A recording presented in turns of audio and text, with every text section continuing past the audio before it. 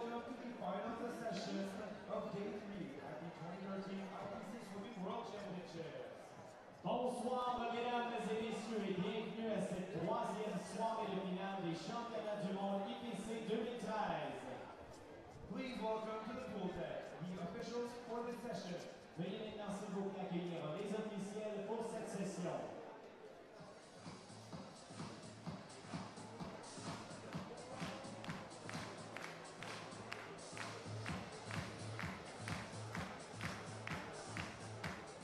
And do that. It's a lot to remember, man, but you'll get there. You alright? Yeah. Lagging a bit the last half hour. Let me write down the Twitter stuff again. Oh, yeah.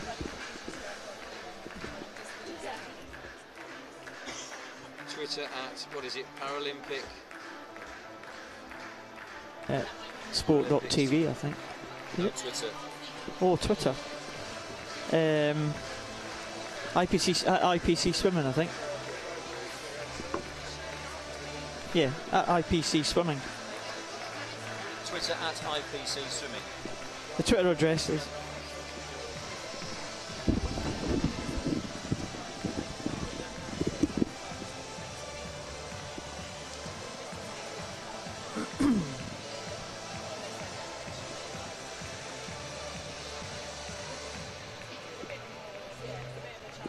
No, there it is, look.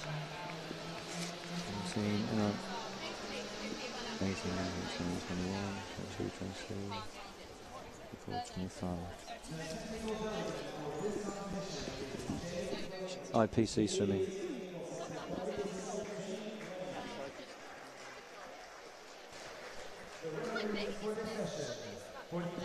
And it's Paralympics, is it www. Yeah. Paralympic Sport. Paralympic Sport TV. I think so, yeah. Paralympic.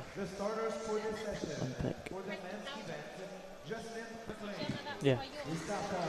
Paralympic Sport .tv. And what else was there? Facebook.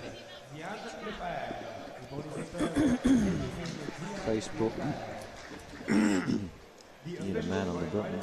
Correct, yeah. Yeah. I'll make my own.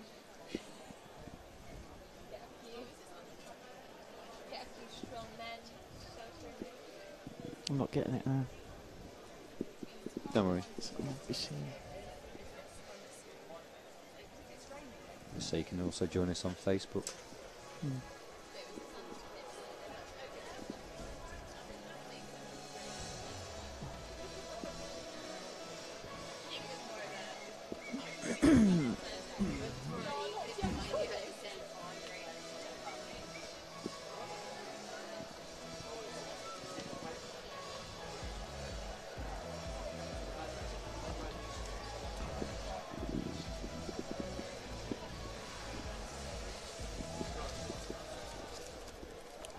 Ladies and gentlemen, please welcome to the pool deck the competitors for the finals of event number 51, the men's 50-meter backstroke S2 category at the 2013 IPC Swimming World Championships. Very good evening once again here at the IPC Swimming World Championships 2013 in Montreal. We're going to bring you 25 live swimming finals this evening on behalf of the International Paralympic Committee. My name is Nick Gillingham and I'm joined by Paul Noble. Good evening, Paul.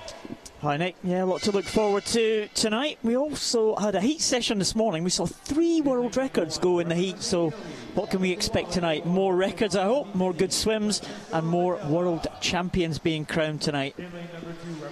There's the schedule of events, taking us right the way through to 9 o'clock this evening. Finishing off with the relay events. 8:25 the relay event is scheduled to take place, and of course medal ceremonies after that. So here we go with the first event, the men's 50 metres backstroke S2 final. Patella goes in lane number 1 for Italy. Kapelakis goes in 2 for Greece. Rodimitris goes in lane 3. Also for Greece, Kokorev, Dmitry Kokorev in 4 for the Russian Federation. Palamarchuk goes in 5 for the Ukraine. Lopez in 6 for Mexico. Čech in 7 for Poland. And Franek will be next to him in lane number 8. Now this is one of the events that we saw in the heats this morning, and the world record holder is Dmitry Kokorev from Russia. He was the man who broke that world record in the heat. Goes in lane number 4. And we'll see if he can improve that time, 59.42. Of course, the swimming here in Montreal is split into classifications. 14 classifications will take part in these championships. This is the S2 class, and just a brief description of the classes: S1 to S10 for those with a physical disability, S11 to 13 those with a visual impairment, and S14 those with an intellectual disability. It's an S2 class, so it's the more severe disabilities here in this particular event. And you'll see a range of disabilities in this class, mostly severe cerebral palsy or high spinal injuries take part in this classification, although you can have multiple amputees as well, amputations of all 4 limbs. So it's not about the actual medical condition, but it's about the function of the swimmer, and the classification system aims to put swimmers of similar functions together into classification events. So you'll see this range of starts there. The coach is holding the swimmers in position, not allowed to give propulsion, but the swimmers are underway. This men's 50 metres backstroke, great underwater shot showing the body position of these swimmers and the difficulties they have to try and keep their bodies level. Of course, if you are level, you go much faster through the water. Dmitry Kokorev was very fast away this morning, and it looks like the new world record holder is leading at the moment, but he is being pressed by Serhiy Parmanachuk from Ukraine right next to him. So it's Kokorev, Parmanachuk as they come past halfway. Yes, Paralympic having a very good swim, but Kokorev, the only man to break a minute this morning. Paralympic swam 62.92, but Kokorev's 59.42 was a blistering world record, and showing, as you mentioned quite rightly there, Paul, a perfect position on his back, direct upwards vision, keeping an open chin position to support the lower half of his body and crashing into the wall. 60.93, very strong finish, but second and a half down on this morning's performance. But nonetheless, he is the world champion, Dmitry Kokorev, the gold medalist, the world champion there from lane 4. Dmitry Kokorev, he was the champion in 2006 and 2010. He's got his 3rd world title in a row in this event. Absolutely dominant, the man from Russia. Burst onto the scene at the 2006 World Championships, and he's continued that run ever since. So that's 7 years worth of world titles, Dmitry Kokorev. Look at the body positions of the swimmers there, really trying to keep level in the water. Dmitry Kokorev with that double arm backstroke, stretching away from Paralympic in 2nd position. We'll wait for those official results in just a moment, but yes, it's showing Paralympic in 2nd at the moment with 63.18 on the big scoreboard here in the pool. Mac Rodimitris in the bronze, 65.69, but we'll have those official results on screen confirmed in just a moment. That's Kokorev finishing the final stroke down the single length, and what a great body position he maintained throughout that performance. And there we have the official results, 1 to 8. Kokorev, the gold medalist. Palamarchuk, the silver. Mac Modrisis, the bronze. Start list for the women's 50 metres backstroke in the S2 class. 3 Ukrainians in the centre lanes. But in lane 1, we have Brianna Marguerite Springer of the USA. Janet Adami from Hungary goes in lane number 2. And then next to her, first of the 3 Ukrainians, Daraya Kopeva, goes in lane 3. Can we have a clean sweep for the Ukraine team here? They're certainly the favourites for gold, silver and bronze. In lane 4, Gana Ilitsavetska. She goes there. She is a world record holder in the S1 class, actually. Irina Sotska, just obscured slightly by the flags here, blowing there.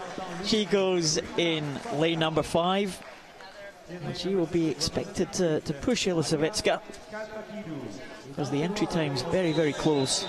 Maria Kalpakino goes in lane number 6 for the team from Greece. I'm just waiting to see if Kayla Wheeler is in there in lane number 7. I think that could be Kayla Wheeler here in lane number 7. As you can see, similar to the men's event, it's S2 class. Swimmers with cerebral palsy affecting all 4 limbs. Swimmers with spinal injuries and multiple amputations there, or multiple disabilities affecting all 4 limbs. That's Janet Adami. We'll see what kind of starts are employed by these swimmers here. Ukraine very, very strong in the lower numerical classifications. Just looking at the world records here, Paul, we have Ilitsavetska down at 1:10.97, world record in the S1 class, now swimming here in S2. Set that record on the 24th of October 2009. Feng holds the world record for the S2 with 1 minute 3.00, and Ilitsavetska swam 64.14 this morning, so she's incredible form here at these World Championships.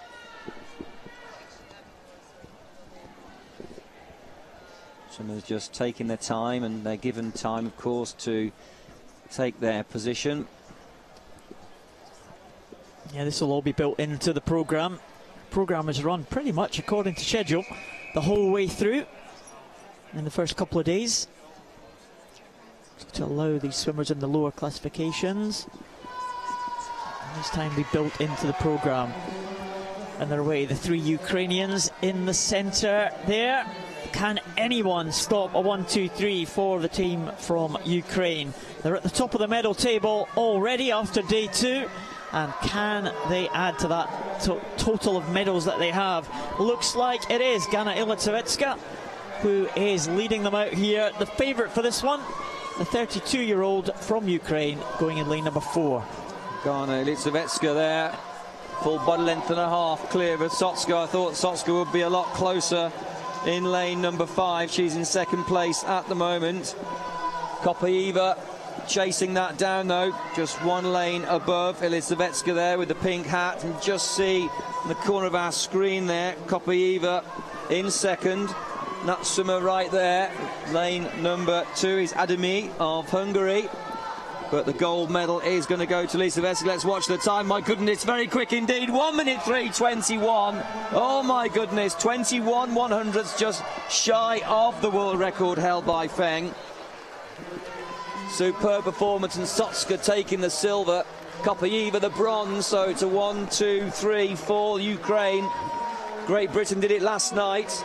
The national team of Ukraine do it in the first event this evening.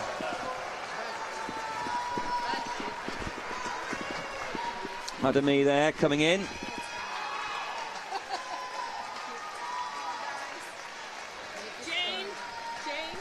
Doing exceptionally well to stay real centre of the lane. Again, fixing that head position, open chin position, trying to keep the ears in the water line to support the body line right the way through this 50 metres backstroke for women's S2 classification. Often see the S1 class and the S2 class race together, those 2 world records sitting next to each other. 1:10.97 for the S1 class. Springer in that final was an S1 swimmer. Adami here, S2, coming in to stop the clock now in 2 minutes 29.59 seconds. Well, that's a massive improvement there for Brianna Sprenger. Her entry time 3:09.16. There's the winner of the race. It's a new European record, just 2100 short of the world record held by Feng Yazhu from China. Great performance there by Ilisavecka. Very tight at the start there. Again, all these swimmers employing, well, slightly similar starts, but they all have different disabilities, so they're getting off the starts a little bit better than some of their competitors. And Ilisavecka getting into the stroke there and pulling away from the rest. Let's have a look at the finish here. Ilisavecka, well, that's not too bad at all. Oh, did she take another one? Oh, well, that could have been the world record just there.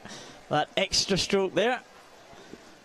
And there's Sotska, second place finisher, and Janet Adami, who completed the distance in 5th position, Hungarian swimmer. And what a performance there by Brianna Sprenger. Entry time of 3:09, and she's come in there with a 2:29.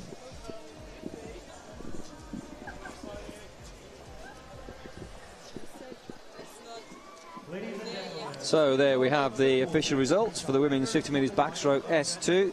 Ilisavecka with a new European record, just outside the world record by 21/100ths, but a gold medal and a record performance. As we move on now to the men's 50 metres butterfly S4 final.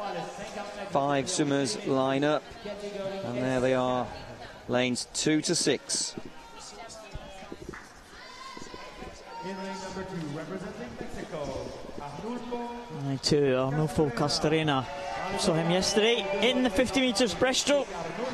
He's the world record holder for the 50 breaststroke. Took a silver yesterday. And Alexei Lazikin in lane number 3 for Russia. Russia have had a good championship so far. Can Slovenia take their first gold medal? Darko Djuric, the world record holder, set that in London. It wasn't an event in London. He swam in a higher class and set the world record and took it away from this man, Arnos Petracek, from the Czech Republic. He was the European champion and the world champion in 2010. And this young man, Gustavo Sanchez Martinez from Mexico. The Mexicans having a great start so far to these championships. So Darko Djuric, the world record holder, well, he will start as favourite. You see him try to get it. He probably won't get away as fast as Arnos Petracek, but we'll see how the race pans out. Of course, this classification, the beauty of it is that people with different disabilities, some swimmers will have better starts, some swimmers will be better in the swim, but when they get to the finish, it should all equal out. You see the swimmers there. A number of swimmers just with one arm, lower limb disabilities, and just using the one good arm. Oh, it's well away there, Darko Djuric. Let's see how Petracek comes up. Very good under the water, he has been the last couple of days. And I think he's come up just ahead there. Petracek, yeah, using that underwater phase very, very well. And can Darko Djuric catch him? Petracek in the lead, Djuric chasing it. 41.23 for Petracek this morning. Petracek, I think, is going to hold on. Djuric in 4. Really trying to get back, but there's still about 1.5 meters between them. It's all going to come down to the touch, and he's going to have a long reach for sure into the finish in lane number 4. We're going to have to check this one out. Djuric gets it. Very tight finish. Petracek the silver, 19/100ths of a second. And third going to Sanchez, 48.18 unofficially from lane number 6. Well, you called it right there, Paul. It was literally down to the last stroke. Well, it was. I didn't think the pool would be long enough for him, but it was. The advantage there of having that one long arm at the end. Of course, Petracek has to finish on his head, and Darko Djuric coming in with that one long arm. Look at Petracek under the water. That's fantastic. butterfly kick there from the man from the Czech Republic.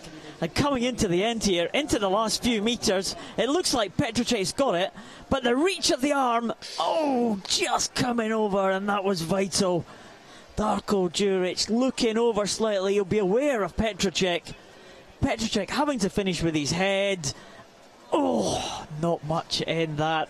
But the gold goes to Slovenia, and another national anthem we will hear at these championships. Djuric delighted with that victory. So a gold medal for Slovenia, silver for the Czech Republic, and bronze for Mexico.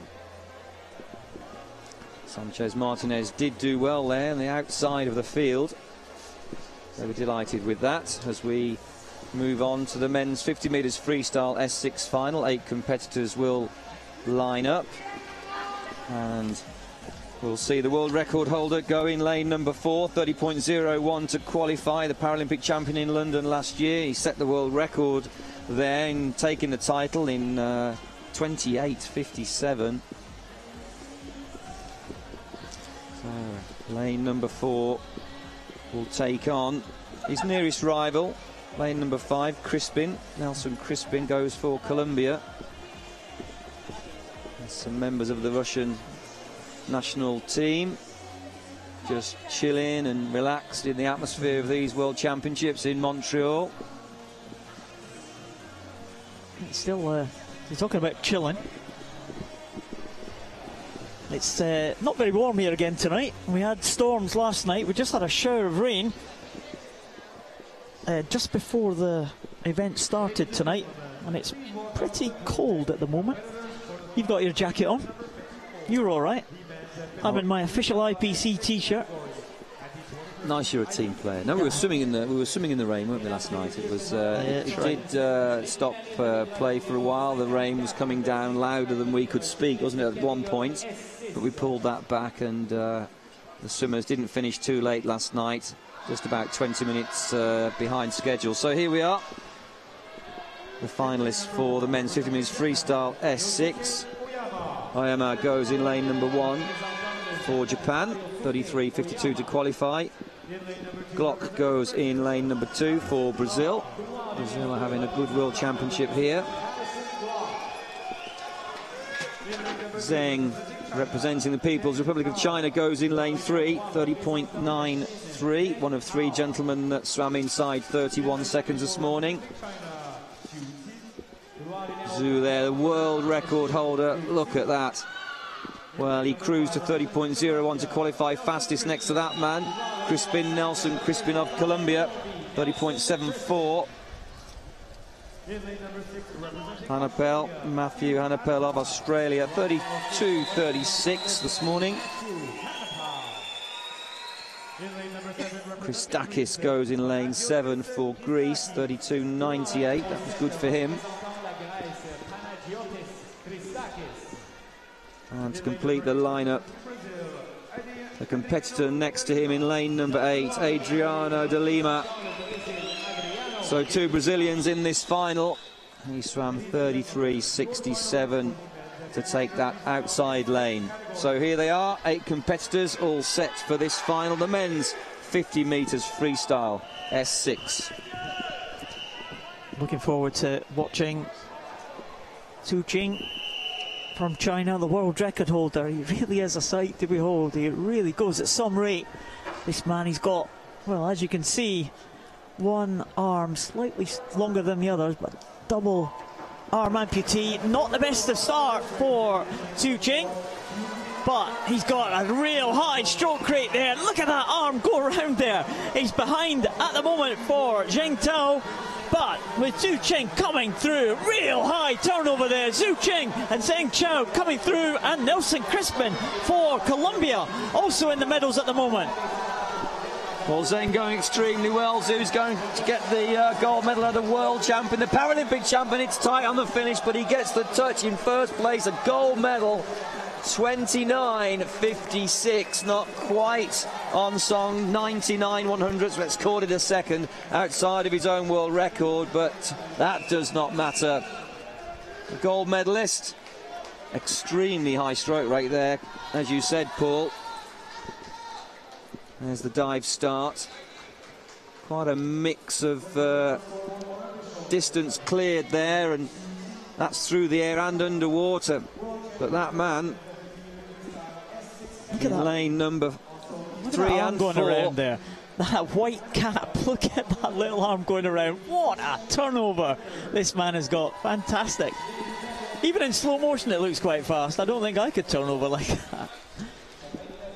There's a slow motion footage and see how close it is inside the final 5 metres there. Literally pulling away in the last 2 or 3 metres. Lane number 4, Zhu, the Paralympic champion, beating his teammate Zheng, posting a time of 30.24. 3/4 of a second faster to take the silver medal, and Crispin the bronze, 30.55 for Colombia. Swimming 1/4 of a second faster than this morning, so all those men performing better this evening. The sun was out, and as you say, it's a little cool, so it's harder to swim faster in cooler conditions. The muscles do cool down very quickly after the warm-up, so perhaps not surprising that it wasn't world record conditions, as they say, but again, great racing last night and the night before. This is, of course, day number 3 of 7 at these 2013 World Championships. As we move on to the women's 50 metres freestyle S6, and a full 8 for this final. Eleanor Simmons of Great Britain goes in lane number 6, of course a real superstar back home in her English town. Done a lot of training in Wales, of course, over the years from their West Midlands, but here they are, 1 to 8. Trejo goes in lane 1, Vedotta in lane 2, Romano goes in lane number 3, representing Italy. Groeper in lane number 4 for Germany. Posted 36.23 to qualify. Noga Nurkisler from the USA in lane number 5. Also 36 points, just 1300ths of a second separating the top 2 qualifiers. But there's Eleanor Simmons, Ellie to her friends. Multiple Paralympic gold medalist in Beijing and London. Oksana Kul from the Ukraine goes in lane number 7.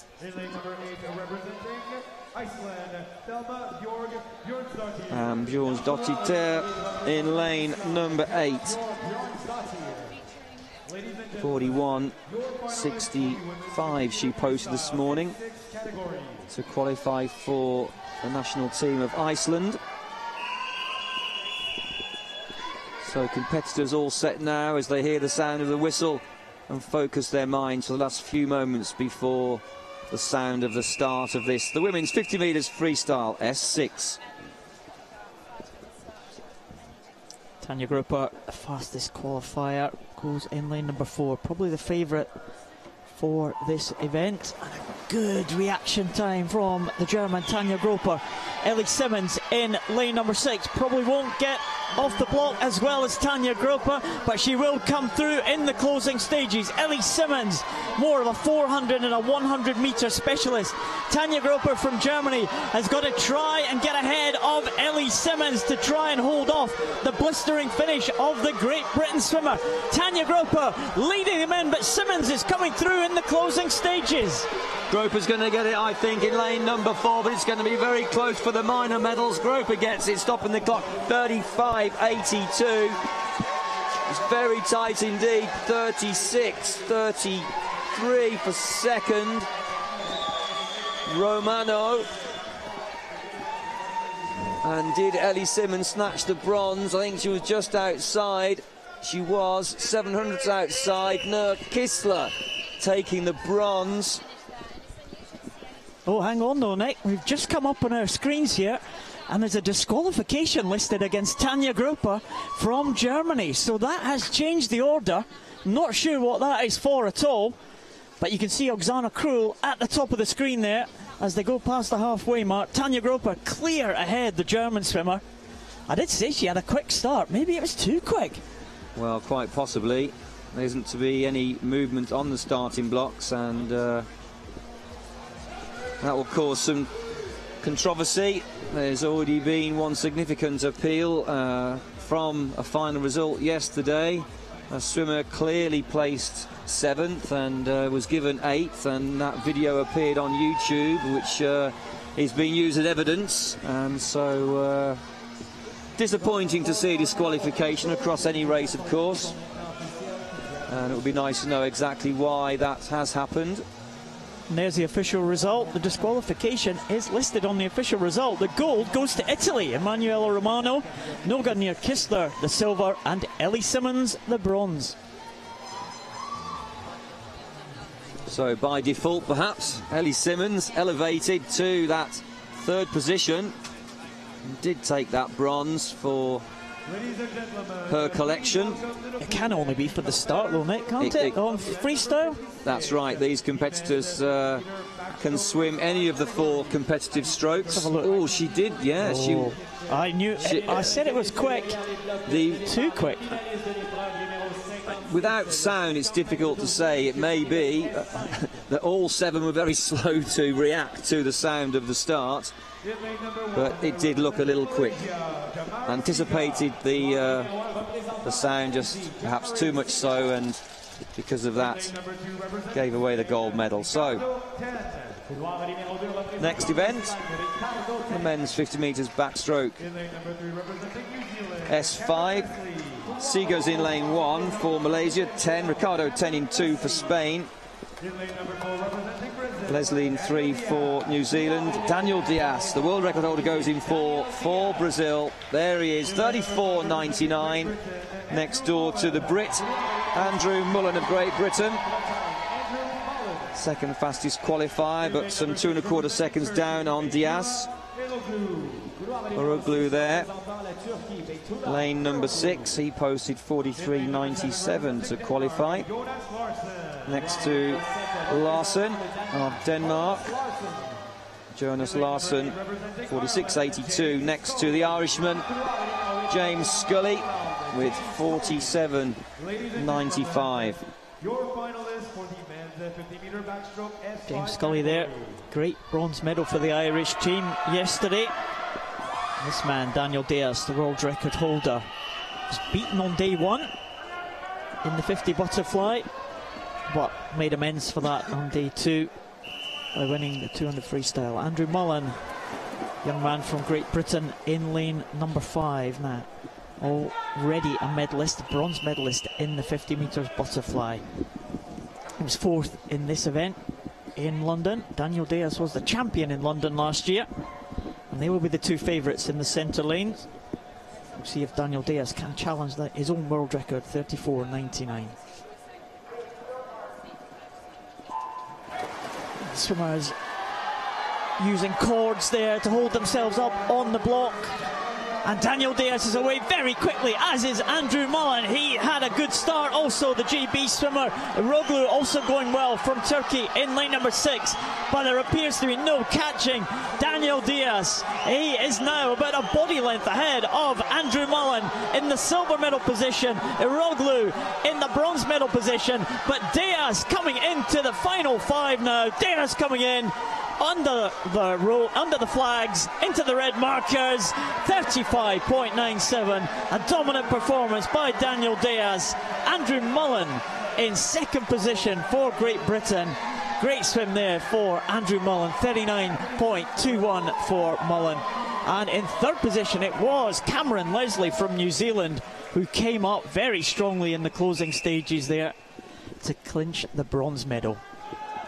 Leslie had an incredibly fast start. I think he was away 0.58. The scoreboard flashed up very quickly, but didn't really get into his swim speed, but had some endurance towards the end of the length to take that bronze medal. But here, the Paralympic champion, the world champion, Daniel Diaz, really with every full stroke cycle that he takes, he's making extra ground on Andrew Mullen. Mullen swam very well for Great Britain. Daniel Diaz swimming some 2 seconds faster than this morning, but 0.98 of a second off his own world record, but it was enough to take gold.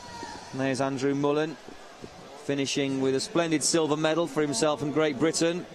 The national team will be pleased with that. Couldn't ask for anything more. Diaz looking pretty relaxed, perhaps a little bit upset he didn't get that world record. Small grimace there. Always wants more than a gold medal. He's broken so many world records. But there's the official results. Diaz the gold, Mullen the silver, Leslie the bronze. The start list is up for the women's 50 metres backstroke S5.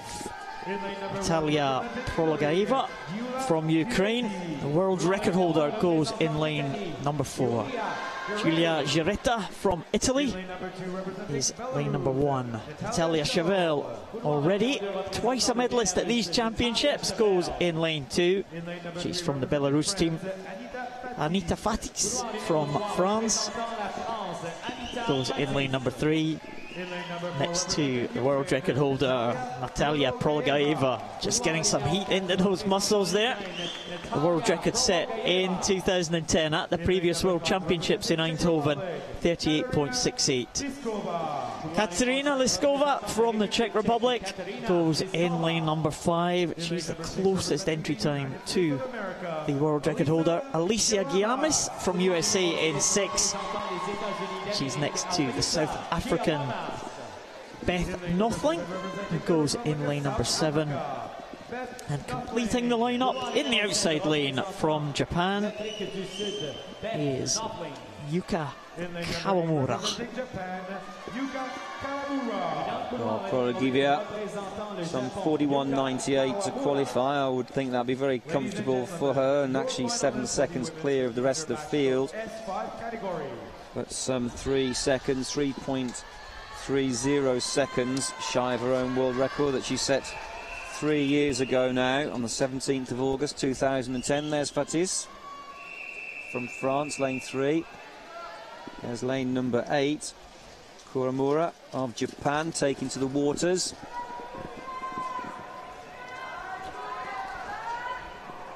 You can see the wind swirling these flags around a little bit. Backstroke flags suspended above the waters to give the swimmers some indication of how far they are away from the wall. Always 5 metres from the end of the race. And of course, early on at the start, they're away. And away quickly in lane number 4, as we would expect. Natalia Prologaeva of the Ukraine. Well, she was 7 seconds clear across the lineup on paper, and now she's making it reality. But Liskova, Katerina Liskova from the Czech Republic, going well in lane number 5. Very, very tight for bronze though, but Prologaeva really gold all the way, Paul. The only question remaining is, can she challenge that long-standing record of hers, 38.68. Not today for Prologaeva, but it is a gold. She is the world champion in the S5 50 metres backstroke. Good swim from Katerina Liskova. She will finish in 2nd position, 48.48. That's faster than she went. And Natalia Chauvel from Belarus on the podium again, and she gets the bronze, 50.24 for the Belarus swimmer. But it was a dominant performance by Natalia Prologaeva, and she won that race by in excess of 7 seconds. You see there the swimmers, when they get off the wall, Prologaeva doesn't get any push off the wall. She has to get all that propulsion from her arms as she's coming off there pushing. But she had a great start though. Once she got into her stroke, she really just pulled away from the rest of the field. Interesting here that she's using an alternating arm action. We have some swimmers in this race choosing to use more of a traditional double arm backstroke pull. Down to the individual's choice, of course, whichever is the fastest. So a different range there across the pool. I suppose it would be determined by what kind of strength they have in their trunk. There's the official result. Natalia Prologaeva is the world champion. Katerina Liskova from the Czech Republic, silver. Natalia Chauvel from Belarus, the bronze. And a new African record for Beth Nothling, finishing 6th for South Africa.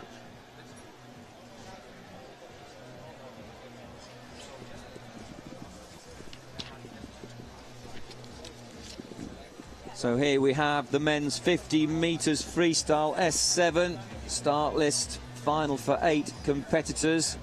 3 British competitors go in this final, but Matthew Levy of Australia in the middle of the pool. This is going to be a blistering final. Really not much separating the 8 men. The fastest 3 qualifiers this morning, all posting 28 seconds. So nail-biting stuff. The world record holder, David Roberts, not here, of course. I believe he's retired now. He's from Great Britain. He set the world record, 27.67, way back on the 4th of April 2008 in Sheffield, in the United Kingdom. I'm not sure if he's officially retired, but we haven't seen him for a couple of years, Dave Roberts. I think he's been suffering some injuries from all the gruelling years of training. I don't think he's perhaps announced any official retirement plans, but I think that he may well have to make a decision at the end of this season whether he does hang up his goggles or not. That's still a big Great Britain presence in this one. As you said, Matt Walker, great rival of Dave Roberts in the past.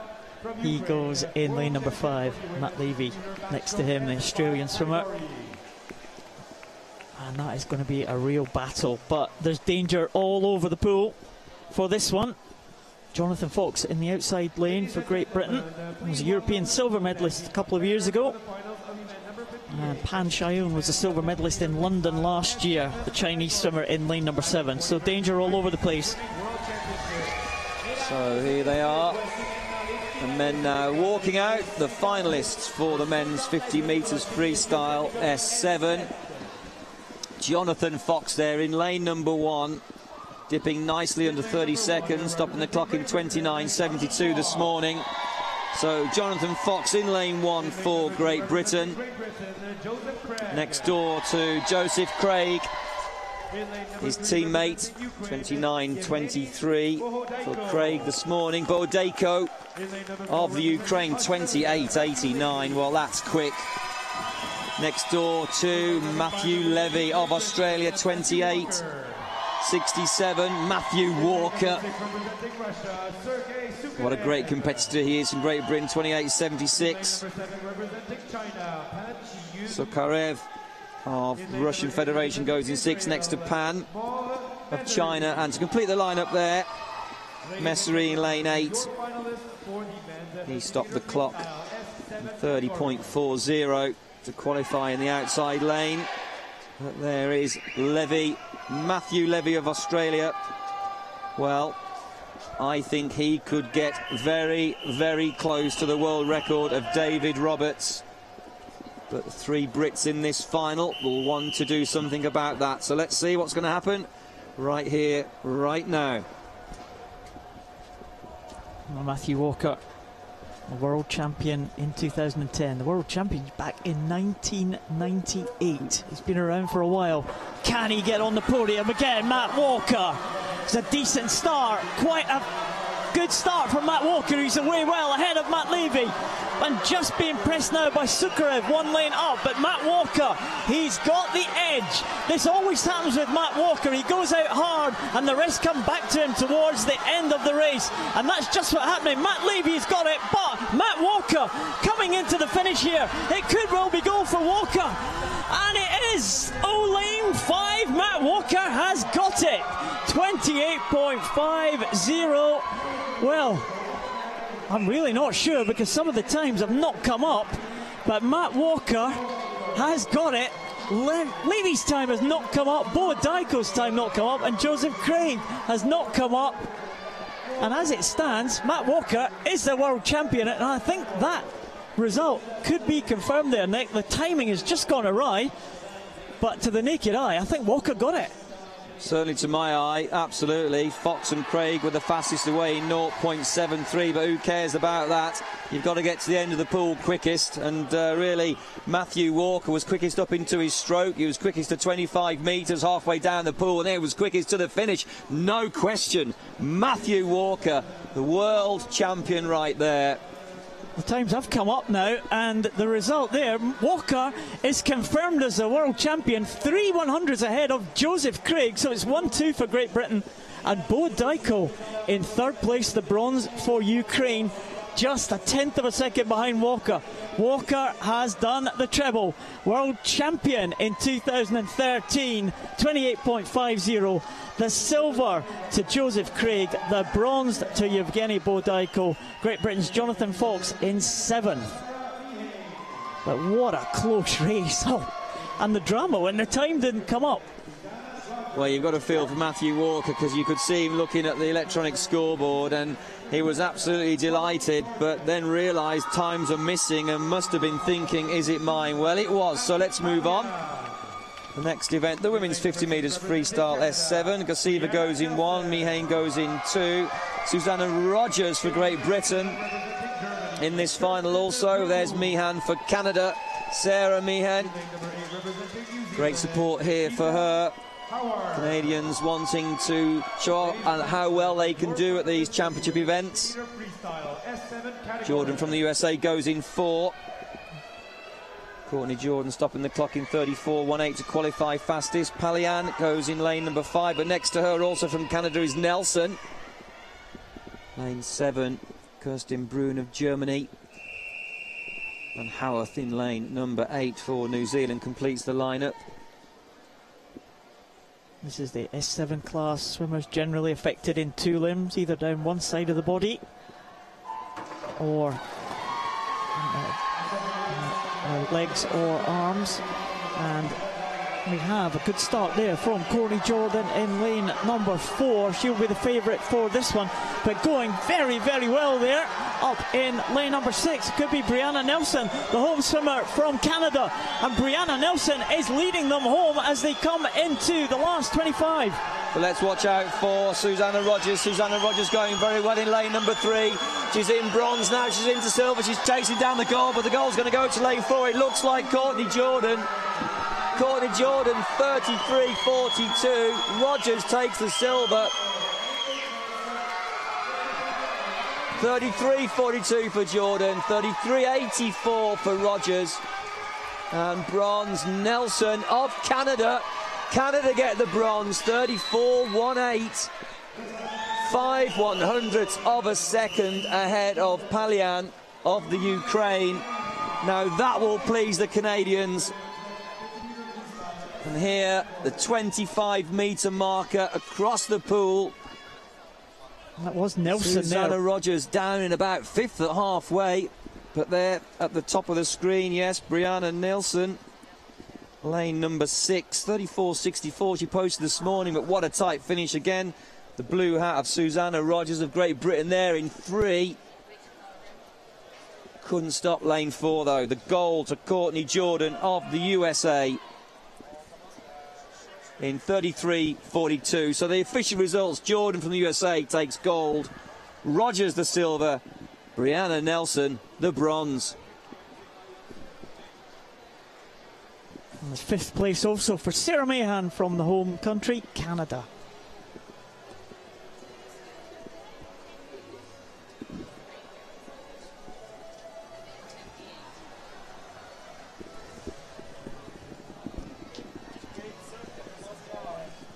Well, quick fire 50 freestyles, and we now have the presentations for those first few events.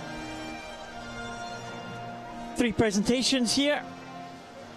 50 metres backstroke for men and women, and the 50 metres butterfly for the S4 class. It's that time of night again, Paul. There are bugs and beasties standing on the table here as the spotlights perhaps start to boot up to bring the pool alight this evening as we come towards the early evening hours of 5:45 at night, local time here in Montreal. Les médailles et les cadeaux seront remis par Monsieur Reynald Hawkins ainsi que Monsieur David Howman. The 3 swimmers there ready to receive their World Championship medals. Makro Dimitris of Greece on the medal podium yet again. He was a silver medalist at the London Paralympic Games last year. On that occasion he was ahead of the man who is on top of the podium tonight. He has to settle for bronze. Makro Dimitris from Greece. He had a good night last night. A couple of unexpected medals. Palamarchuk from Ukraine takes the silver medal. Well, he did threaten in the early stages of that race, but the time of 103.18 for Palamarchuk. I can't remember seeing Palamarchuk in international competition before. I think he's a newcomer. His debut at major international event. But this man certainly isn't. He was a world champion in 2006. He was a champion again in 2010. And he's at the top of the podium yet again.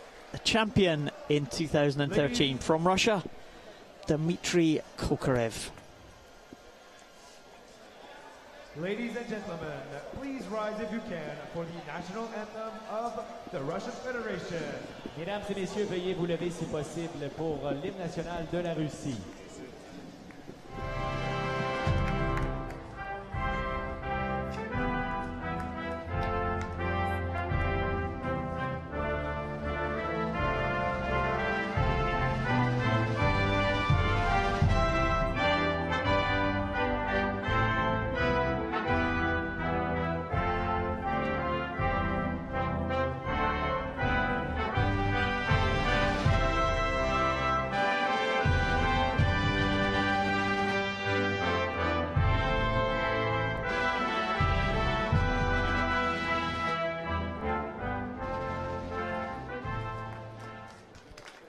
Ladies and gentlemen. So there we have it, the national anthem of the Russian Federation for Dmitry Kokarev. Defending world champion, Paralympic champion last year, now world champion once again. The world record holder in the middle. What more will he go on to do? Still a young man. And a proud badge wearer of the national team of the Russian Federation.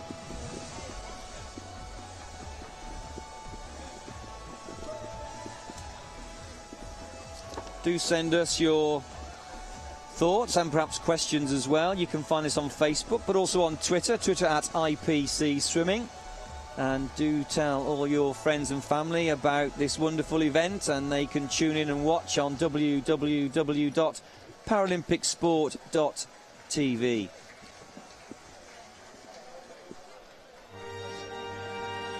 Well, it looks like the weather's brightening up a little bit, Nick. A little bit warmer. So we move on to the next medal presentation. Look at that. 3 Ukrainian flags coming out for this one.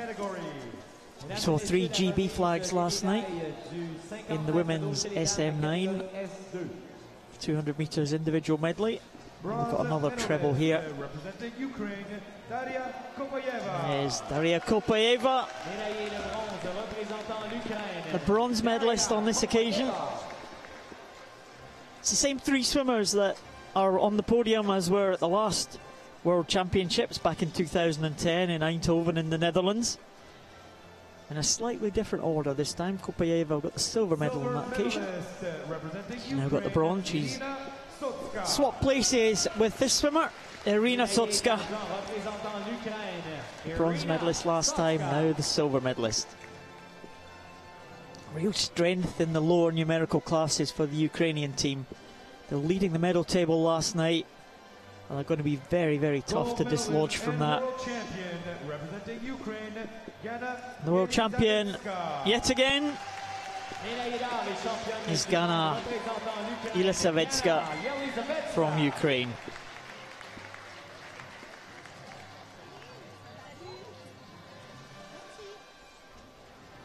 So Yelisavetska there with the gold medal, chin quivering, and the mascot named Viva. Good knowledge, Nick. Good knowledge. That's good investigation. the national anthem of the Ukraine.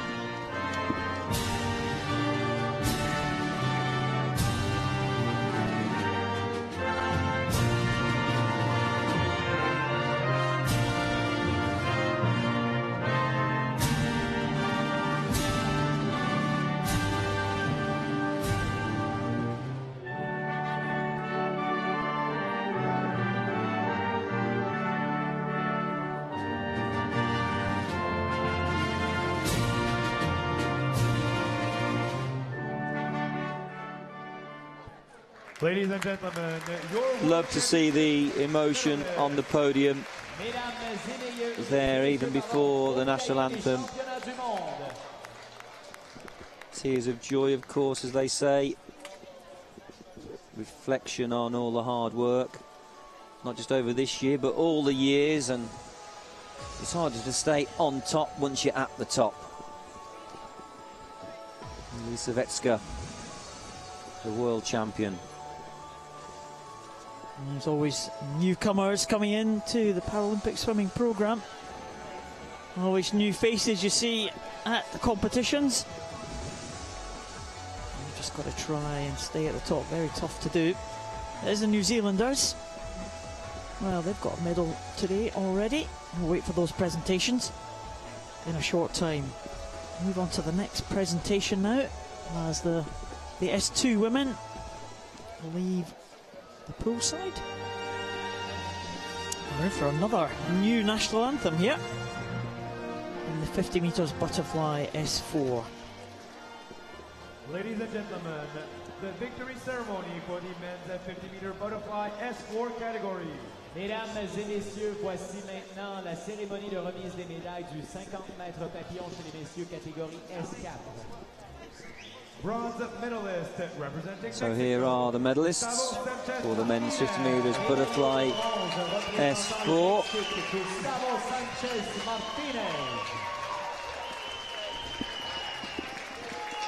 Sanchez taking the bronze for Mexico, 48.18. Silver medalist representing Czech Republic. Hear the Mexican support in the background. The Mexican tenor again, singing away. He did do well from lane number 6. Fantastic performance for Petrocek, the silver.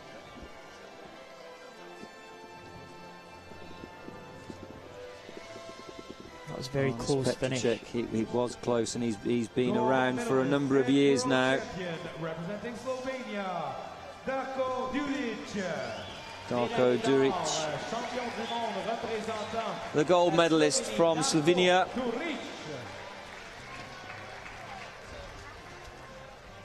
It was always going to be a tight final. Petrocek posting 41.23 to qualify this morning. Duric 40.48. Coming home this evening in 41.42.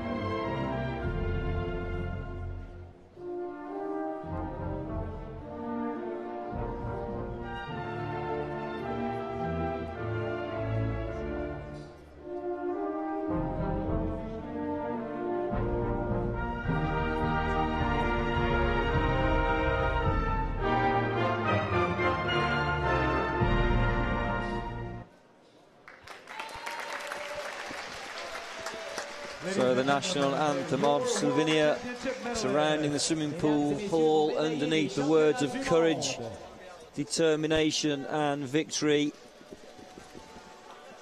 here at Parc Jean Drapeau on the facility.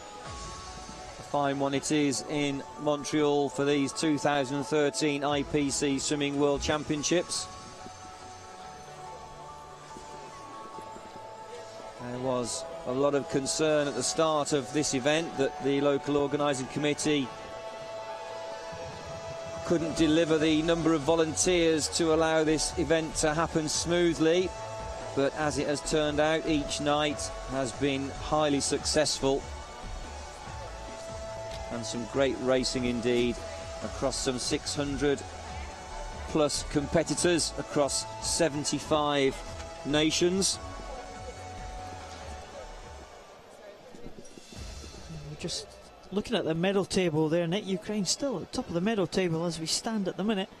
And that gold medal for Slovenia, that's the 20th country that has won a gold medal at these championships. So the medals really shared about there. 59 races so far, and 20 different countries have been represented on the top of the medal podium. So a nice spread across the world.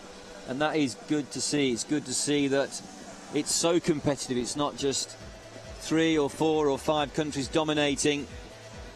As you say, a large spread. So now the men's 50 metres freestyle S3 final comes to our screens. The competitors will soon be out of what we call the ready room, having some final checks, making sure their accreditation is in their back pocket, I was going to say, but you're going to have to wear it around your neck. No accreditation, no swim, doesn't matter who you are. And of course the suits have to be legal. You're not allowed to wear a wetsuit, for example. It's too buoyant. So suits have to be approved to a certain standard. We could have done with a wetsuit last night in all that rain. So here are the competitors right now, coming on to pool deck.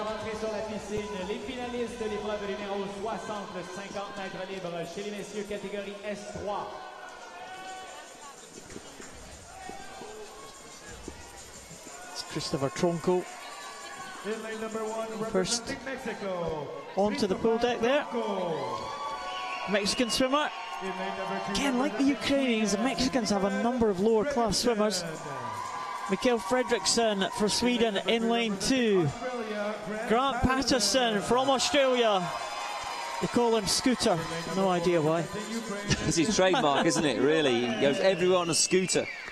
So, of course, that's his nickname. And love it, he does.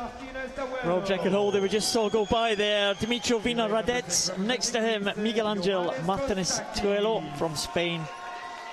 Yanis Kostakis from Greece. Great swim he had last night in the 50 metres breaststroke. Frédéric Roussy from France in lane 7. And Michael DeMarco from the USA in lane number 8. Well, there's Kostakis. What a surprise it was for him yesterday. This is the S3 class. Again, at the more severe end of the disability classes. So a number of varying disabilities here. There's Scooter jumping in there. He'll start from the water. Wonder if anyone is going to go from the side or from the block. It's Mikael Fredriksson, I think, is probably going to go from the block there. So Vinohradets, the defending world champion, the Paralympic champion. And they're away. Nicely into his long-ranging stroke, but going very well underwater. Lane number 2 there, Fredriksson of Sweden. Patterson really digging in, Patterson perhaps in 3rd. Fredriksson slipping back a little bit, but the length and reach of Vinohradets of the Ukraine in lane 4. 49.04 this morning. He swam. 42.60 though is his world record, absolutely blistering world record. He won the Paralympic title, of course, in Beijing, not just in London. His world record set in Beijing, 13 September 2008. Vinohradets of the Ukraine, stopping the clock in 47.88. A lot faster than this morning, way out of his world record, but he is the world champion. Second place, Martinez, 52.18. And the bronze looks like it did go to Patterson. He did swim well, solid all the way. 53.16 unofficial at the moment. Oh, Dimitro Vinohradets starting from the water. You see Christopher Tronco, Mikael Fredriksson starting from the block. They've got decent enough legs to be able them to stand on the block, to be held by their coaches. But once you get into the stroke, without the use of those arms, certainly in the freestyle event, it's very, very difficult to continue that propulsion under the water just with the use of the legs. Vino Radets, quite a strong, rangy freestyle there. Not as fast as he's been in the past, but it was good enough to take the gold medal here. Coming into the final couple of strokes there, Vino Radets dominated that race, as he's dominated a number of these events this week so far. Another gold medal to Ukraine, another gold medal to Dimitro Vino Radets. And a good swim in the second and third positions. Martinez Tuelo from Spain and Grant Patterson will be really pleased to get into the bronze medal position. The result is confirmed. Vino Radets the gold, Martinez Tuelo the silver, and Grant Patterson the bronze. The times on the scoreboard are official. Well, it's quick fire. Anyway, Nick, all these 50s, not giving us much time to draw breath. We've got one more 50 to do, and that's the women's 50 freestyle S3. Excellent swim this morning from Gabidulina from Kazakhstan to set a new world record time. Please welcome to the pool deck the competitors for the finals of event number 61, the women's 50-meter freestyle S3 category. Dmitry Kokorev. Right there on the screen with his coach, watching on, enjoying these finals. He's certainly not going home right now. So the competitors come out now for the women's 50 metres freestyle S3. 8 competitors will line up. Vera Tam goes in lane number 1 for Germany, 1:12.67 to qualify. In lane number 2, representing Mexico. Perez Perez goes in lane number 2 for Mexico. In lane number 3, representing Ukraine, Olga Swiderska. Swiderska goes in 3 for the Ukraine. Zulfiya Gabidulina. Gabidulina in 4. Number 5, representing China. He stopped the clock in 47.40. And that was a world record this morning. Zay goes in 5 for the People's Republic of China, and Patricia Valle there in 6 for Mexico. Agafonova in lane number 7 for the Russian Federation. Ladies and gentlemen, your finalists for the Ramirez completes the lineup. Fabiola Ramirez of Mexico in lane number 8. That lady there is Zhang Bouzhe, lane 5 for the People's Republic of China.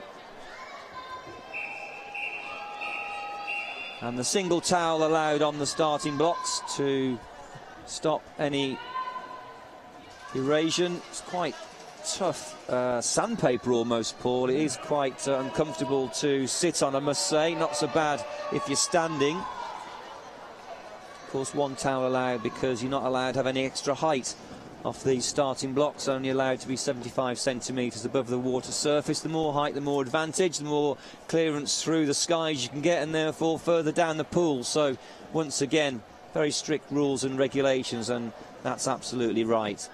Patricia Valle there, I think, yes, lane 6 of Mexico.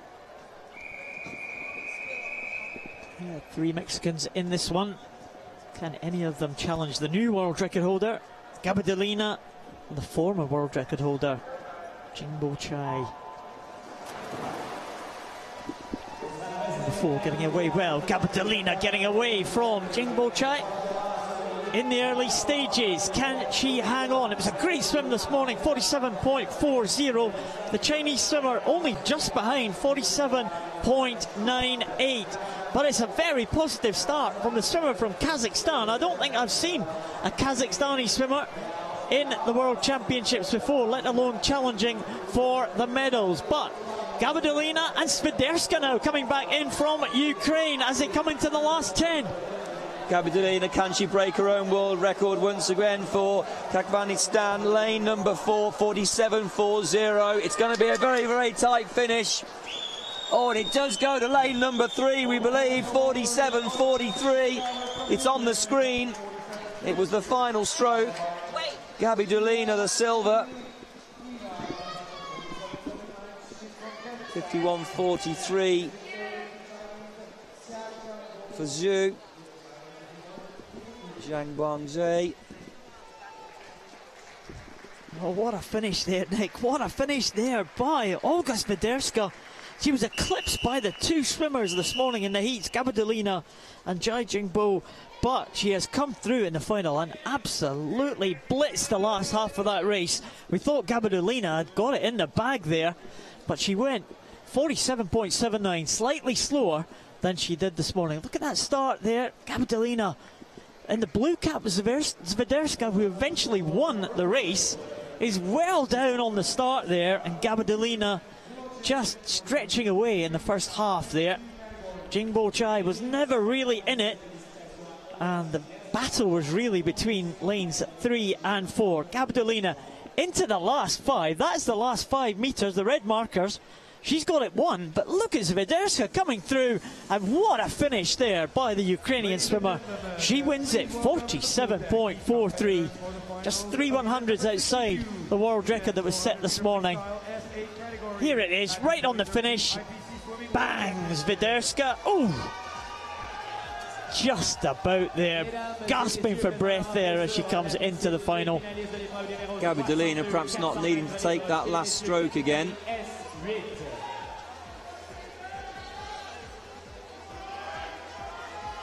Well, there's the official results.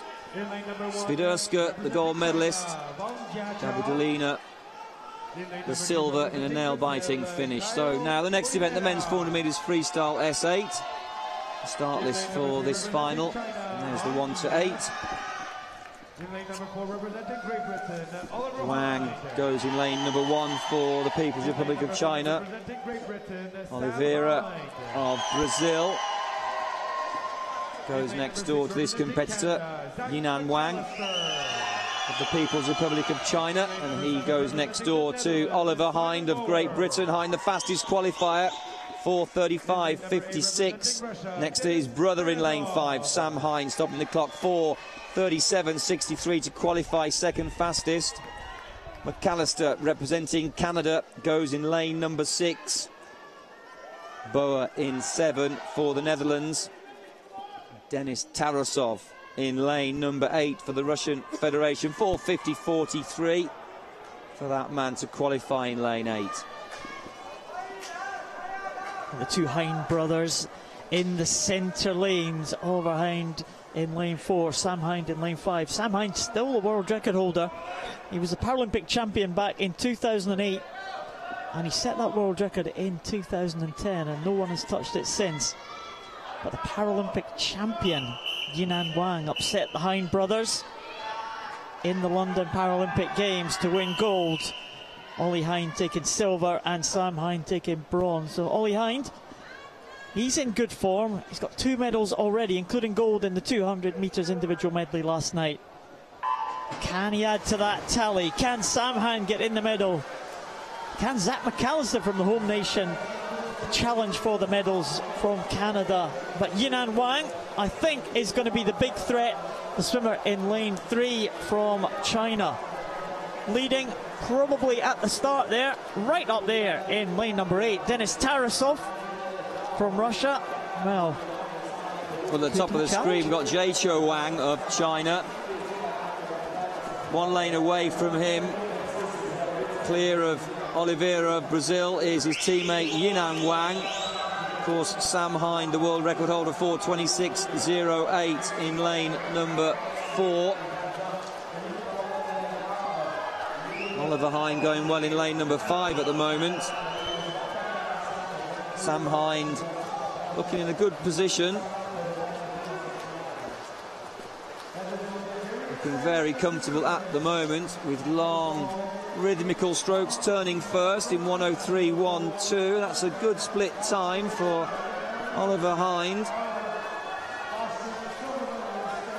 Well, Tarasov there at the top. We know he's a good 100 metres freestyler. We didn't really expect him to challenge in the 400. Maybe a little bit of a shock there for us that he was challenging early on, but I think he is beginning to drop back now as Ollie Hind and Yinan Wang are beginning to set the pace. Sam Hind maybe coming through into 3rd position, but Tarasov maybe just hanging on to that third place. He does, only just from Sam Hind. Ollie Hind though, half a second ahead of Yinan Wang. This is very reminiscent of what happened in London. Yinan Wang was stronger over the closing period of the race. Can Ollie Hind get away from the very dangerous Chinese swimmer? It's looking good at the moment as they come down to 200.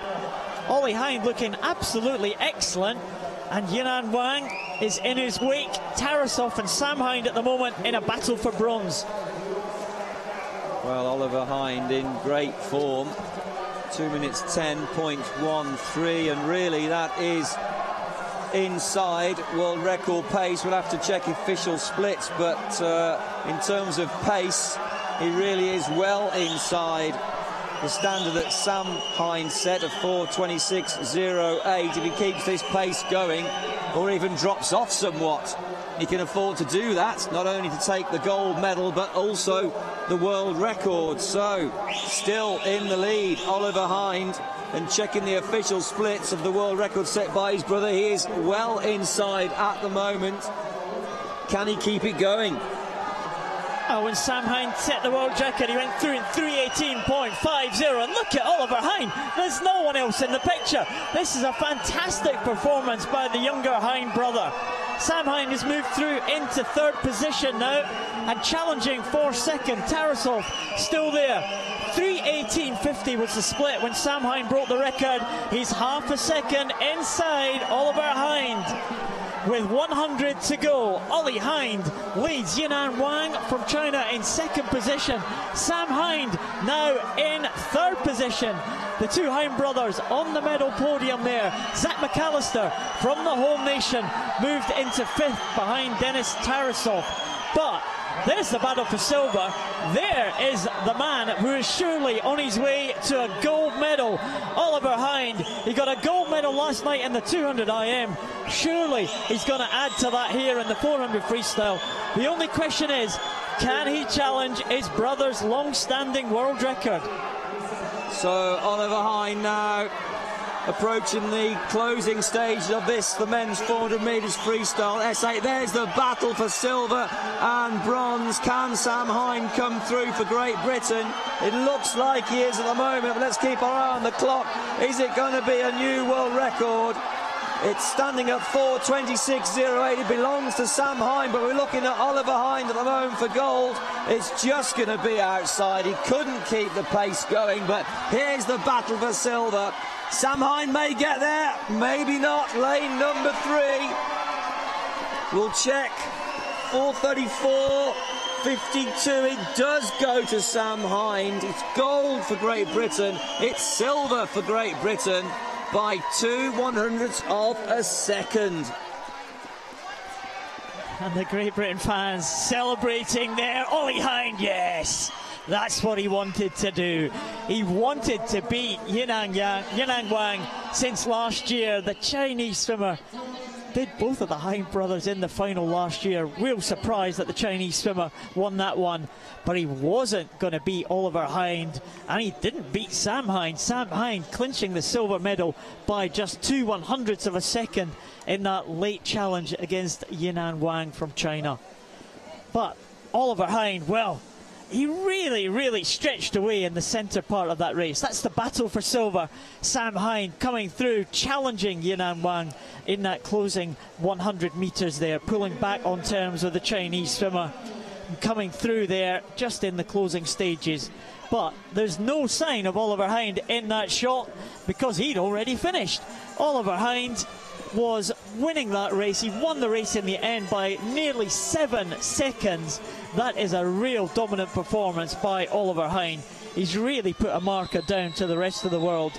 The only thing remaining to him is his brother's world record, and can he challenge that very soon? Oliver Hind coming in clear ahead of the rest of the field. It's Hind to take the gold for Great Britain, Hind to take the silver for Great Britain, Yinan Wang the bronze for China, and Canada's Zach McAllister taking 5th position.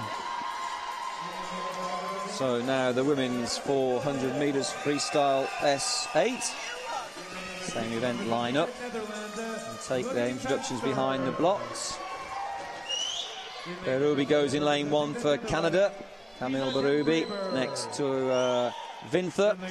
Amelia Vinther of Denmark. Bird goes in 3, also for Canada. Morgan Bird. Jessica Long in lane number 4 for the USA, the world record holder. Well, Madison Elliott of Australia is in 5. What can she do about that? Pansters goes in lane number 6 for the Netherlands, next to her teammate, Lisa Dembrebert. Lane number 7. And Great Britain's Charlotte Henshaw goes in lane number 8 to complete the lineup.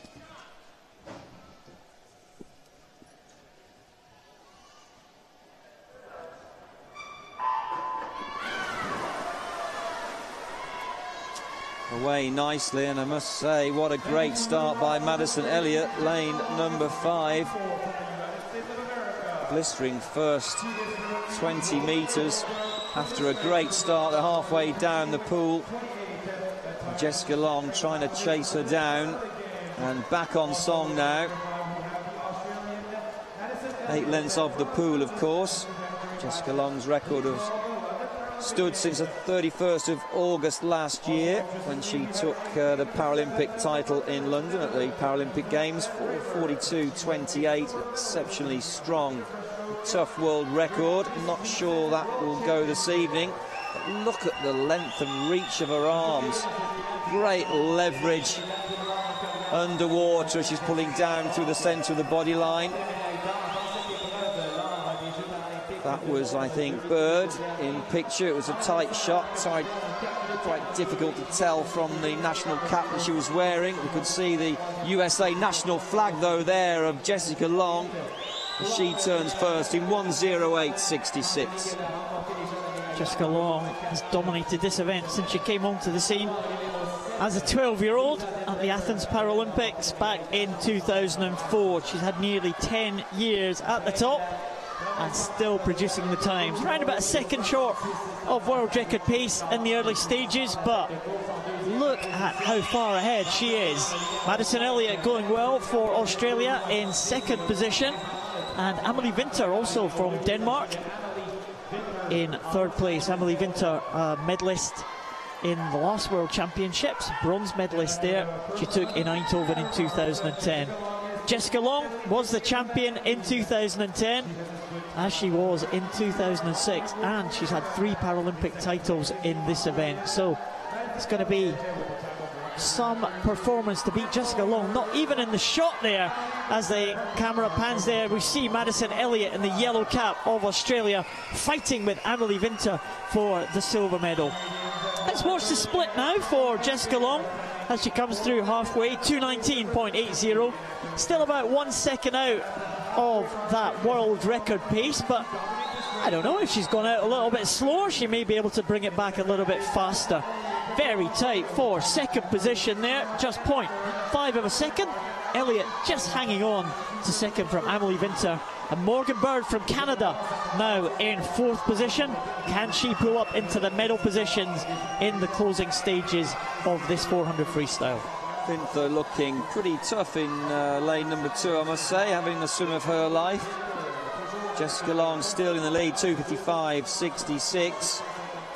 And it's not out of reach just to be a second shy of the world record at halfway. Swimmers can swim this event in different ways, and she may well be looking at the possibility of a strong second half, depending on how she felt physically in that first 200 metres. It's all about pace, and here we have the battle once again for silver and bronze. Vinther and Elliott. Vinther from Denmark, Elliott from Australia. Elliott in lane 5, Vinther in lane 2, but Jessica Long there in 4, still in the lead and still stretching clear. 3:32.15. There's the battle again for silver and bronze, and still Madison Elliott in silver for Australia, and perhaps took a quarter of a metre or so, and that was a good turn for Madison Elliott. Took some good ground away from Vinther there. Amelia Vinther in 2 for Denmark. There's the champion, the world champion, the Paralympic champion, the world record holder. Back to the battle again for silver and bronze, but it seems that Madison Elliott making some good clearance there and pulling away of Vinther. Jessica Long on her way home. The others, the silver and bronze medalists elect, going the other way. Jessica Long is in a class of her own. The world record stands at 4:42.28. That's going to be tough to achieve for Jessica Long. She's going to be around about a second or so out, but she's given it a go. 4:42.28. Very, very close as she comes in, only around about a second shy there, 1.5 seconds outside, but she is the champion. Jessica Long takes gold once again. Great finish here from Madison Elliott from Australia, coming through clearly into second position, and it looks like Emily Vinther from Denmark is going to clinch the bronze. Madison Elliott just coming in now in 5:04, some 20 seconds behind Jessica Long. Vinther coming in 5:10.66 to clinch the bronze medal position, and it could well be fourth position for Canada. Morgan Bird for Canada fighting with Romy Pansters at the moment from the Netherlands, and the fourth position does go to Pansters, the Netherlands swimmer, just ahead of Morgan Bird from Canada in fifth position. And Camille Baruba there with a battle for the minor places. Lisa Denbraber and Charlotte Henshaw in the far side of the pool, as Camille Baruba comes in ahead of Henshaw in 7th and 8th. Well, Vinther delighted with that bronze medal, punching the air with delight.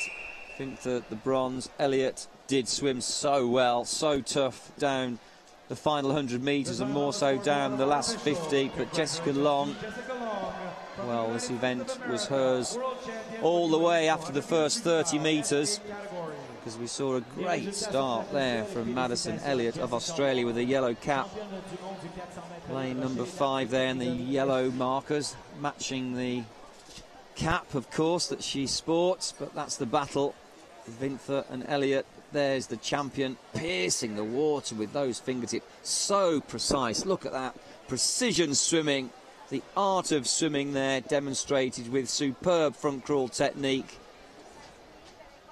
Head down,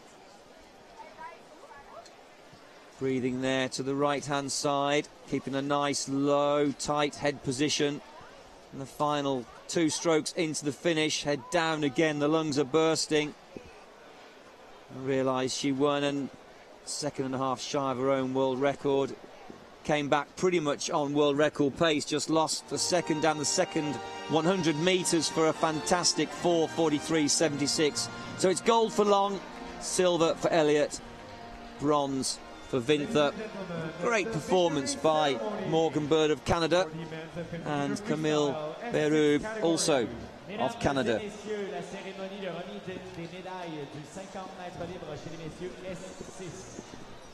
Oh, more medal presentations to come. There's the Aussies enjoying themselves. Matt Cowdery, I see. It's a change for him to be in the crowd and not on the medal podium tonight. He's still got the relay to come later. In fact, he won't be in the relay tonight, but it's a lower class tonight. Keep me right, Nick. Thanks. I'm not looking that far ahead, but if I was looking at the next event, I'm thinking, what's next? And it's a breaststroke event, and that's the best You're event. in your element. The men's 100 metres breaststroke SB9. I said yesterday, it's got an extra letter because it's the best event. The only events have an extra letter. Well, here we go with a medal ceremony. Bronze going to Crispin of Colombia. 30.55 for Crispin. About these Colombians. Colombians are doing great. They've got a medal each day. I think they probably only won 1 medal at an IPC championships before, and they've won, I think that's 4 medals now for the Colombians in the first 3 days of competition. Gold medalist and world champion representing the People's Republic of China, Teo Zhang, silver medalist, 30.24 for the People's Republic of China, only beaten by his teammate right there, the gold medalist.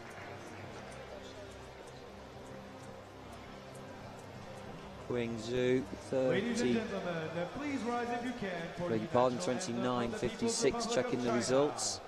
Dipping under 30 seconds, the only competitor there in that final to dip under.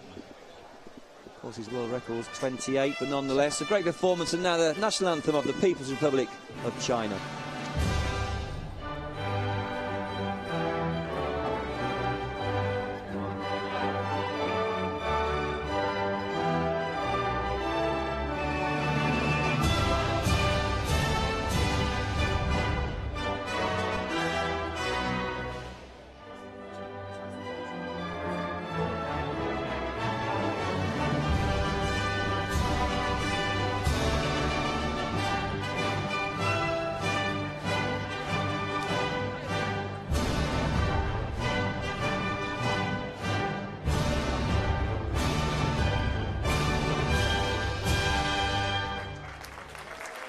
Ladies and gentlemen. So there we have it, Qingzhou, another world champion, another national anthem fades away.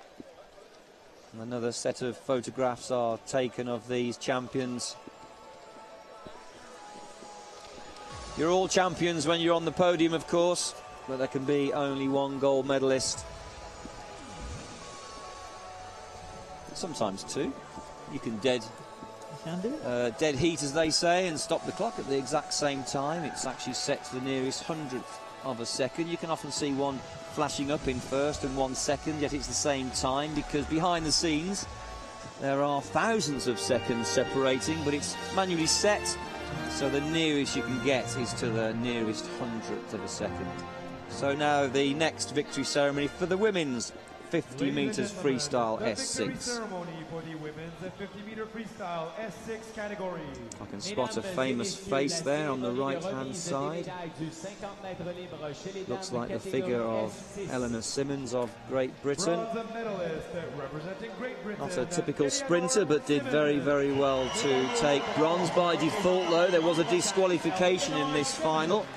She finished fourth there, Ellie Simmons of Great Britain, but following a disqualification for movement on the starting blocks, deemed to be a full start. It is Ellie Simmons there of Great Britain taking the bronze. United States of America, Noga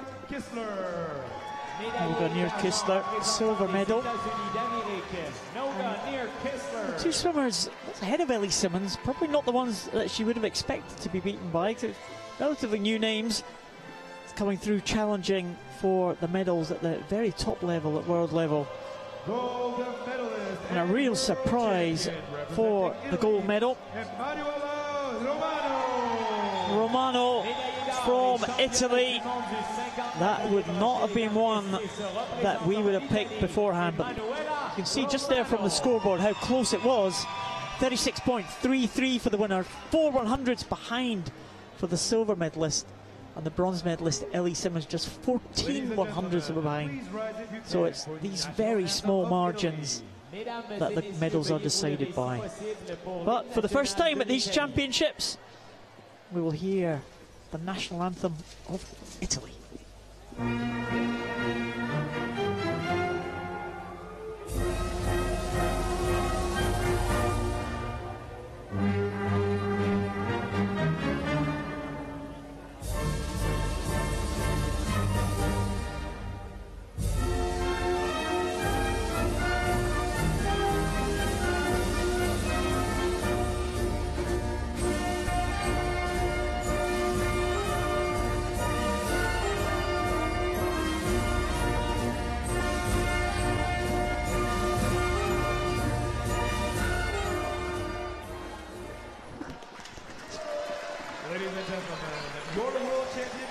So the national anthem of Italy.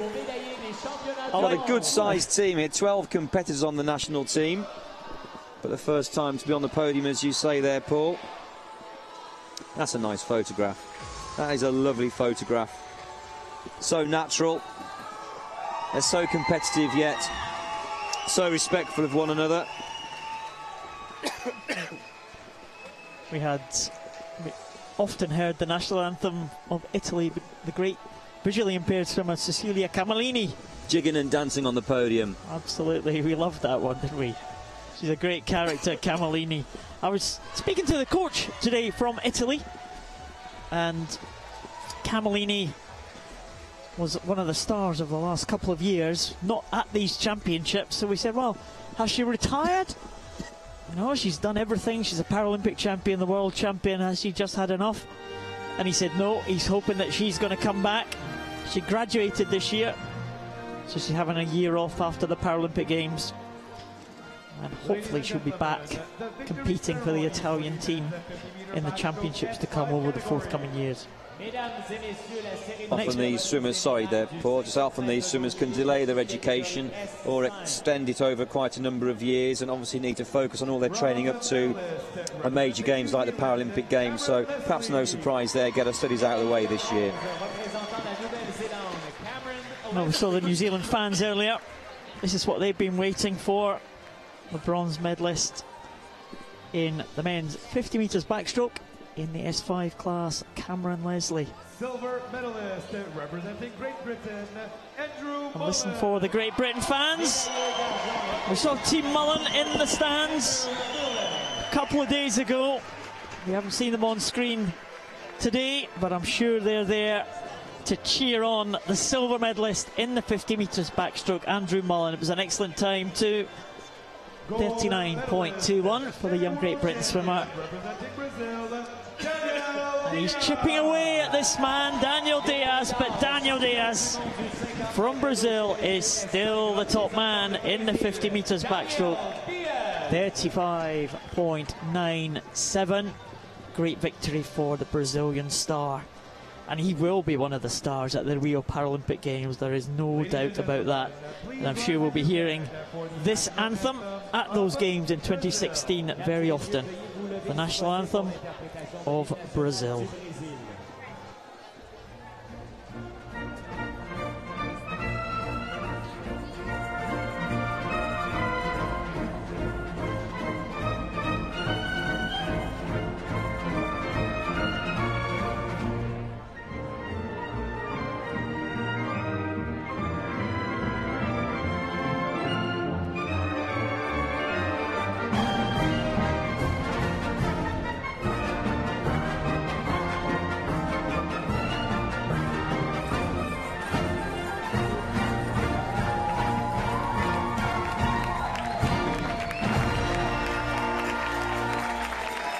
Well, there we saw some dancing from the national team of Brazil. It's a large national team. 25 competitors make up that national squad. And Daniel Diaz is certainly one of the great personalities and great champions of that national team. I know you commentated on the closing ceremony in London, Nick, at the London Paralympic Games. And they handed the flag over from London to Rio, and the athlete that they chose to be part of that handover ceremony was Daniel Diaz, so a very, very big name in his home country of Brazil. Yeah, absolutely a household name, and quite rightly so, and a great ambassador for Paralympic sport. So now the women's 50 metres backstroke S5 victory ceremony take to the podium.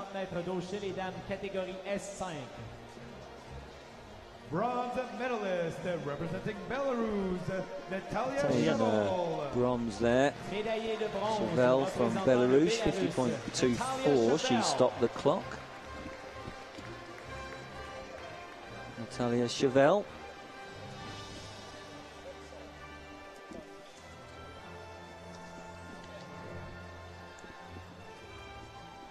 Silver medalist representing Czech Republic, Katrina Liskova. Liskova taking the silver for Czech Republic. 48 on the clock. A very, very good swim for her.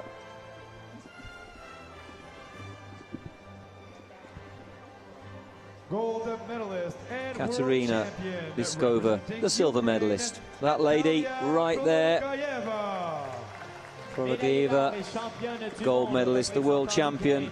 41.29 for gold, some 7 seconds clear of the rest of the field.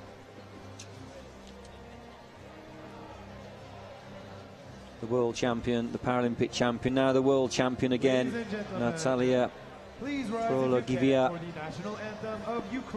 of the Ukraine, and now we will hear the national anthem.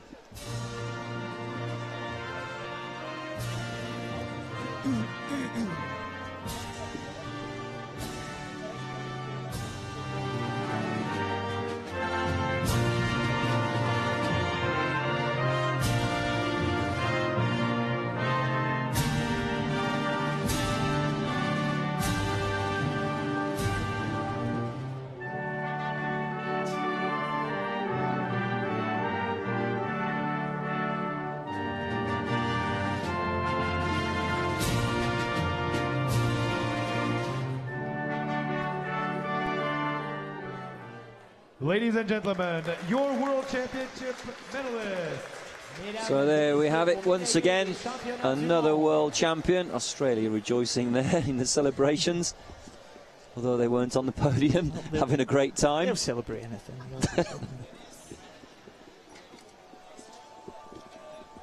That is, well, the 12th gold medal for the Ukrainian team at these championships so far.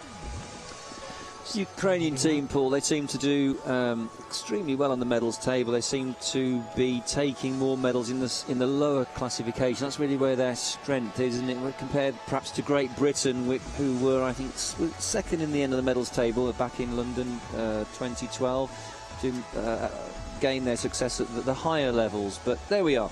The men's 100 metres breaststroke SB9 class now come forwards for this. 8 competitors line up. Kevin Paul from South Africa, the fastest qualifier in lane number 4. He's from 107.22 to qualify. World record though set at 104.02. World record holder goes in lane number 2. We'll see what he can do, because Poltasev only swam 112.62 to qualify, but there in lane number 1 is Lin for the People's Republic of China. We'll see how this final pans out. Keep our eyes on lane number 2 right there. Pavel Poltasev of the Russian Federation. Rick Pendleton in lane 3 of Australia goes next to Kevin Paul of South Africa. Now Paul well clear, but let's see what's going to happen. Dmitry Gugarev in lane 5 from the Russian Federation. Good swim for him, 110.41. Jack Bridge goes in 6 for Great Britain, 112.55. Martinov there in lane 7 for the Ukraine. Bartosinsky goes in lane 8 to complete the lineup from the Russian Federation. So 3 competitors in there from that national team. Whistle goes. They're all set. Well, I think there were a few people keeping their powder dry this morning. Kevin Paul looked very good. I'm sure he can go faster too, the South African in lane number 4. Can we see the first South African gold medal of these championships? But the danger could well be in the lanes nearest the camera.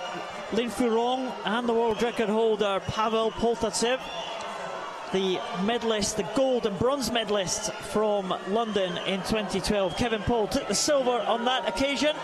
The green cap of South Africa looking good there, but Poltasev still in the mix, and the 2 Russians on either side of Kevin Paul, Grigorev and Poltasev. And it is Poltasev first. It's the 3 medalists from the London Paralympic Games leading the field there. Kevin Paul maybe just with the edge of the green cap of South Africa into the last 25. Well, yes, Kevin Paul made up the ground on the turn there, but the field are trying to get back to him. He's looking pretty long as he reaches forwards and trying to get those hands back into a fully stretched position. His stroke's not shortening yet. He's only got 5 minutes to go. Let's keep our eye on the clock. It's going to be very, very quick. 105.85. Splendid performance, and it was really one off that turn. He had a great first 30 metres, and the field closed down on him.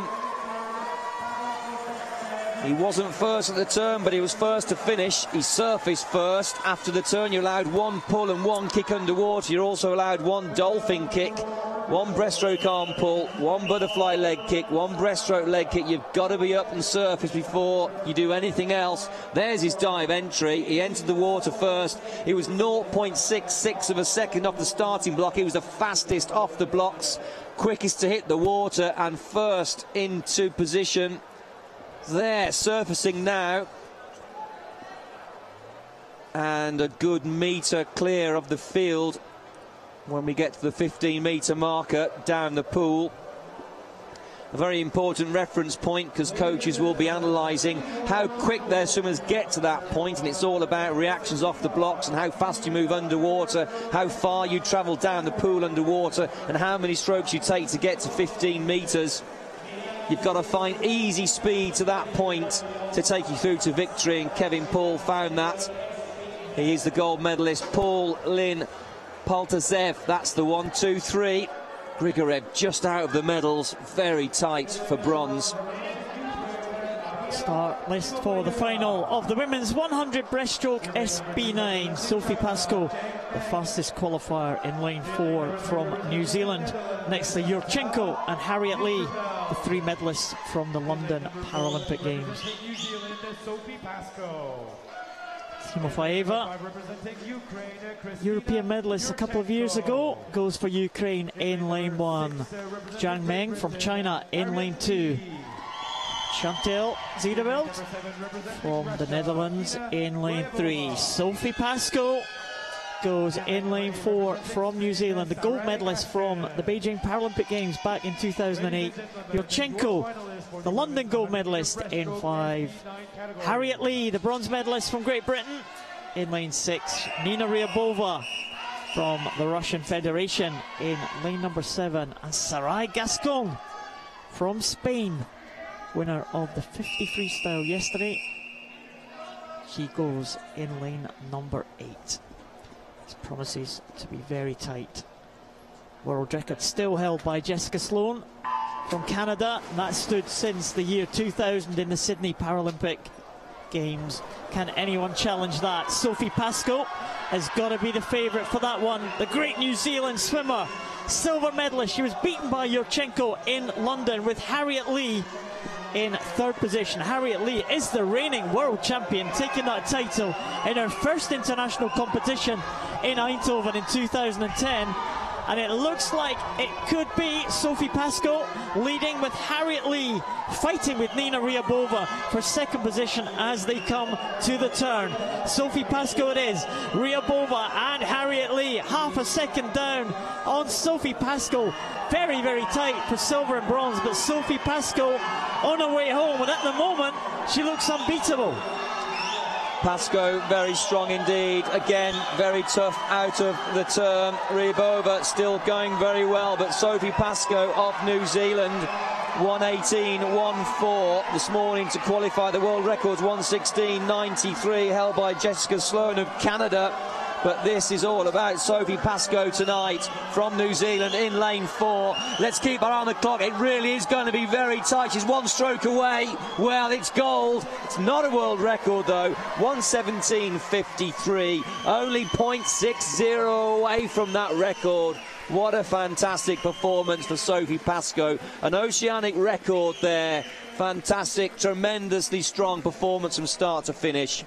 Here's the dive start.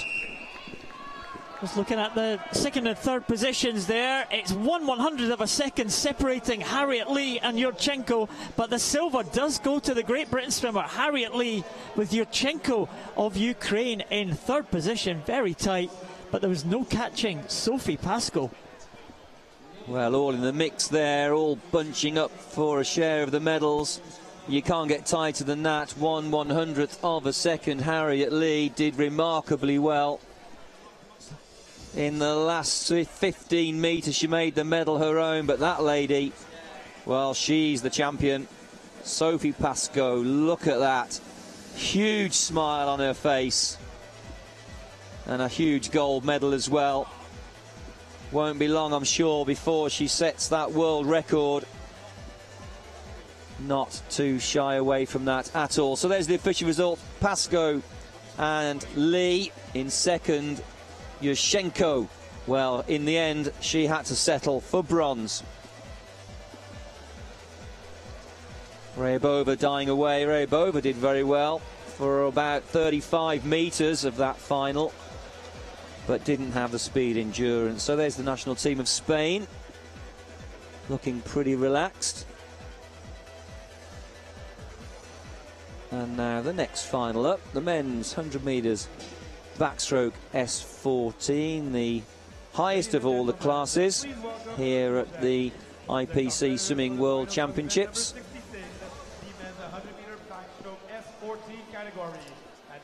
This is the class for swimmers with an intellectual disability. We have the Paralympic champion and world record holder, Mark Evers from the Netherlands, going in lane number 5. 2 Hong Kong swimmers in lanes 1 and 2.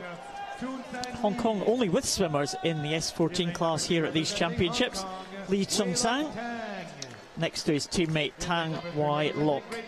Great Britain's Aaron Moore, silver medalist from London, goes in lane 3, and Lee In Cook goes in 4 for Korea, next to the world record holder Mark Evers from the Netherlands.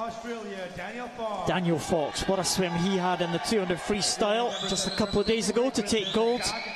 And the second GB swimmer, Jack Thomas, goes in lane number 7, with Tsugawa from Japan completing the lineup.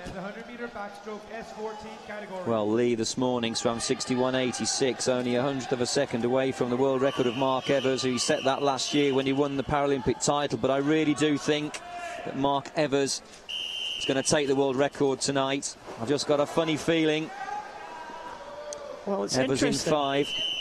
Interesting, Nick, that the fastest qualifier for the final was Lee In Cook in lane 4 for London last year, but he didn't get to the call room in time, and the Paralympic title went to Mark Evers in the absence of the Korean. So the Korean has got a point to prove, and he is going out really fast. Evers trying to hang on to the coattails of the Korean, and he's just about managing it, but it is a real blistering start there from Lee In Cook from Korea.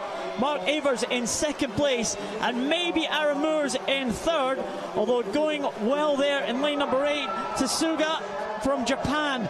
But it is Lee, Evers and Moores, and the world record could be on here. The world record's in danger, and if Lee wins this, it was all because of his speed to 15 metres and what he did underwater off the blocks. But Mark Evers has great speed, endurance. He's not just a sprinter. And now comes the force and power and skills of Mark Evers from the Netherlands in lane 5. Mark Evers, he's on song. It's going to be an absolute fingernail finish. Who's it gone to? It has gone in the new world record to lane number 5. Mark Evers, 60.96. I'm glad I called that right. I wasn't sure at one stage. The clearance Lee had from the start was almost too much to believe, but my goodness, Mark Evers there, the Paralympic champion, is now the world champion. Lee wasn't in the call room. Well, this was all about revenge, but it didn't happen for him tonight. It happened for Mark Evers of the Netherlands. Oh, great start for Lee. He really meant business there as he went out from the blocks, really trying to make amends for what happened last year. But Mark Evers was able to claw him back. And I can tell you, Aaron Moores still on the medal podium again in 3rd position there, getting in for a bronze for Great Britain. But Lee In Cook from Korea, he had a big lead, and it took all the skills that Mark Evers has learned over the years to pull himself back into contention there. Both the swimmers inside the world record mark, and only 9/100ths of a second separated them at the end.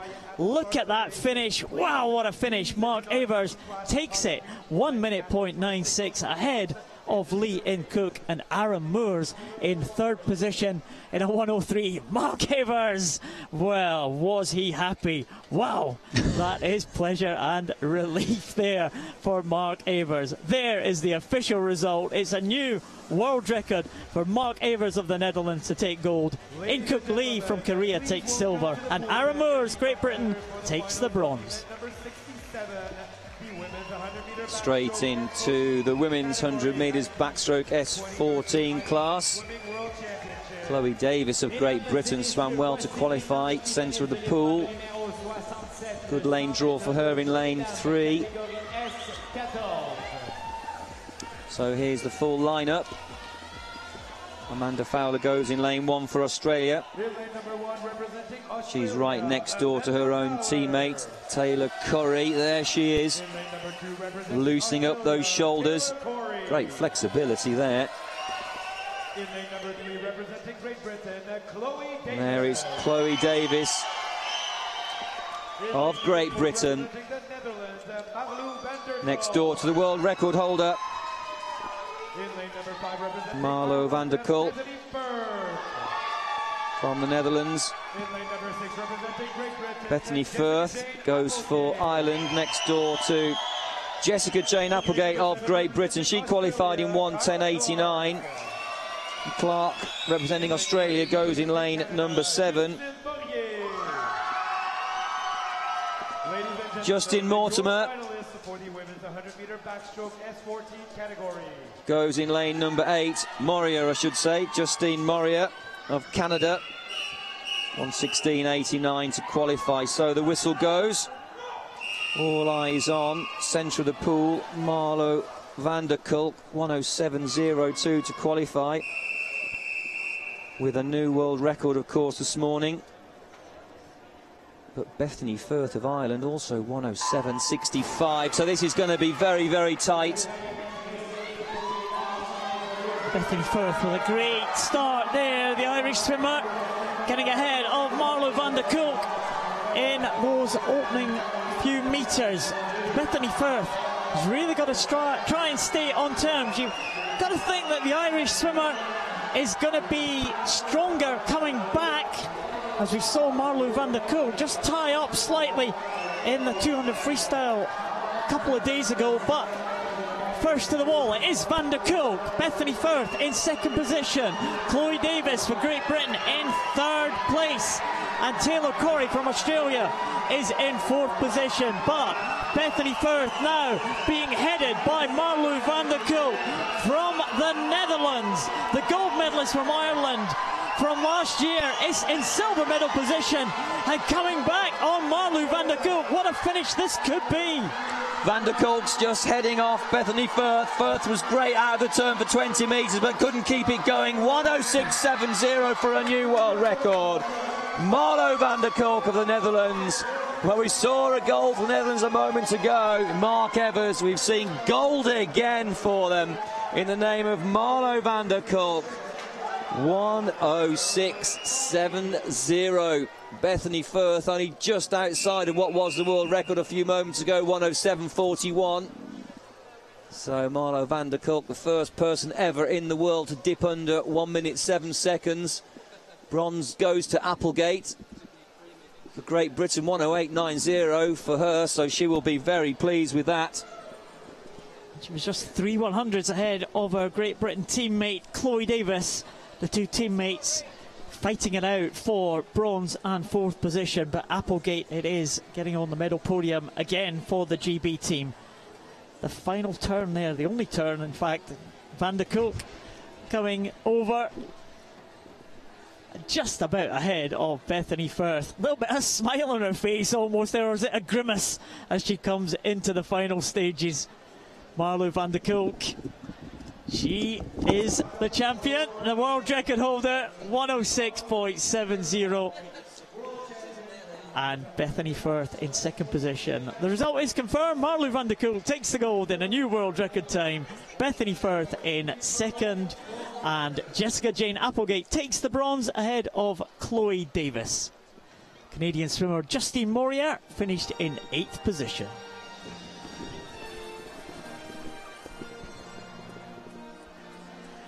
The medal ceremony for the men's 50 metres freestyle. We see two Union flags alongside the flag of Ukraine. What an excellent, dramatic swim it was. The timing just failing on us at the vital moment there as we tried to bring you the result. Well, the result was confirmed. It was almost too close to call by the naked eye. Matthew Walker, though, victorious in his performance for Great Britain. Matthew Walker, of course, had a tough time over the last 18 months. Losing his father, of course, made last year a very emotional year for him.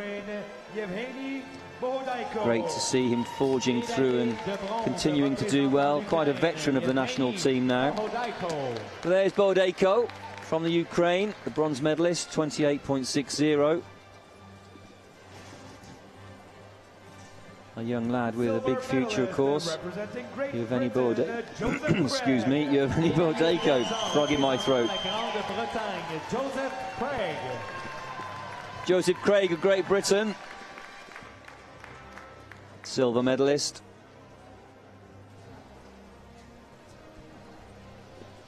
Gold medalist and world champion representing Great And there Britain, is Matthew Walker. He does love his racing. He loves swimming. He loves the water. And he loves the podium as well. First won this title in 1998. Matthew Walker. Got to be one of the most celebrated Paralympic swimmers we've ever produced. Congratulations, Matthew Walker. And now the national anthem of Great Britain.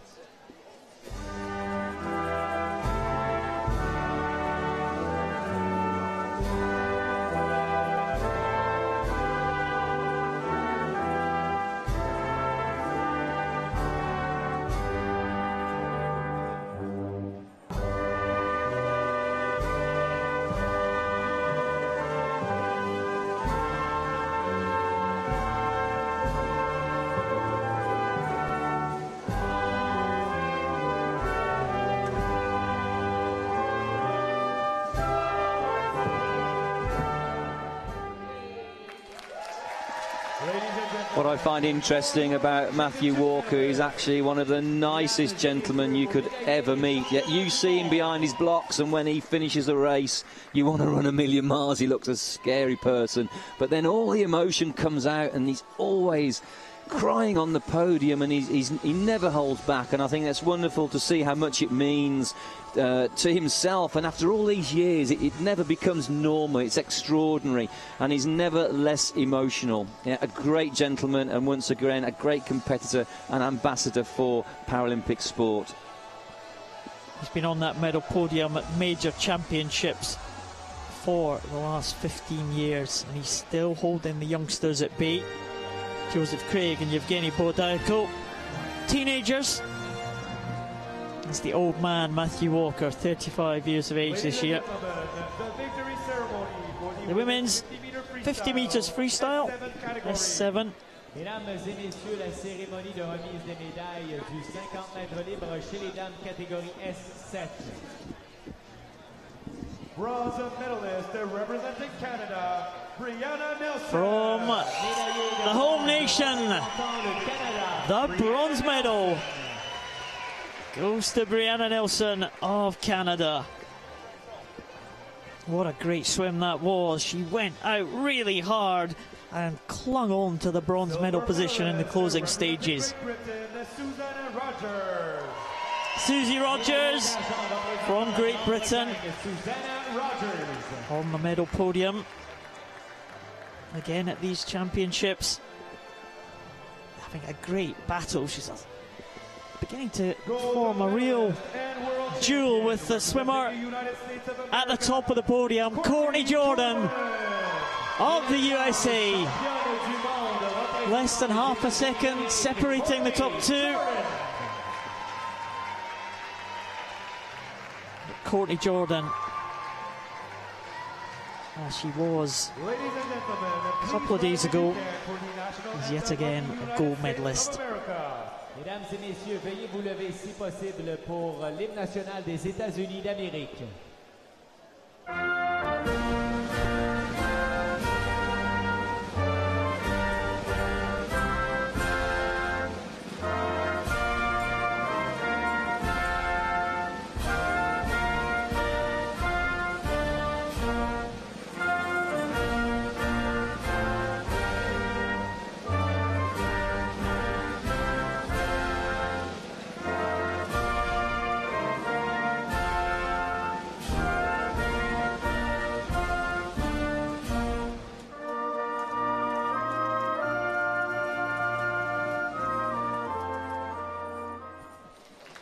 Ladies and gentlemen, your World Championship medalist,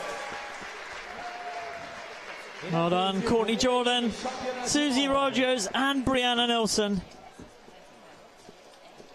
Medalists in the women's 50 metres freestyle for the S7 class.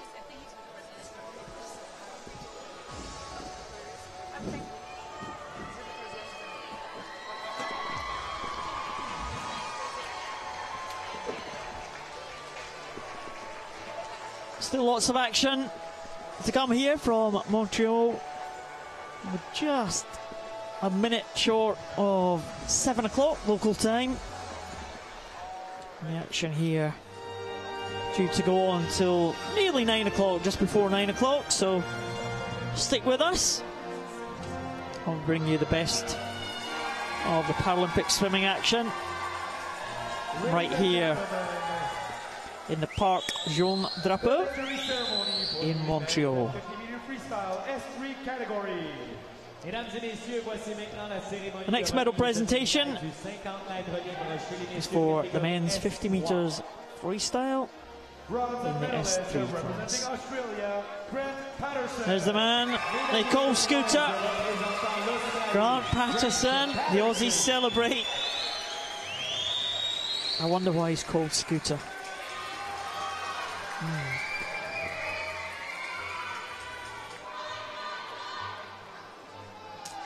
Accepts his medal and the mascot, the beaver,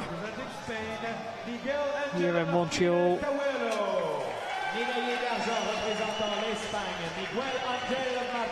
Miguel Angel Martinez Tuelo from Spain takes the silver medal. Just about a second ahead of the Australian. The champion, yet again, Dmytro Vinohradets from Ukraine. Nearly 4.5 seconds ahead of the rest of the field.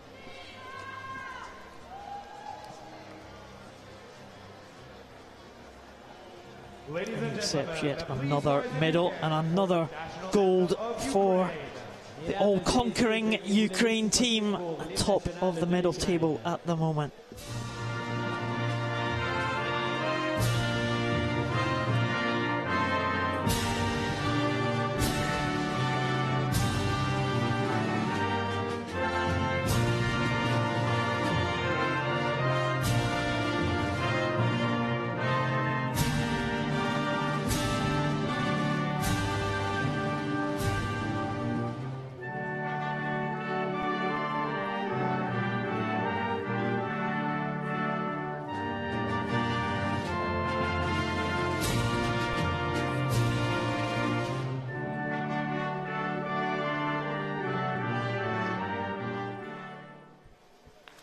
Ladies and gentlemen, your World Championship medalists.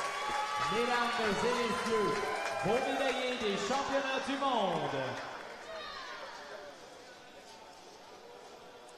Well done to the medalists. Vinohradets, Martinez Tuelo and Grant Patterson. I wonder if we'll be seeing them in the relay later tonight. We have the men's and women's 4x50 metres freestyle relays for 20 points. So that means that the points, if you add the classifications together, they can come to no more than 20 points. So we'll see some of the lower numerical classifications appearing in those relays later. I wouldn't be surprised if we see maybe one of these three gentlemen in those races. That's coming up later. We always like to finish with the exciting relay events. I know the swimmers love to swim in the relays, and it's great for the crowd too. Ladies and gentlemen, the victory ceremony for the women's 50 meter freestyle. The women's 50 metres freestyle S3 next onto the podium. Yet again, it's another Ukrainian at the top of the podium. They are going to be really tough country to beat. Bronze medalist representing the People's Republic of China. Former world record holder from China, Jie Jingbo, 51.43. Was good enough to take the bronze for Chinese team. Chinese team not the biggest team as they've had in previous years, certainly not at Paralympic Games. They do tend to have smaller teams at World Championships. Gabdulina from Kazakhstan. The medal podium. Now, I can't remember a medal at the World Championships, the IPC World Championships for Kazakhstan. This could well be the first. And it is a silver, but only just a silver. A 0.3 of a second. Olga Swiderska. She swam a slower heat this morning. She picked it up in the final. It was a big lead for Gabdulina in the early stages of that 50. But Swiderska timed her finish absolutely perfectly to win on pretty much the final stroke.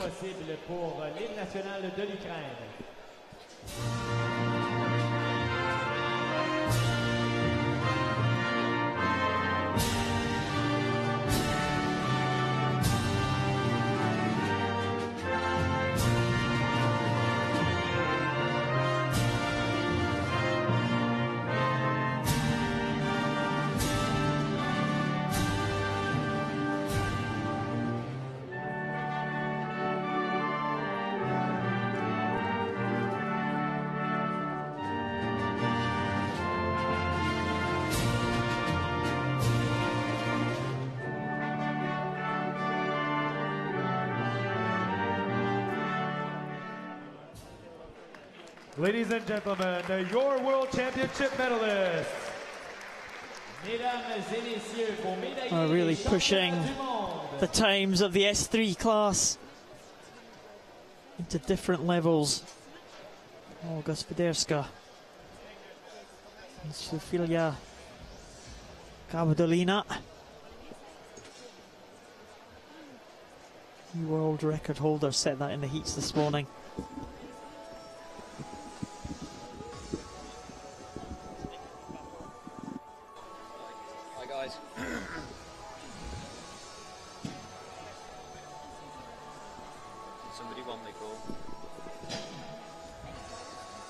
Swiderska in the centre there.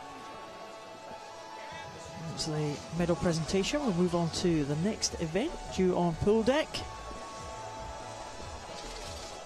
And as we have been all week, we are bang on time. The men's 200 metres individual medley in the SM12 class. The start list shows 2 Ukrainians in the middle lane, Sergei Klippert and Danilo Chufarov.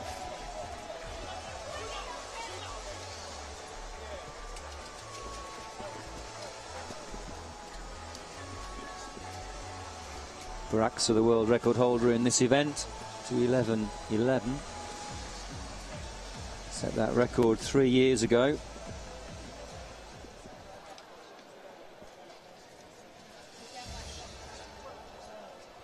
Ladies and gentlemen, please welcome to the pool deck the competitors for the finals of event. First competitor out there is Daniel Simon from Germany. Mesdames et messieurs, voici maintenant pour finaliste de l'épreuve numéro 68, le 200 mètres 4 nages individuel. Sergei Punko in the front of the shot there in the white tracksuit of Russia. But there is Daniel Simon from Germany. In lane number 1, Ignacio Gonzalez from Argentina in 2.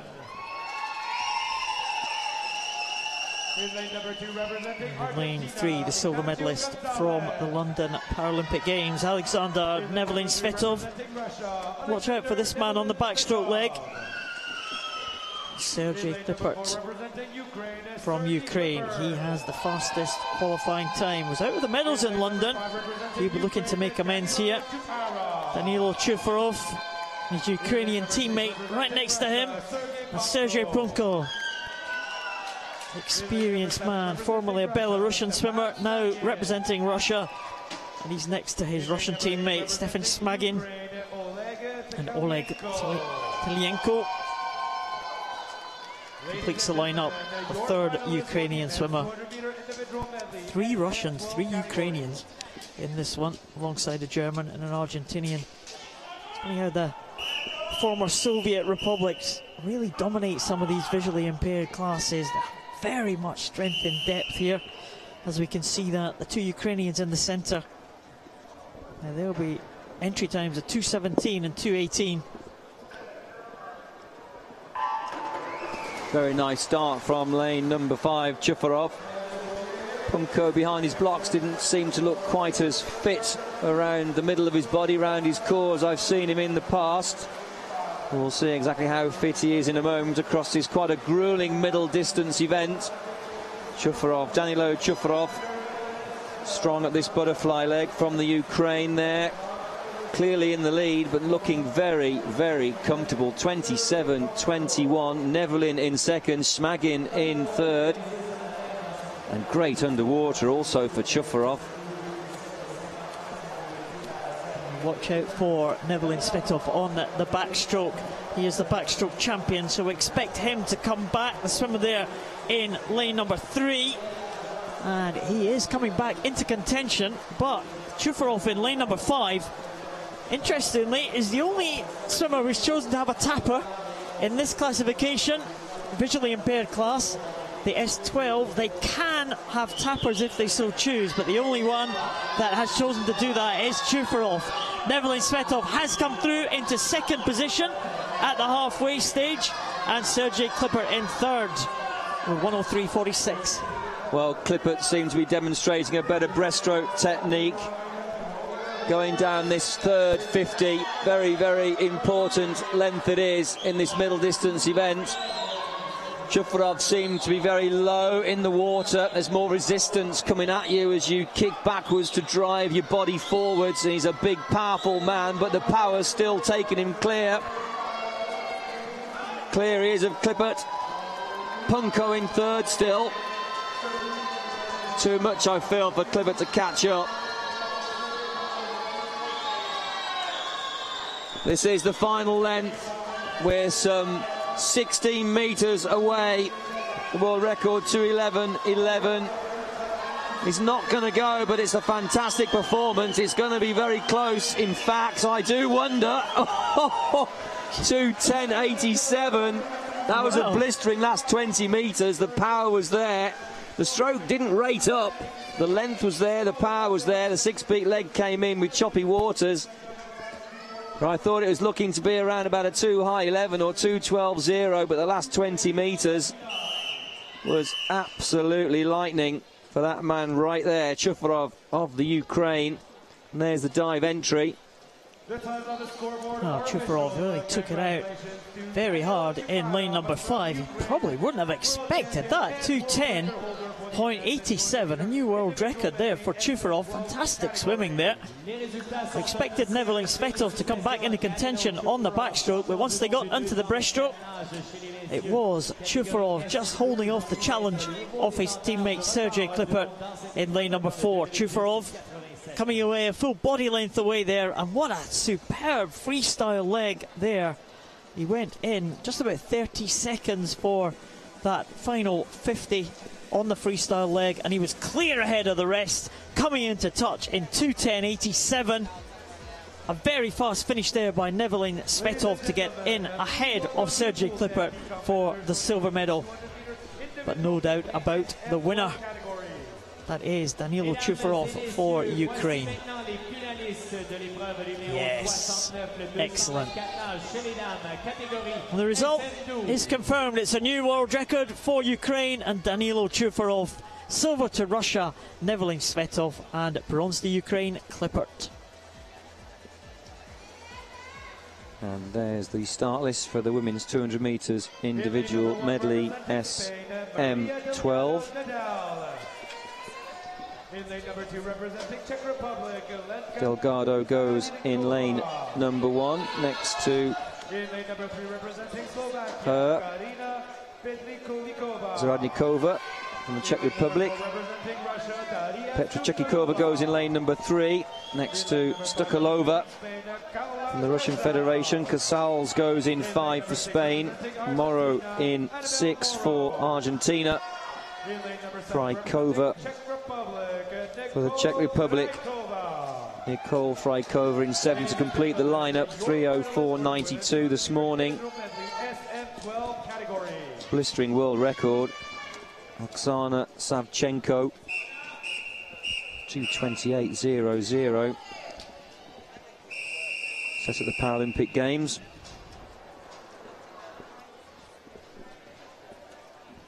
Stukalova, though, the clear favourite to take the title here in lane 4.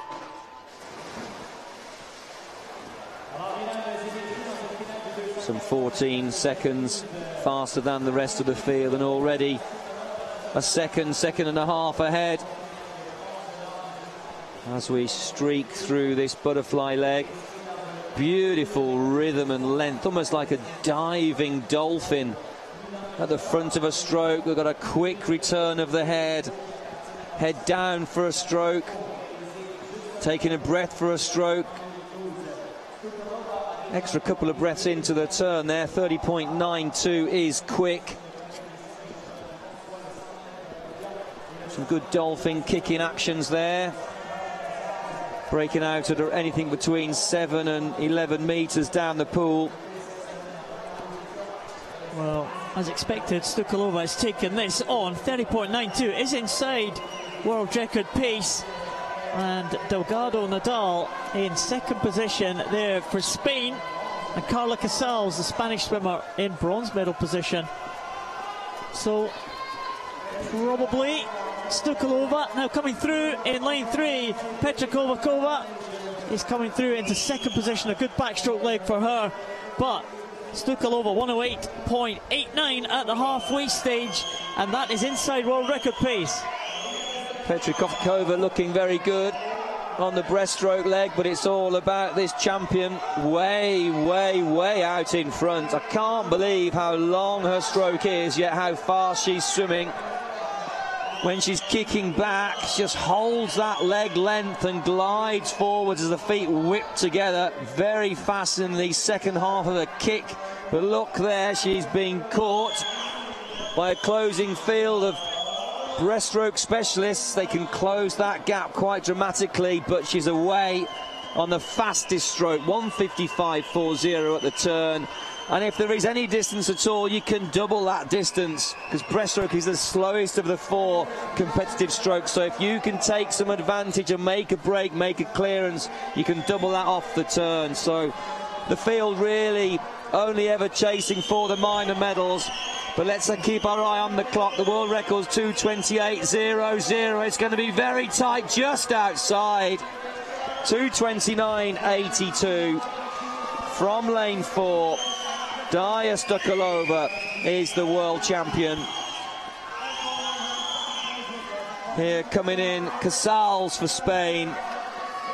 Stopped the clock in 2:42.48 this morning. So she is the silver medalist in 2:46.70. Bronze going to Petra Kovalkova in lane number 3. 2:50.19 unofficially, but there is the world champion, Darya Stukalova of the Russian Federation. Yeah, it was a very dominant swim there from the Russian. And just outside that world record set in London last year. She really attacked that from the start. It's the 3rd gold medal that she has won at these championships, using all that power under the water to initially get ahead of the field and never look back. She just seems so flexible in the shoulders. How many swimmers struggle to get the hands entering in line with the shoulders, but she's just like an elastic rubber band, and she has that range of movement but doesn't force it on any of the strokes for that matter. And must do a lot of work, I would imagine, in the gym and on the land. You know, maybe she's naturally flexible, but you do have to work at it, and it's all about stroke length and efficiency. You know, we're not born in water, we're land animals, you know, we're not sea creatures. But having said that, this is almost her home. I'm sure the amount of hours that she spends training to ensure that she takes titles and becoming a world champion tonight is so deserving. A real class act here across all the 4 strokes, it must be said. And there's the finishing. That That was the silver medalist there, Karla Casals, coming in ahead of Petra Kovačová from Slovakia. Slovakians on the medal podium. The result is confirmed. Stukalova, the gold medalist from Russia.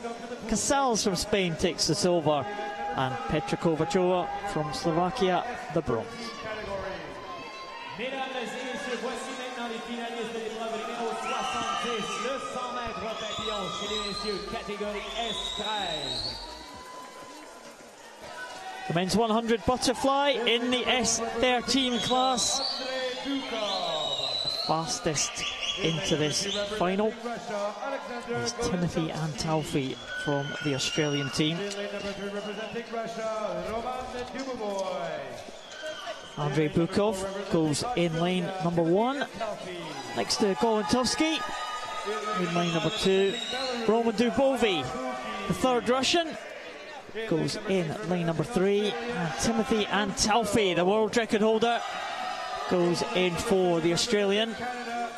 Next to the 5-time Paralympic champion Ihar Boki from Belarus, Sean Russo from Australia, the second Australian, in lane 6, and Nicholas Guy Turbaid from Canada, the host nation, in lane number 7.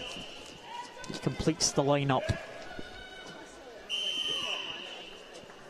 Well, there's the local favourite, Nicholas Guy Turbaid. Can he get in to medal contention? Antalfi looking good. No reaction times for any of the swimmers. I do always like to watch Ihar Boki swim. He's in lane number 5.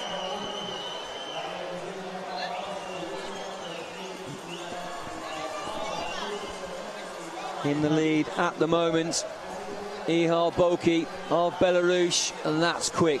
25.69 is very, very, very quick. And great skills underwater. Boki, Antalfi, that's the 1 and 2. He's trying to chase him down. Can Boki just get back in there? Can he hold off Antalfi? He is the Paralympic champion, Boki. Antalfi, the world record holder. But I think the title is going to go to Belarus again. Let's have a look at the clock. Just 7 100ths outside the world record time, 54.99. Second place to Roman Dubovi of the Russian Federation. And Antalfi in third position, 0.16 behind, with the Canadian swimmer Turbaid in 7th position. But, well, that's Antalfi. But the European record is set by Ihar Boki from Belarus to take gold, 54.99. And that was an excellent swim, 7 100ths outside the world record mark held by the Australian. Very fast at 50 metres. But what a great turn there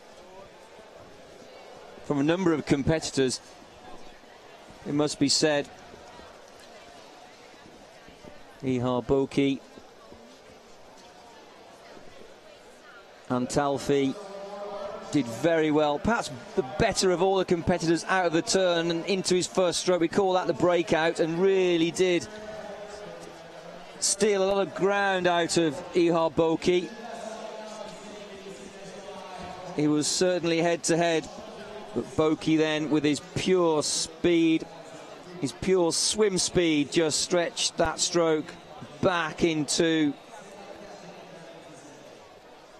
a position that just allowed him to pull himself away on every stroke cycle that he took, all the way down that second length for a European record. I did wonder whether it was going to go at 50 metres with that fast split time. The European record went, the world record didn't. So there's the 1, 2, 3. Boki, Dubovoy and Talfi. In Canada, down in 7th. A good swim there for Turby.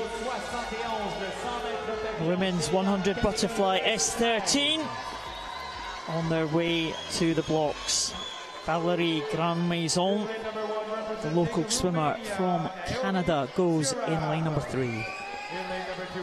Naomi Sirap from Romania in lane 1.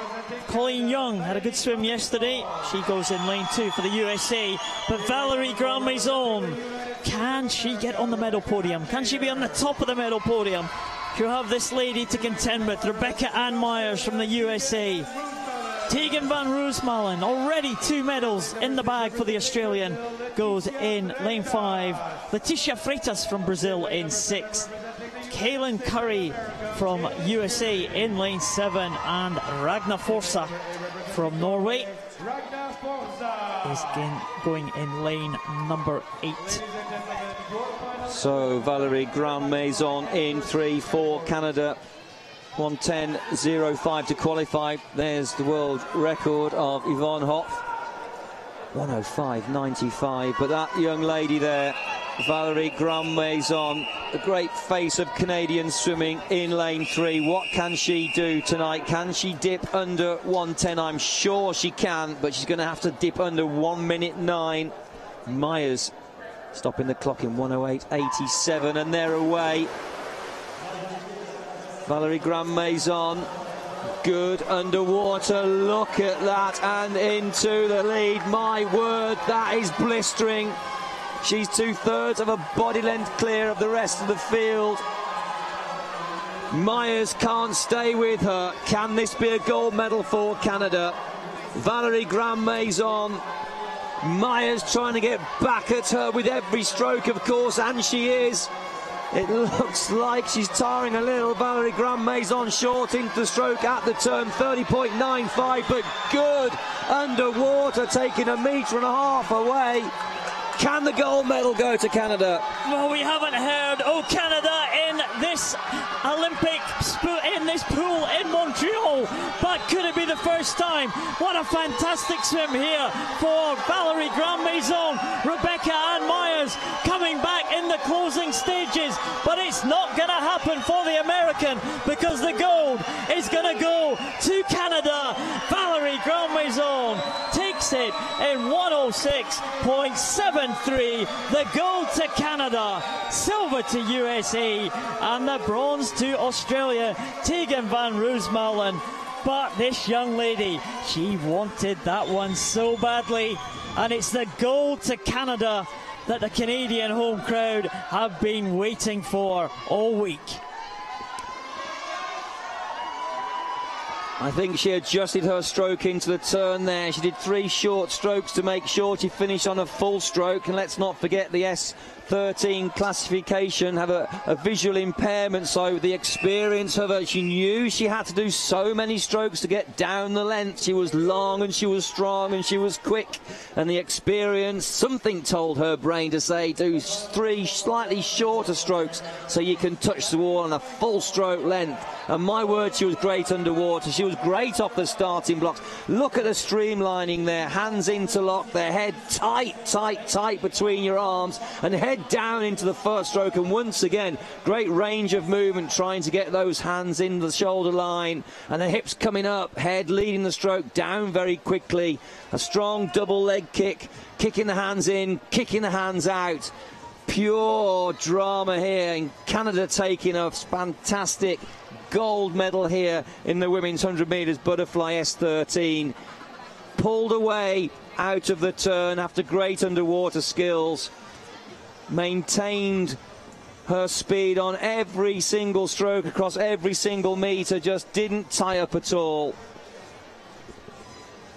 What a great gold medal. She looks across. She can just about see that she is the first to the wall. Valerie Grandmaison, the local swimmer here, the home favourite, and she's delivered for the host nation. In 1:06.73, and the world record has stood since 1996.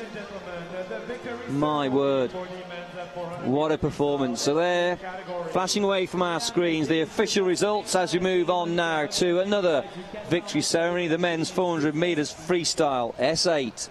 Presenting the medals and gifts are Mr. Anton Vogler, co-chair of local organizing committee, as well as Ms. Jane Blaine, the chairperson for IPC Swimming Sports Technical Committee. Well, it's a family affair for the two Hind brothers. They were both on the podium in the London Paralympic Games. They were both behind the Paralympic champion, this man, Wang Yinan from China. This time they're ahead of the Chinese swimmer. He has to settle for bronze. Couldn't quite recapture the form that took him to gold in those games in London last year.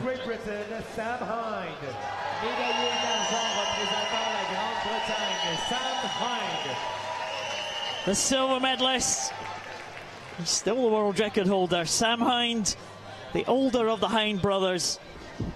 He fought hard against the Chinese swimmer, just about touching him out for the silver medal. 2/100ths of a second separating the two for silver and bronze. But the champion is Oliver Hind, winning by 6 seconds or more at the end. He really wanted his revenge on the Chinese swimmer. He took it out hard and came back like a train. Oliver Hind dominated the event and took the gold for Great Britain.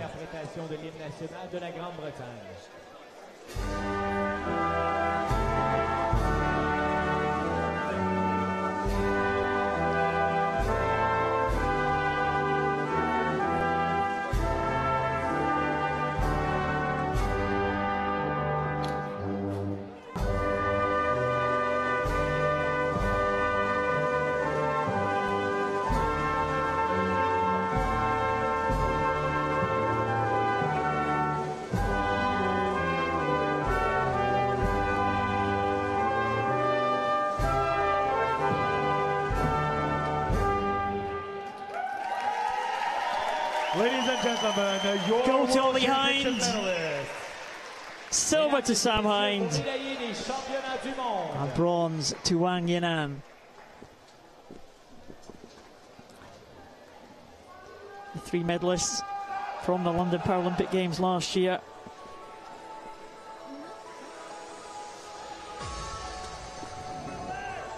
In a different order this year at the World Championships. The two Hind brothers, gold and silver.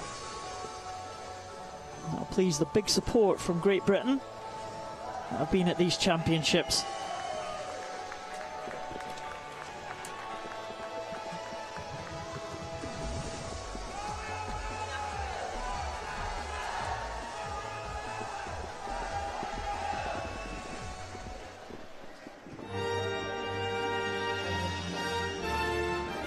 So do stay with us as we start to draw to a slightly earlier finish this evening.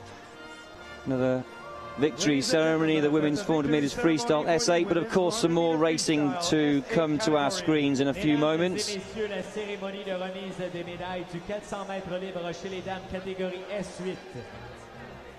Courage, determination,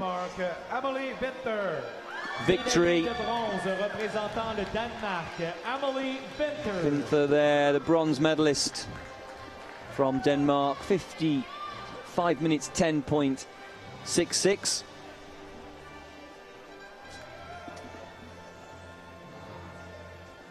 Silver medalist representing Australia, Emily Winther, splendid bronze medalist here. The silver medalist to Australia, 5 minutes 4.55 for Elliott.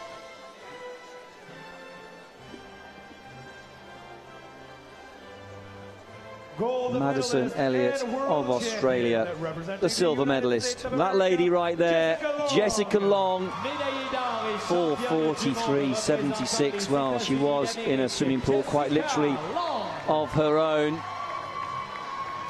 Jessica Long of the USA,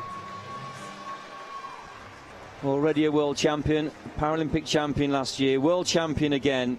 Jessica Long of the USA, and she of course will now enjoy the national anthem.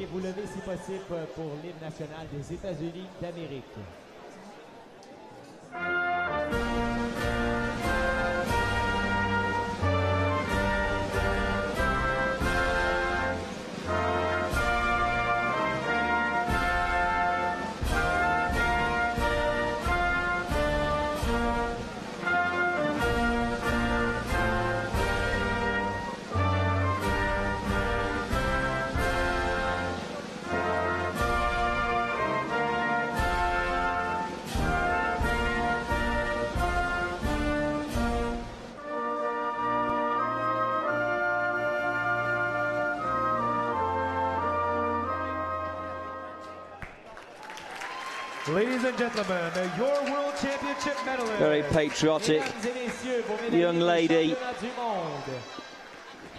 Jessica Long of the USA. Beautiful smile.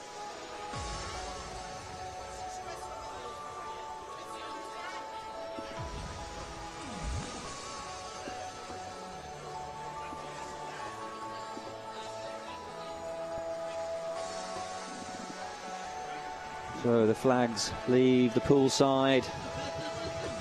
Some tired team members there. The Spanish national team approaching halfway through the program. It's a 7-day program, a grueling program.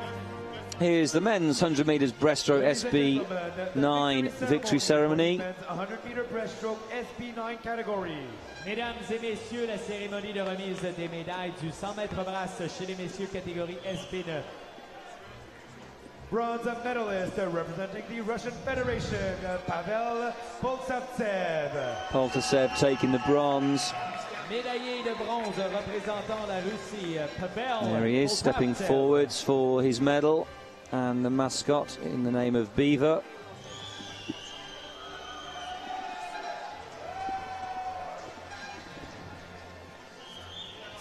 Pavel Poltavtsev of the Russian Federation. In second place, the silver medalist, Fu Ronglin, 107.68.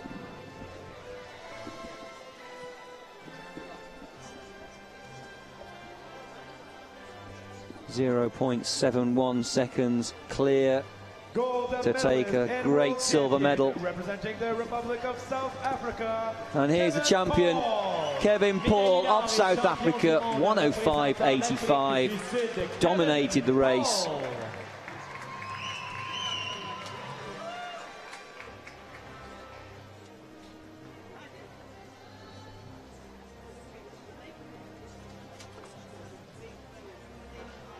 Somewhat relieved there, I think. Above her breath and thumbs up. Please rise if you can for the national anthem. And now the national anthem of South Africa. Mesdames et messieurs, veuillez vous lever si possible pour l'hymne national de l'Afrique du Sud.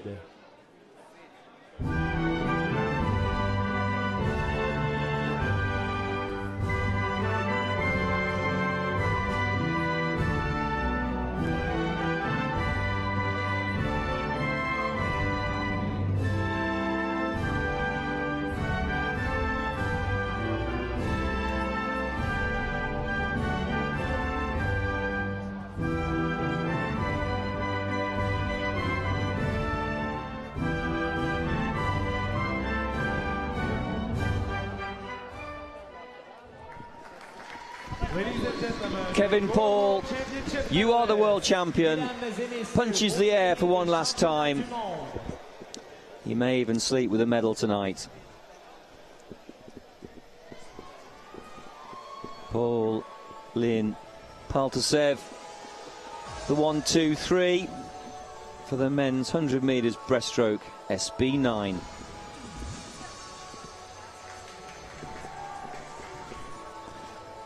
You like your breaststrokers, don't you? Absolutely.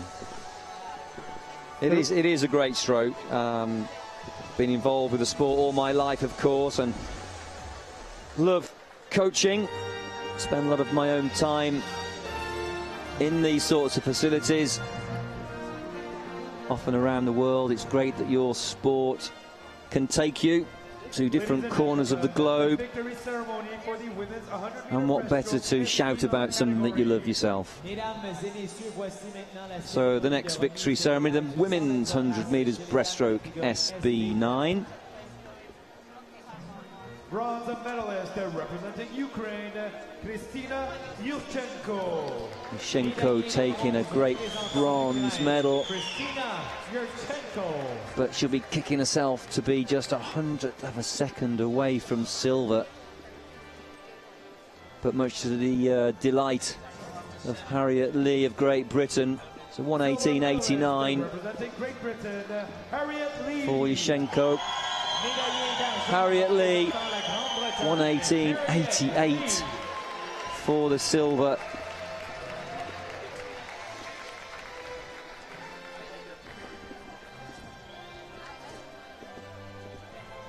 Congratulations to Harriet Lee right there of Great Britain. Gold medalist and world champion. The gold medalist, the world champion from New Zealand, Sophie Pascoe, 1:17.53 for a new oceanic record. Sophie Pascoe. Superb performance. Thank you, she says. And thanks again as she takes the mascot. Sophie Pascoe, the world champion for the women's 100 metres breaststroke, will now enjoy the national anthem of New Zealand.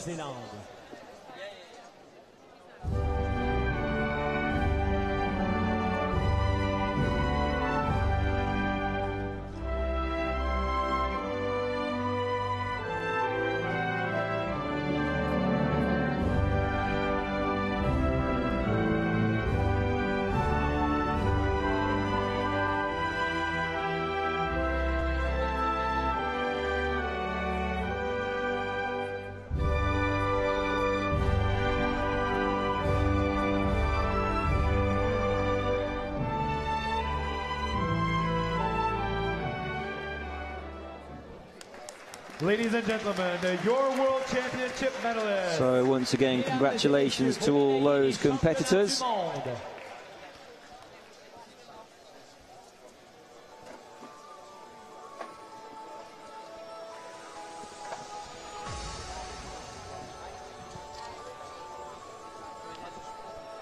That long-standing world record held by Canadian Jessica Sloan being chipped away at by Sophie Pascoe. New oceanic record there. Personal best, national record. Well, could be going in the very near future. Nice time there from Jessica Sloan. The next event on poolside is the men's 400 freestyle S11. This is for swimmers who are totally blind. They have no vision. They will be assisted at the turns and at the finish by the use of tappers. You see the tappers there with the tapping stick coming on with the swimmers, escorting the swimmers onto the pool deck.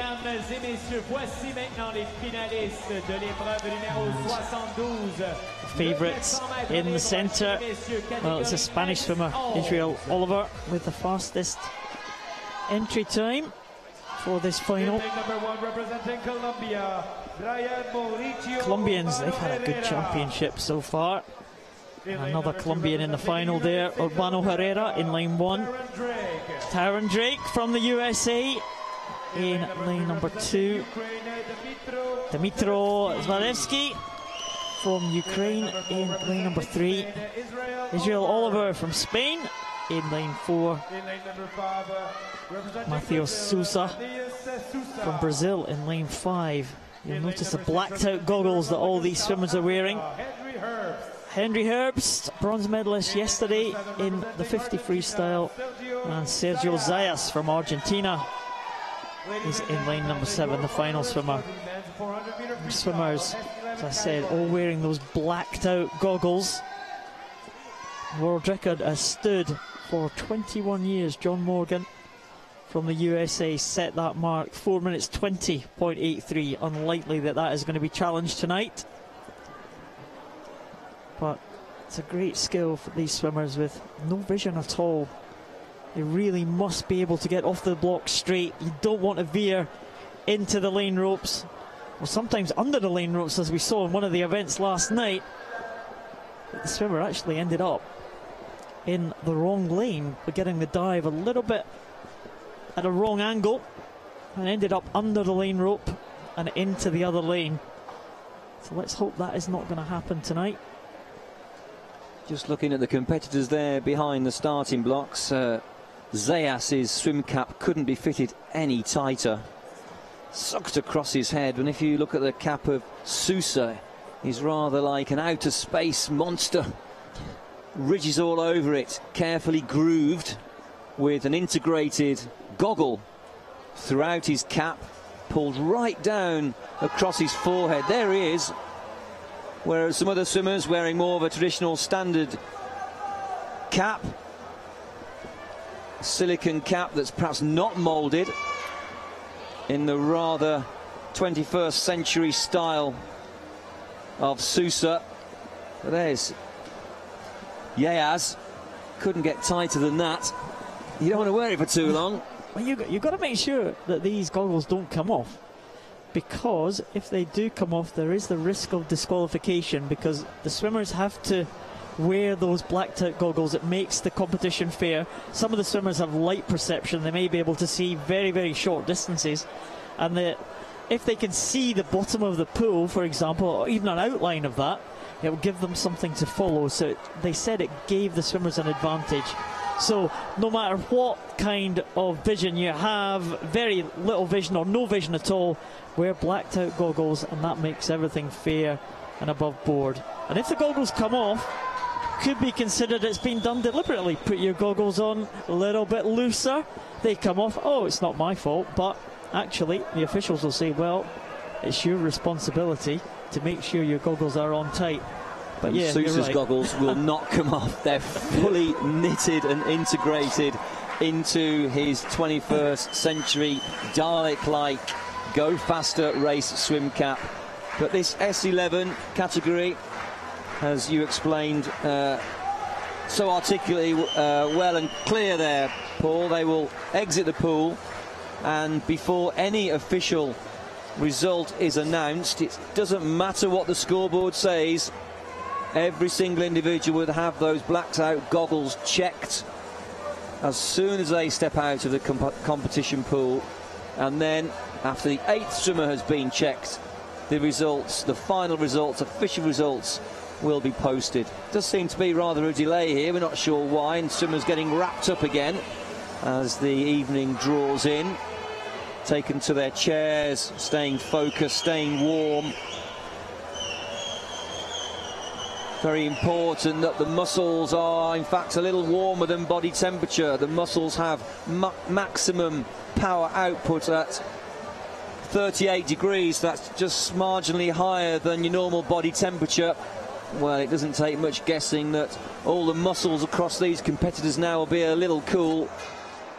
Certainly dipping down below actual body temperature. The biggest muscles in the body, the quads, the upper legs, the most powerful muscles need to be kept warm. Looking across the pool there, there's only one competitor that seems to be covering his legs. Others, yes, they have upper tops covering their shoulders, but to get off these blocks quickly, the legs, the quads, the upper muscles. There we go. Swimmer in lane number 3, Zalewski. Dmytro Zalewski of the Ukraine, very professional in his thinking. It's Drake of the USA. Gaining his focus there, just thinking to himself. I mean, the swimsuits that these competitors are wearing, they're so tight, they're so thin. If you haven't shaved down, and many swimmers do shave the body hair, the hairs actually protrude through the swimsuit. So the suits themselves won't keep these swimmers warm. They need to be wrapped up. Oh, someone's gone into the pool, so there must be something, there may be something that was in the pool and it's now been fished out. Maybe someone's pair of goggles, I think, possibly, that's come off from the previous race. A shark. They put sharks in the pool this time of night, Paul. Makes you swim faster. I'll get you going if you're cold. But these guys with no vision, they wouldn't see the sharks anyway. It wouldn't bother them. They may sense it. Well, whatever it was has been fished out now. There's one of the Australian swimmers went in for it. So I think we can maybe get underway.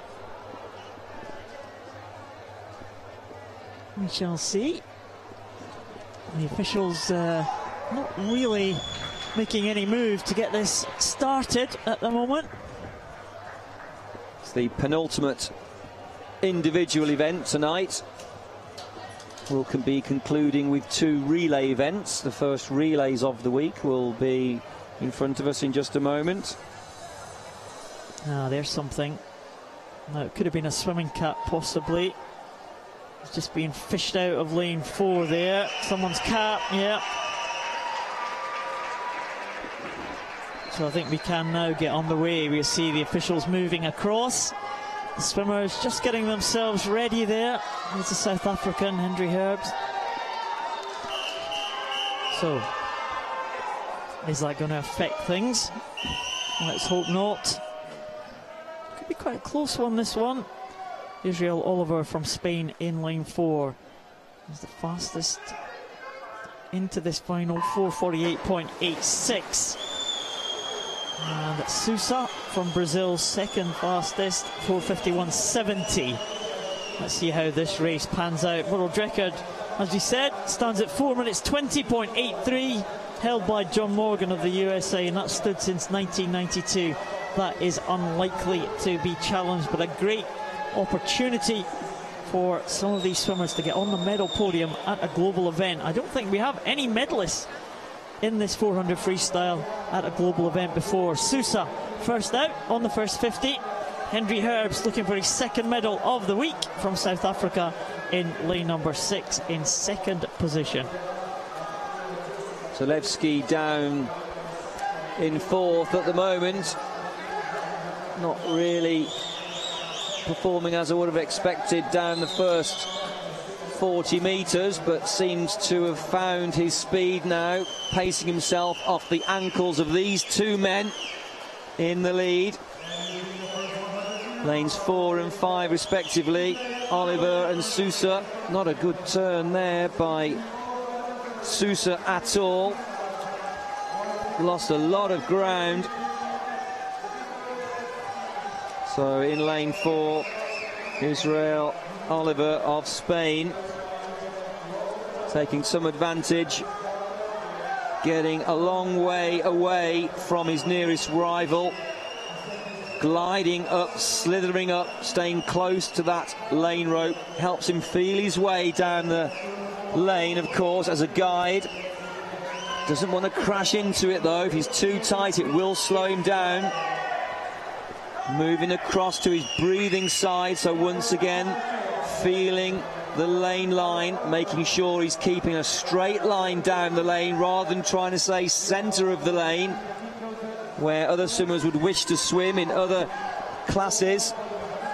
He's actually looping. He'll swim down one side of the lane, then back down the other side, so to his breathing side where he's most comfortable, be feeling his way so he can stay as straight as he can down the lane. He'll lose a little time as he cuts across to the other side, but in the end it's much better tactics doing that than trying to stay centre where you may end up zigzagging left and right down every length and end up swimming not 400 metres but perhaps 407 metres. He is certainly on the right hand side of the lane, Israel Oliver, with maybe about a second advantage over Matheus Sousa from Brazil, both on the right hand side of the lane. Be interesting to see where they go when they come out of this turn. There's the tapper, very important job for the tappers there. We just missed the turn, but we see Zalewski going over in 3rd position, some 4 seconds behind the leading 2. And just to the right hand side of the lane, Israel Oliver, and right next to him Matheus Sousa on the left hand side of the lane. He'll probably be able to feel the Spanish swimmer right next to him, just feel the waves of that. He won't be able to see him. Maybe he's just a little bit too far down to feel the waves of Israel Oliver now as he drops back more than a body length behind the Spanish swimmer.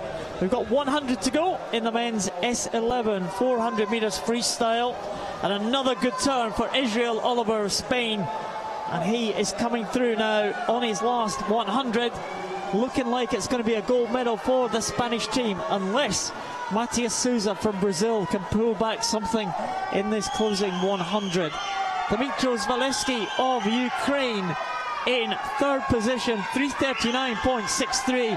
He looks like to have that bronze medal position sewn up, and it looks like it's going to be gold to Spain as he comes into the last 50. Israel Oliver for Spain over for his last turn, safely over chased by Sousa, but there's 2.5 seconds to make up for the Brazilian. Yes, this position won't change now. Israel Oliver in the lead by 2 full body lengths. Sousa in a strong second. Zalewski in third for the Ukraine. So it's Spain coming home for gold. Israel Oliver, he posted 4:48.86 to qualify fastest. He is the fastest. He is going to take a gold medal this evening for himself and for Spain from lane 4. Israel Oliver stops the clock 4:48.17. Second goes to Sousa of Brazil. 4:50.46 for Sousa. Dimitro Zalewski in third, 4:52.72 for bronze. Fourth going to Drake of the USA in lane number 2. Fifth to Herbst, Hendrik Herbst from South Africa in lane 6. There's the champion. Israel Oliver diving in very nicely from lane 4. Still underwater and popping up there, taking a breath though on that breakout stroke. He did go a long way, perhaps too far, and needed some oxygen. But it is all about a breakout distance. There's the tappers, allowing the swimmers to understand their one arm stroke or even one full stroke, which is a left arm and a right arm stroke, taking them down then into a regular tumble turn, a tight tuck. You need to keep those legs tight because you're close and tight on the wall. You don't want those legs flying high and whacking the top of the electronic timing pads. And there's the tapper once again on the finish. One arm stroke away. Ooh, 2 quick arm strokes for Sousa. Wasn't sure there. Could have leaned into a long lunge. And that was a nice finish there for Oliver. You can't be bang on the button any better than that. And Sousa, with his go fast swim cap, has to settle for silver. So there's the official results. Oliver, Sousa, Zalewski, the 1, 2, 3. The women's 400 freestyle S11. The final 5 swimmers taking the start. Daniela Schulte from Germany is fastest into this final in lane number 4. Veronica Gomez Vasco from Colombia goes into. Olga Yakubuk from Ukraine in 3. Paralympic champion Daniela Schulte, the reigning world champion from Germany, goes in lane 4. She'll be a big favourite for this one. But what can this lady do? Mary Fisher. She has been on great form at these championships so far.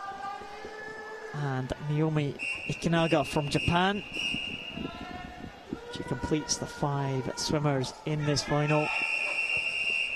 Daniela Schulte.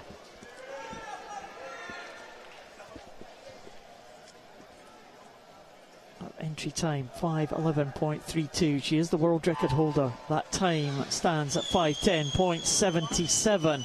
But Mary Fisher from New Zealand, already 2 gold medals at this championships, and she may be looking for a third. But Daniela Schulte has gone out very strong there in the opening few meters, the opening half length, and she is keeping it pretty central to the lane, not really on the lane rope. She's veering across just to the right. Mary Fisher up against that lane rope on her left. But very important, as you can see that the tappers going over there.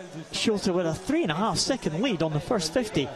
That is a very fast pace. She was beaten just marginally by a couple of tenths of a second by Mary Fisher yesterday.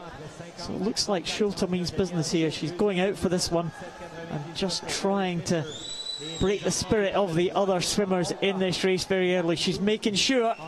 Schulte leads at the moment from Fisher.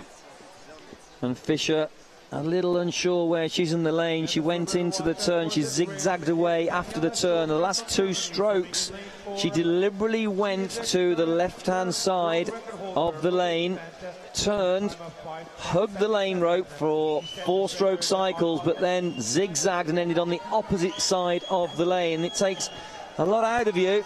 You don't want to do that too often and end up swimming too far. So really wants to try and stay a little closer, a little tighter to that anti-wave lane rope. Slither and slide up that rope.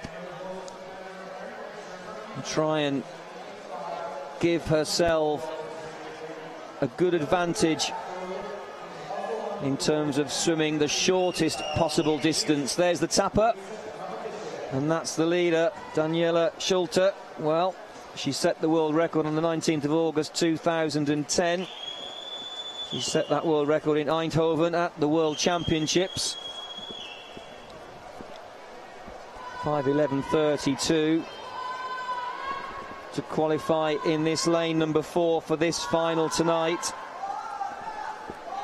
Fisher still in second, some 7 seconds shy though, 7.14 seconds at the turn in third.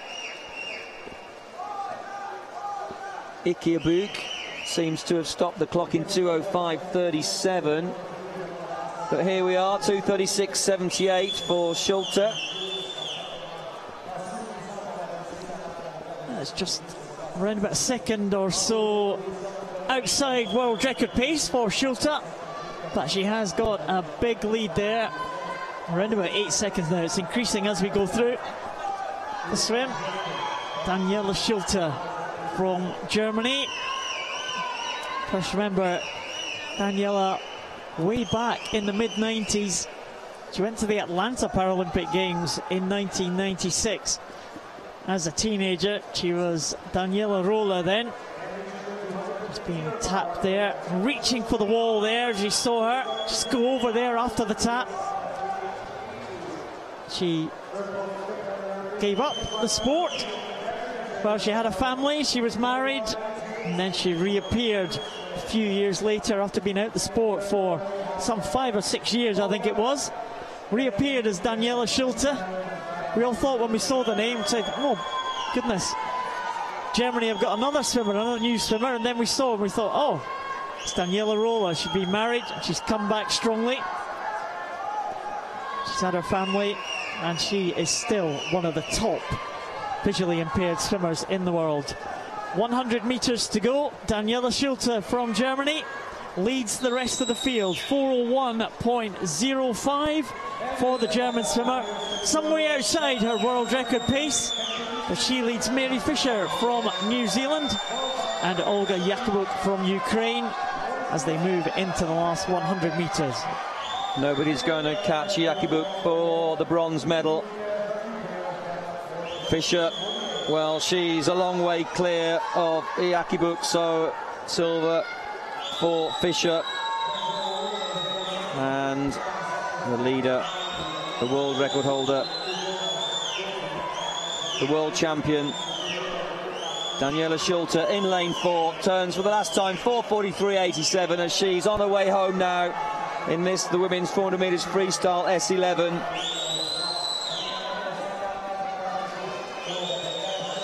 The final lap, 8 lengths off the pool. Daniela Schulte for Germany, showing good technique. You cannot even see the head when she takes that breath. It's so low and it's so tight to make the stroke nice and efficient. Well, it's a slow performance for her, but look at the fast finish right there. It's 5:25.24 for Schulte, but Fisher, didn't she come back like a train? 5:28.06 for silver for Mary Fisher off New Zealand. And coming in, Yakubuk for the Ukraine in bronze. And now stopping the clock, 5:53.42, unofficial of course.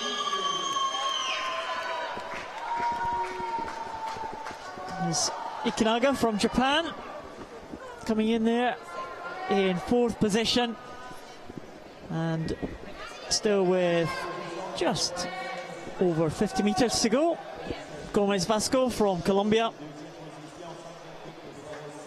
is going to be the final swimmer to complete this 400 metres. But Daniela Schulte, now she won't know necessarily that she has won the gold medal. She might have a good idea, but these swimmers who have no vision at all, well, they are not allowed to be told by their coaches that they have won or haven't won, what kind of performance they've done. So they have to wait till they get out the pool and get those blacked out goggles checked over before their coaches can actually tell them what kind of time they've done and what position they've finished in. So unless they can glean something from the stadium announcer here, then they may not know already. I remember Mary Fisher in London when she was told by her coach that she'd actually won the gold medal in the 200 medley, and a broad smile broke out over her face. That was one of the things I very much remember. And that by that time the race had been finished for a couple of minutes, but it took that long for Mary Fisher to get out the pool, to get the goggles checked, and for her coach to be able to tell her. Gomez Basco coming in with 3 metres to go now. Her entry time 7:26, and she's posted, well, slightly off that, 7:34.69 to finish in 5th position, the Colombian swimmer. But what a finish there from Mary Fisher. Well, the lead at one point for Daniela Schulte was almost 10 seconds, I think. Yeah, almost 10 seconds for Daniela Schulte. And Mary Fisher came back, and at the end of the day, it was less than 3 seconds. And there is the finishing times. Daniela Schulte, 5:25.24. She will take the gold medal. Mary Fisher will take the silver for New Zealand, and Olga Jakubuk the bronze for Ukraine. The goggles are being checked now. And we shall move on very shortly to the relays, the 4x50 metres freestyle relays for men and women. They, of course, will follow the next set of medal presentations. We have the victory ceremony now for the men's 100 metres backstroke for the S14 class, those swimmers with an intellectual disability. What a great battle it was at the head of the field. What a fantastic race that was. The world record was broken in the final by the swimmer from the Netherlands, Paralympic champion Mark Evers. Remember him for the first time when we saw him at the World Championships in his home country in Eindhoven in the Netherlands. Aaron Moores, again a medalist at a big championships, took the silver medal last year in London. He's followed that up with the bronze here in Montreal. And this man, Lee In-kook from Korea, well, last year he missed the final of the 100 backstrokes in London because he was too late to get into the call-up room. He wanted to make amends this year. He certainly showed us what he can do. 101.05 inside the old world record, but it was not enough to beat the man. In that call room, 20 minutes, Paul, as you know, 20 minutes before your race, and if you're not there, you don't race. Couldn't quite make amends tonight against this man, Mark Evers. I do know Mark very well, actually. I called it. I believed he would break the world record. I did wonder after the first 30 metres because Lee was absolutely dramatic underwater. But Mark Evers, I said he would break the world record tonight, and he did. They both swam under the world record, of course, and now he'll rejoice in the national anthem of the Netherlands.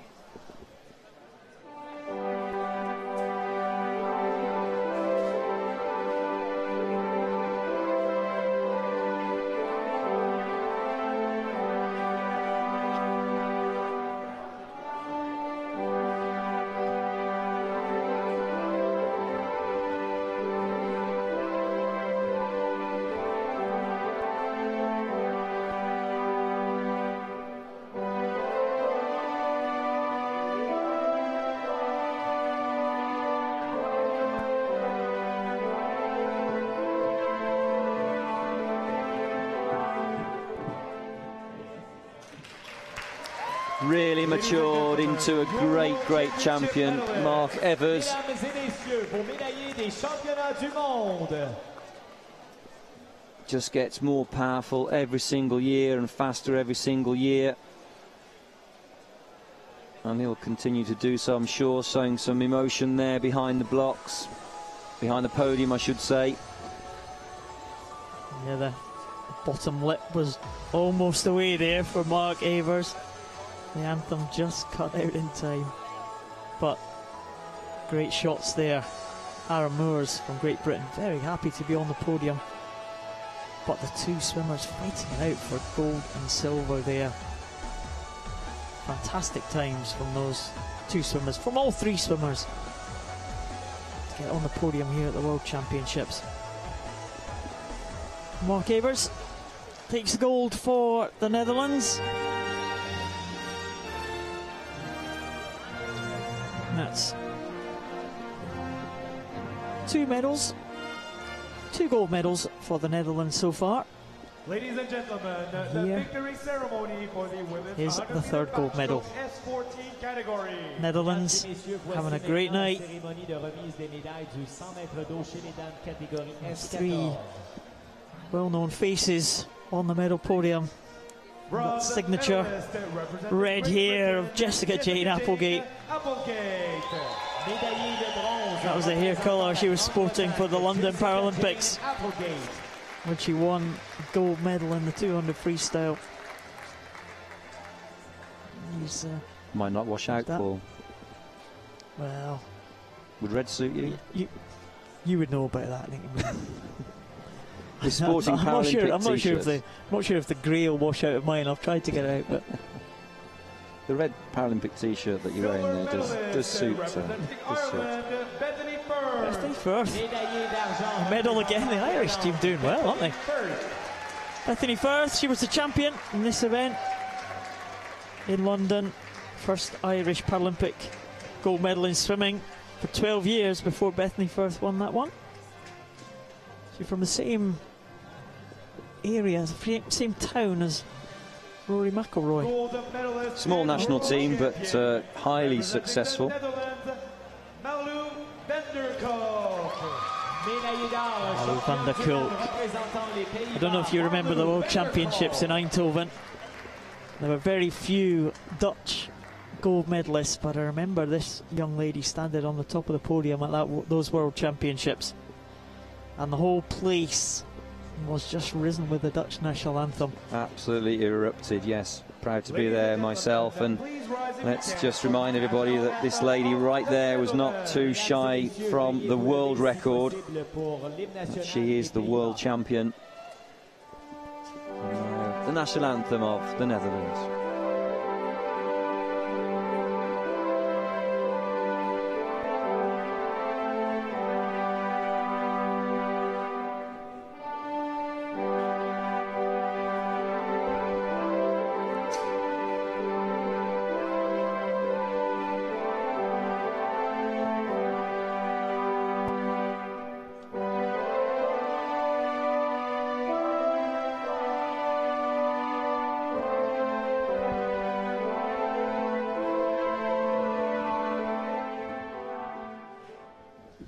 Ladies and gentlemen, your World Championship medalists. Mesdames et messieurs, vos médaillés des championnats Netherlands du team monde. enjoying that one. Enjoying the two national anthems back to back. Malou van der Kolk taking the gold, Bethany Firth the silver, Jessica Jane Applegate just 3 100s ahead of her teammate Chloe Davis. Isn't it remarkable? People ask me, is there a typical shape or look or size to a swimmer? And we could see there the answer. Well, the answer is no. So much smaller and shorter and less stocky than other rivals, Malou van der Kolk. So I just think that it's the skills that come through. They're so important in the sport of swimming. And if you're skillful, if you're fit, if you work hard, then medals can come to you.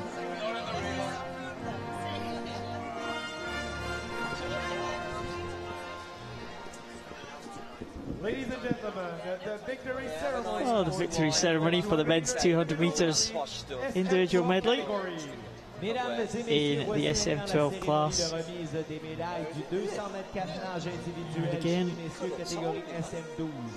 we have the gold medalist from the team from Ukraine, very much top of the medal tables as we stand after day 3 so far. Sergei Klippert, who was challenging for the lead at one point, but was just beaten marginally for the second position. In fact, it was half a second at the end of the day, 2:14.79 for Klippert. It's beaten by Alexander Nevelin Svetov from Russia.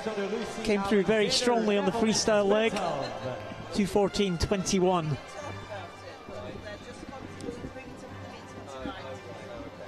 Well, the world record holder, Maxim Varaksa, not taking part in this 200 metres individual medley. He is here at these championships. You wonder why he wasn't taking part.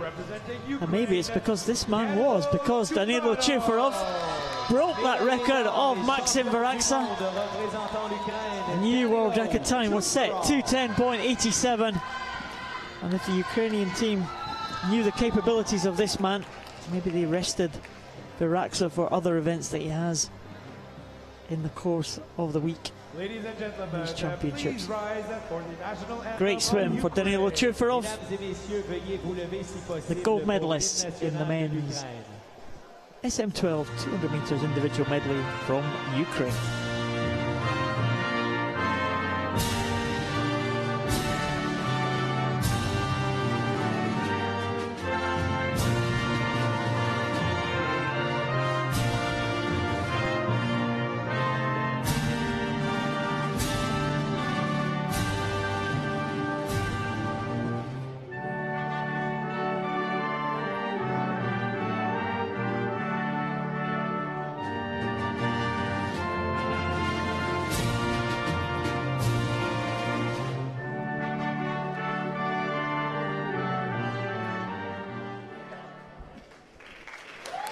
Ladies and gentlemen, your World Championship medalist.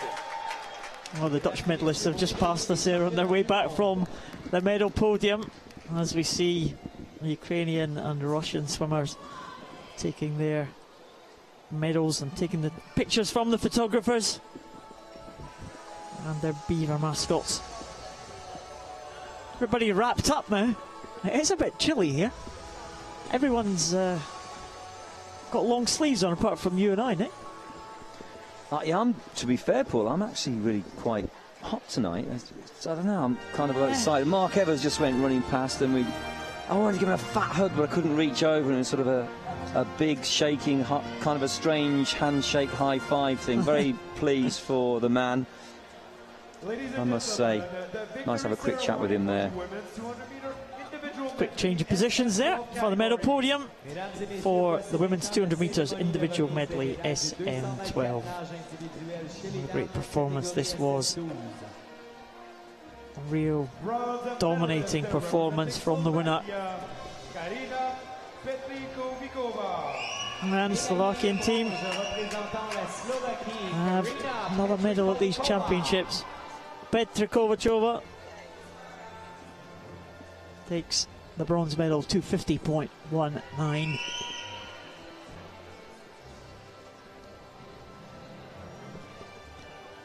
Slovakians have had a proud record over the past few years. They've won the odd medal in Paralympic and World Sport in swimming. And Petra Kovachova adds another country to the list of medalists. Carla Casals on the medal podium again. We saw her take the bronze medal in the butterfly earlier in the week. She was delighted with that one. She looks even more delighted with this one. But what a great performance from Daria Stukalova. Not too far away from the world record held by her countrymate Oksana Savchenko. We thought Savchenko, who dominated this class in London. The loss of Savchenko not at these championships. may well open the door to some other swimmers, and it certainly opened the door to her countrymate, because Stukalova is winning gold medals all over the place. She could well be the most successful swimmer of the championship so far from the Russian Federation.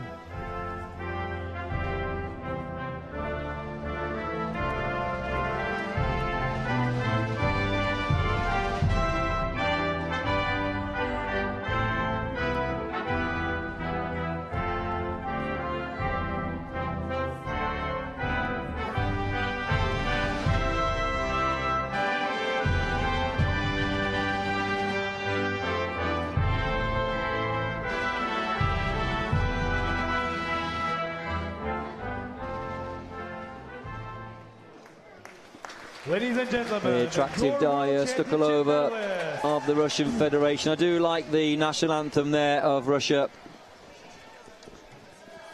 Makes one reflect and think quite deeply. Yeah,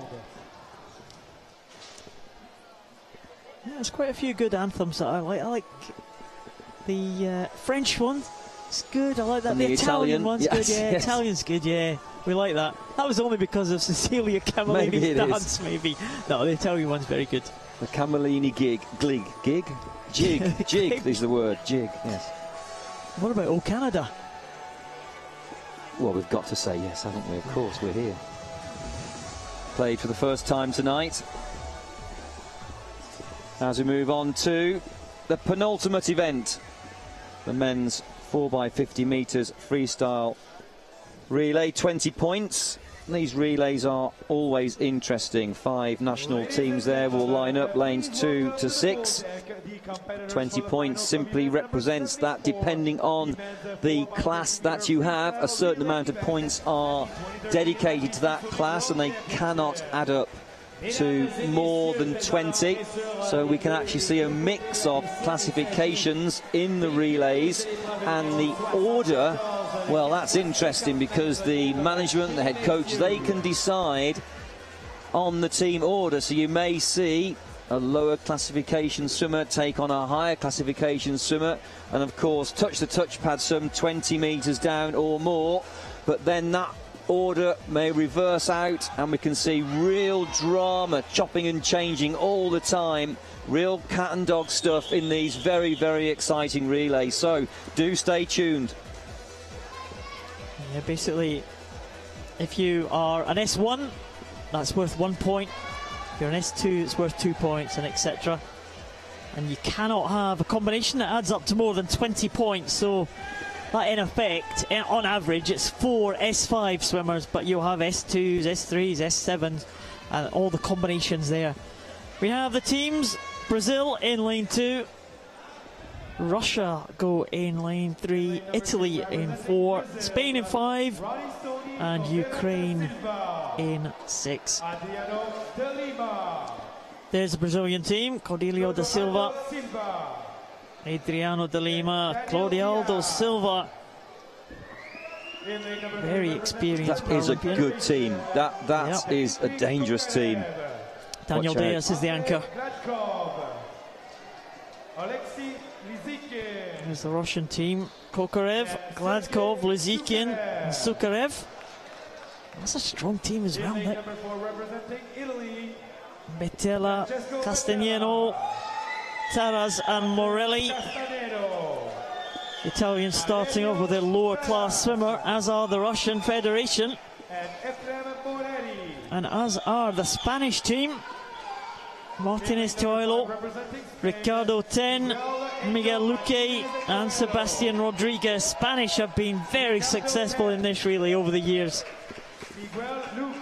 Not sure if they can challenge for this one, but it's a strong team from the Spanish. And the final team, as you would expect, a very strong team from the Ukrainians: Semenenko, Mustafayev, Vinoradets and Boadaiko on the anchor leg in the back there. Again, that's a dangerous team. I do like the look of that team. If there's anyone you want on the anchor leg, it's Boadaiko. He is going to pull it out. We saw him get the bronze medal in the 50 freestyle earlier.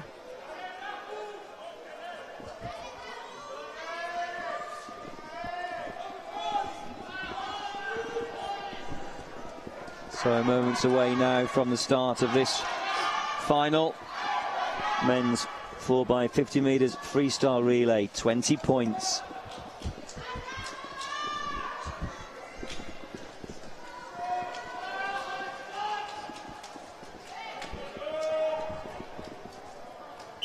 Whistle goes. They can now take to their blocks or take to the waters. It's their choice.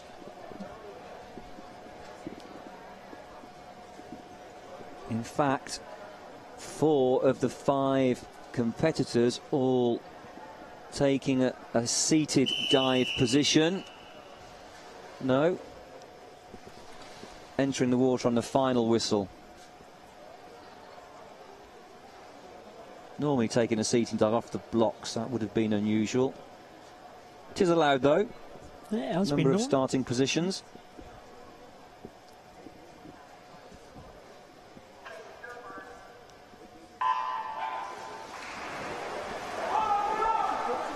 Well, very fast away. Lane number 2. Cordeiro of Brazil. But up in lane number 7. Number 6, I should say. Semenenko of the Ukraine. Blasting his way up this first 50 metres. Very fast kicking rate there. Undulating kicking technique. And usually breathing to his left-hand side. That's a good takeover. That's a good reaction time there for the Ukrainians. That's a very strong leg there. Mustafayev, we saw him win the 50 in the S4 class earlier this week. And he's an S4 swimmer. But he doesn't look like he's going to be caught. Ricardo 10, the S5 swimmer for Spain, may catch him. And also Adriano de Lima, the S6 swimmer from Brazil, bringing them back into contention. But it's going to be Ukraine with Mustafayev. Now he will hand over to the swimmer in the S3 class, Vino Radets, the very successful S3 swimmer. But the Brazilians are on their tail. They have Clodoaldo Silva and they have Daniel Diaz on the last leg. I think the Brazilians are going to be favourite for this one. Well, De Lima did a very strong leg down the second leg. Silva now is really giving it his all. 1:31.76 was the halfway split, but Silva now in lane number 2, really powering his way up this third 50. Brazil looking good.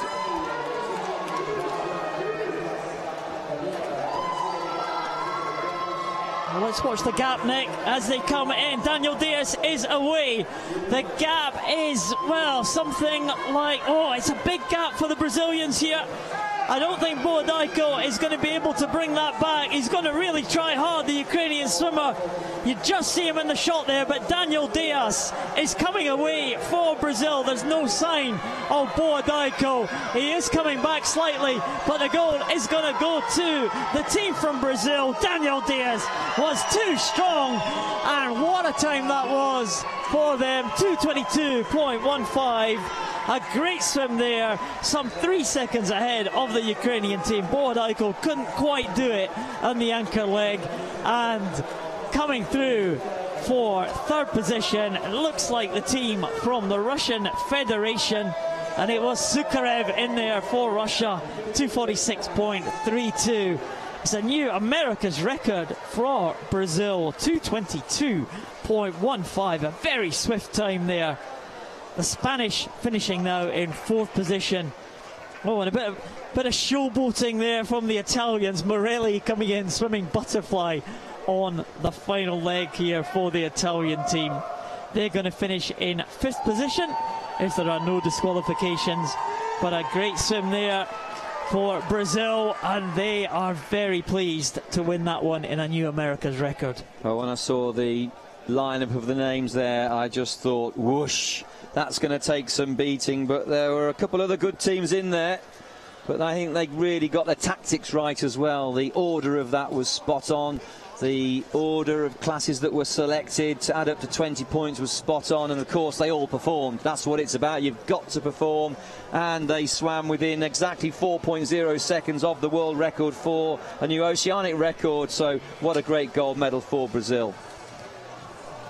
Yeah, Bodaiko was probably the fastest swimmer on the anchor leg of any of the teams, but he just had too much to come back. And Daniel Diaz, if you've got someone like Daniel Diaz on that final leg, then you know you've got someone you can trust there. And about 5 metres in it at the end of the day. Daniel Diaz taking that gold medal for Brazil. I'm not sure if we've got a final confirmed result. There's always a nervous time when there's a little bit of a delay between the result coming through, because it generally means the officials are looking into changeovers and possible disqualifications. As we say that on our screen, oh my goodness, Brazil have been disqualified. Unbelievable. That, just as we were saying it there, and the team from Brazil have been DQ'd. Well, that's very, very disappointing. When the delay became a delay on top of a delay, I was looking to my left and saw a number of national teams had sat on the pool deck and exited the water before the last swimmer had actually come in for the respective national teams. And we'd have to double check on the ruling, but it's been known in the past you're not allowed to exit the waters, so it could be something to do with that, or possibly a false start, leaving the starting block before a swimmer has actually touched the wall. Let's have a look right here. That's the final leg. Let's have a look. It's Diaz on the starting block. Ooh, is he? No, oh, that's clean. That's okay, that's I think. Clean. That's the final changeover. So that one's probably okay. Well, we have the official result on our monitor here, and the gold will go to Ukraine. The national teams, Russia, of course, have up to 30 minutes to officially lodge a complaint, an appeal, I should say, rather than a complaint, an official appeal, to see then what might this could well be the the case. One. So lane 2 once again. Changeover. Let's have a look at this one. Oh, has he got it? That's clean. That's okay. an easy. In fact, that's slightly late, if anything. So no problem there for Brazil. So what went wrong? What did happen? There was only one other relay takeover that happened. We may be able to bring that to you. The dive start was good. We've seen 2 takeovers. They were more than good. What went wrong? Maybe nothing. And if nothing went wrong, there for sure will be an official appeal. First changeover coming up now, Nick. Hopefully we're going to get the pictures from that. We might not be able to bring it. Here we go. This could be the one. Ooh. No, that's clean as well. That so long as you have, and if we can just bring to those back home, you can be moving on the block in a relay start, in a takeover situation. If you're the first lead swimmer in a relay or any other swimmer in an individual event, there is to be no movement on the starting blocks. If you're a takeover swimmer in a relay, you can be moving, and you can be at full flight, but you have to have contact with the starting block. So even if your big toe is still touching that and in contact with the starting block, and that oncoming swimmer makes a fingernail contact with the electronic timing system, as soon as that finger is on the wall and there's contact with the big toe on the starting block, well, that is a perfect takeover. So we just couldn't see anything wrong there, and it's a freestyle relay, so you can do any stroke you want in the freestyle relay. So it's highly unlikely there will be a technical issue with a stroke technique. So I can fully understand and accept that there is for sure going to be an appeal against that disqualification. Oh, hang on a minute. There is something come back now on our screen. The time for Brazil has reappeared, and the result has been ranked on the scoreboard. Brazil have taken the title, 222.15. Well, Brazil have got it, and there is the official result. An America's record. Brazil take the gold, Ukraine the silver, and the Russian Federation the bronze. Reinstated, and absolutely rightly so. The right call, and we must thank the judges for recognising there that nothing was wrong. Brazil are the world champions. Ladies and gentlemen, please welcome to the pool deck the competitors for the... Got one final relay to come. It's the women's 4x50 freestyle 20-point relay. Teams are just coming out to their starting positions. 5 teams again taking the start here.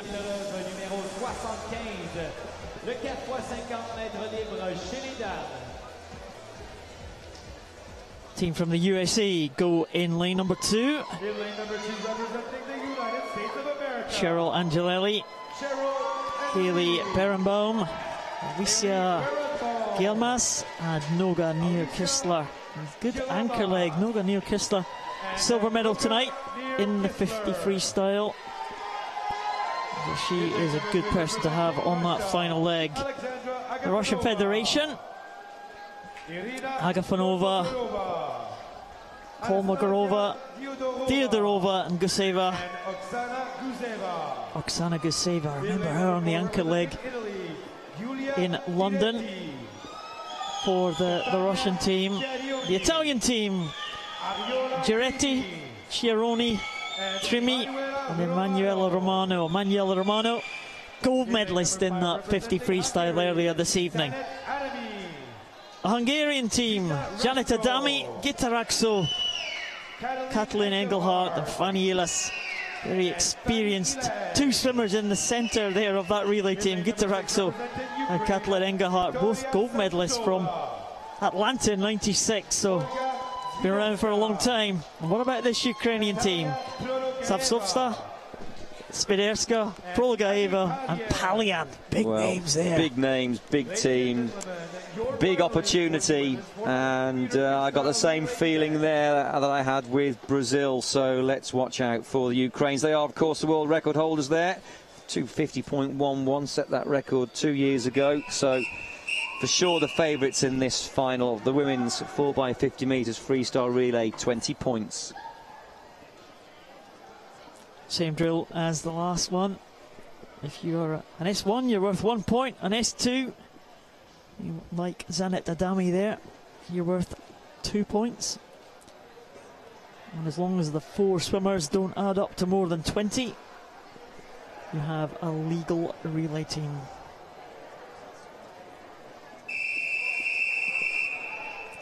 So we have 2 swimmers there. In fact, Prolgaeva, also a gold medalist from this evening in the S4 class. So the lead-off legs, Cheryl Angelelli, Alexandra Agafonova, Gila Giretti, Janet Adami, and Victoria Savtovska. And Savtovska from Ukraine, swimmer in the S5 class, I think has the best start. Looking very good. Some 8 metres clear, but let's not forget the same sort of tactics can apply here as they did for the men, where the lead can change quite dramatically on each and every length. It just depends where you put the individual classification swimmers. And taken over in lane number 6, Palian now into the second 50. 36.69 was a split time for the Ukraine national team. Second place, the Russian Federation. She hands over to Agafonova. Third is Italy. Guretti is on her way down the second leg, but clear into the lead. The national team of the Ukraine, and really making a huge difference.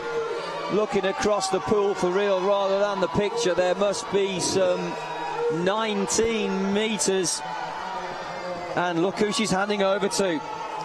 Prolgaeva immediately into her stroke there. And she's got a massive, massive lead over the rest of the field. Second place looks like it's the team from Italy. And in third place, the team from the USA. Now they've got strong finish too, the USA team. And the others are struggling to get back on terms. But the Italians and the Americans are all chasing the Ukrainians. This could well be a world record swim here from the Ukrainian team. I'm just wondering who they're going to have on the final leg here. The scoreboard doesn't quite match our papers that we have here. Well, they only have to come home in team. 47 seconds, Paul. 47 seconds, that's all they need to cover this one length. The national team of the Ukraine really making it their own. Let's keep our eye on the clock. It's 2 minutes 50.11 seconds. They're on 2:29 and the clock is ticking. Well, they're the takeovers for the minor medals, but here's the finish. Look at this time. Oh my word. Oh, 2:37.16. Massive world record. Let's get back to the racing for the other medals, though. It's very close there. The Italians may be coming through for the silver medal with Romano, and a great battle for bronze between Guseva from Russia and Neil Kessler from America. It looks like Guseva is going to get in there, but she's not going to catch Emanuela Romano from Italy. Italy are going to be in for the silver medal. And Guseva, is she going to hold on to the bronze medal position? She does. Guseva will take the bronze for the Russian team, and the Americans just in fourth position, just 0.4 of a second behind the team from the Russian Federation. And the Hungarian team will be the final team to finish in fifth position. But what a swim there from the Ukrainian team. Well, we thought they would be the favourites. It was Annie Palian on that final leg there. The scoreboard wasn't quite right what it said, but they did match what we have on our papers here. And it's definitely Annie Palian who did that final leg for the Ukrainians to bring them back in a world record time, sensational world record time of 2:37.16, almost 13 seconds off the previous world record mark. And a great performance for Italy, some 40 seconds faster than they were on paper, stopping the clock in 3:08.71 for a tremendous silver medal. So great individual performances there from the national team of Italy. There's Swiderska going away for the second leg from the Ukrainian team. She handed over to Prologaeva. All individual medalists in their own right. And that's a pretty safe changeover. They've got a bit more time there, haven't they, Nick? They can improve on that time. Look at that. Oh, very safe changeover. They didn't have to be quick, but lost half a second there. Yeah. But the whole team won the gold medal. But Prologaeva, she just flew down that length. She's absolutely... I'm lost for words in terms of the great form that she's in. But it's a team effort. But the world record was always on, and what a leg she did. Palian did a great fast final leg for the Ukrainian team. It's a good finish, wasn't it? Swiderska there in the lane next to her. Big broad smile over both their faces, and it is gold to Ukraine. A very delighted team from the Russian Federation to get in for the bronze medal ahead of the Americans. And the Italians, well, the gold medalist from earlier this evening in the S6 class, Romano, anchored the Italians to that silver medal. What a fight for the bronze. We just saw it almost there. The Russian Federation take the bronze ahead of USA, Italy the silver, and Ukraine take the gold in a world record time. The medals and gifts will be presented by... So now the men's 100 metres butterfly, S13. They'll take the medals there by the IPC swimming manager on the left-hand side, Agnes Schilak. What a fantastic job she is doing here to make this championship such a successful championship. And it's not just here, of course. Dedicates all her life to making sure Paralympic sport. Paralympic swimming is as good as it can be. Works relentlessly and tirelessly. So Timothy Antalfi there, the bronze medalist from Australia, taking the bronze in 56.52. Just behind this man, Roman Dubovoy, 56.36. It was tight. 16 100ths of a second. Well, that's what you train for, those small margins of victory. Roman Dubovoy, he had a slightly bigger margin.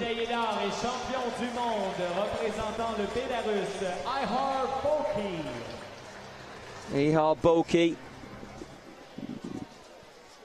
from Belarus, a new European record, 54.99. A proud man, and now the national anthem of Belarus.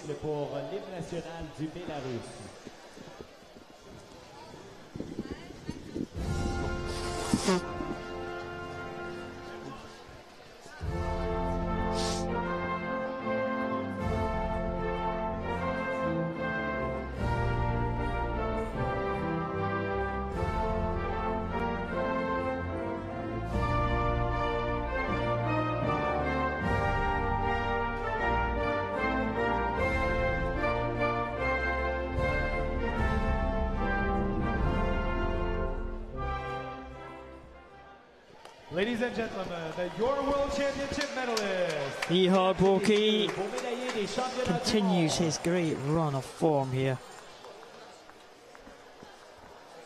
It's his second gold medal. The championships. He's got more events to come. Roman Dubovoy, very pleased for silver medal position. Timothy Antalfi on the medal podium again. The world record holder set that record back in the Australian trials in 2012. 54.92. He's still the world record holder. But the home crowds have waited for this one. Ladies and gentlemen, the victory ceremony for the women's medal ceremony S13 category. For the women's 100 meters butterfly S13. Bronze medalist representing Australia, Tegan Van Roosmalen. The bronze medalist from Australia. Her third bronze medal of these championships. Tegan Van Roosmalen from Australia. In a time of 1:11.33.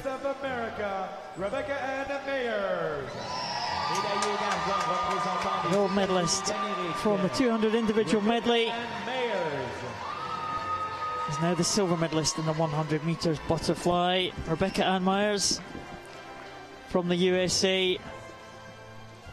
But this is the one the home crowd has been waiting for. The first gold medal of the championships. To the home nation of Canada, Valerie Grandmaison is the world champion in 100 meters butterfly. She takes the gold medal in a time of 1:06.73. Waves to the fans that have stayed on for this special moment for the host nation, their first gold medal of the championships.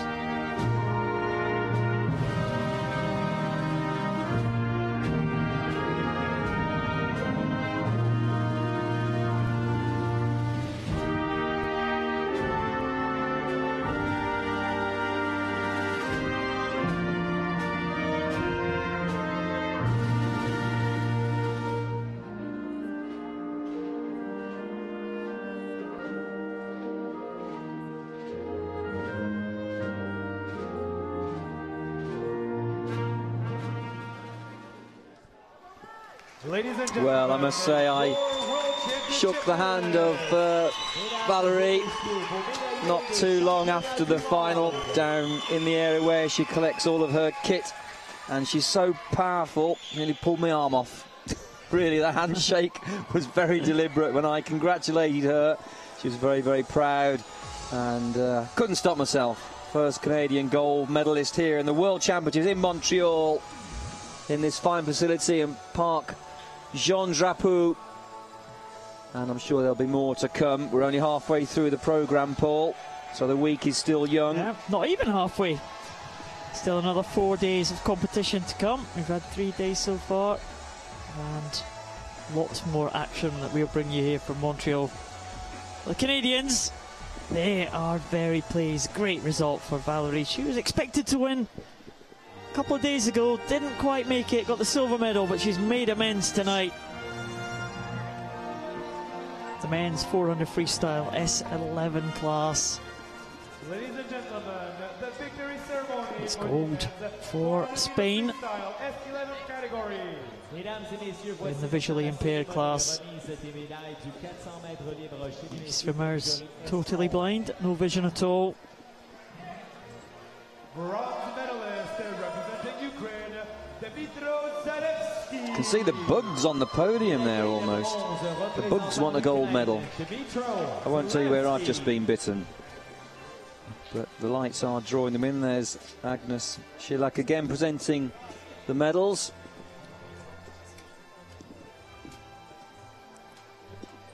Zalewski from Ukraine takes his bronze medal. Silver medalist. It looked like a silver there to me. It was so shiny with the lights bouncing off the medal. Sousa, Mathias Sousa from Brazil, the silver medalist, much to the delight of the team there.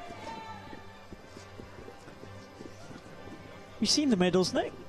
I haven't actually, Paul, but I'm not up close anyway. Well, not close enough. I haven't held one, and I always like to come to these major championships and just have it in the palm of your hand. It's a real solid thing, and they're big medals these years. This year at the World Championships, and of course the gold one, the shiniest one, top of the tree, Israel Oliver of Spain. 4:48.17. Spanish national team really having a great championship. I think they've got 19 individuals here, so one of the largest national teams competing in Montreal.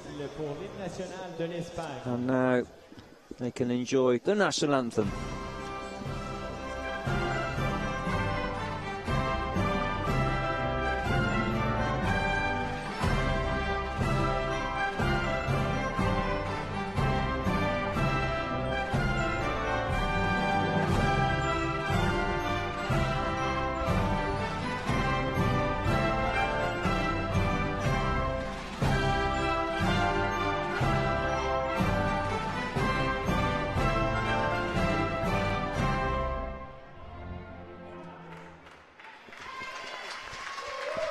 Ladies and gentlemen, your World Championship medalist. Israel Oliver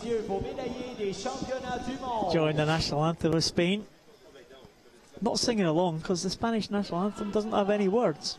It's my pub quiz knowledge there. Is that a fact? That is a fact. You are Paul Encyclopedia Noble. Have you ever seen a Spanish swimmer sing along to the national anthem? No, I suppose I haven't. See? Well, I said that was your name last night, and you've confirmed it again. See what you come up with tomorrow. Do tune in. Yeah. Do join us. I had a look at Ollie Hind and Sam Hind's medals earlier on. There are quite heavy duty medals. Got a little bit of braille on them for the visually impaired swimmers. So these swimmers here in the S11 class, for example, will be able to read the braille on the medals to find out what the inscription is. But yeah, they're very heavy. Worthy of a World Championship medal, definitely. So what's your favourite medal, Paul, from all the championship events and the years you competed? Well, probably the Barcelona one, I think. That was a nice one, nice round medals, very heavy. It was good.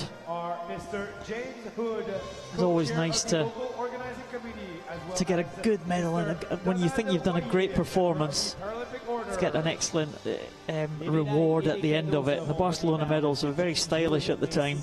They looked excellent.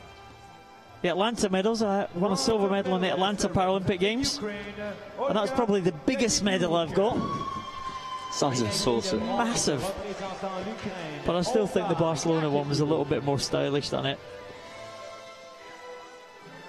Yakibuk from Ukraine takes the bronze medal. Also, my final international medal, Nick, was in Sydney Paralympics. That's probably the most valuable one in terms of value of a medal. It had a certificate of authenticity with it to say what precious metals it contained. It's from the Australian Mint. Mary Fisher getting the silver medal. She's got a collection now. And maybe if she'd started to sprint for the end a little bit earlier, she may have caught Daniela Schulte, who went away in a very big lead, almost 10 seconds at one stage in this event.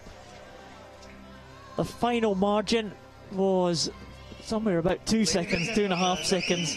Mary Fisher really pulled up, but it wasn't enough to catch Daniela Schulte from Germany, who is the world champion.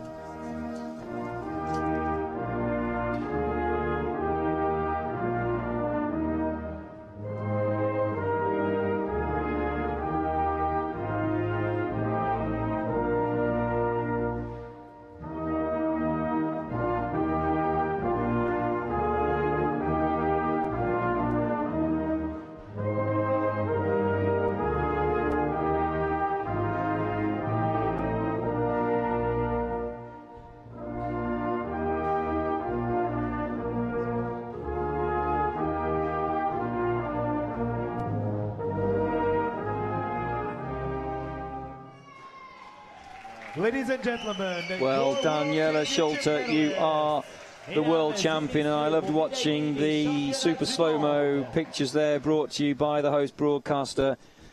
She's the world champion quite simply because she is the best technician. Quite a remarkable body position and body line horizontal to the water surface. Her breathing pattern is absolutely second to none. Take note, it's technique that gets you there. Yes, she works hard.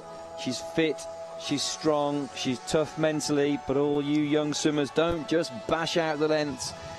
Don't just be determined to win and force a performance. Think about it. Work your technique. Don't bash out garbage yardage. Think about what you do. Do it properly. Execute great technique. Let that become habit. And then you don't have to think about it. You dive into a World Championship final. It happens automatically. You want the autonomy and you want to be in your own environment. The water's around you. It absorbs you and your performance just happens. And you can stop the clock and look up and gold medals can come your way. Believe it and you can make it happen. Work for it and it can certainly happen.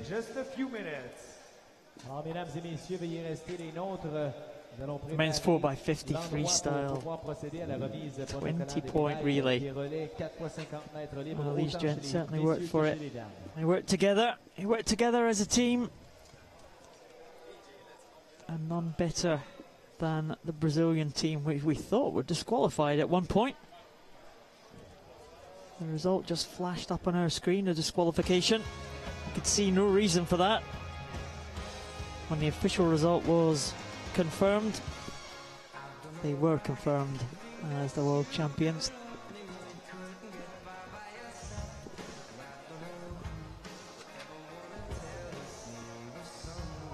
The Italians waiting patiently for these medal ceremonies. Can't really see the flags coming on just yet, Nick. We're running a little over schedule tonight. The last race was scheduled to take place at 20:29 local time here in Montreal. 8:29 at night. I wonder if probably 20 minutes behind, and I wonder if we are just waiting for that half an hour gap between the races in case there is a protest. It could well be the case, Paul. Yeah, because other teams may well be protesting. to bring back the disqualification. Well, we have, now that's a point. Yeah, we have half an hour window for teams to protest. So, you know, you can't present the medals before that half an hour's up, I guess. So, could well have something to do with that. Just this minor delay. Not sure if we can see a finishing time on the information screens that we have, but it's going to be around about half an hour from now. In fact, right on cue. Here we go. Moving to the presentation of the men's 4x50 freestyle 20-point relay. Ladies and gentlemen, the victory ceremony for the men's 4x50 meter freestyle relay event. Mesdames et messieurs, voici maintenant la cérémonie de remise des médailles du 4x50 mètres libre chez les messieurs.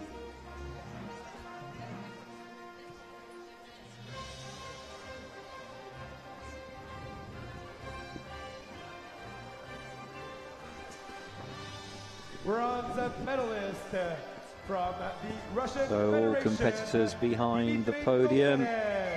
Kokorev there. Russian Federation. What a strength he is to the team. Dmitry Kokorev taking his medal first up.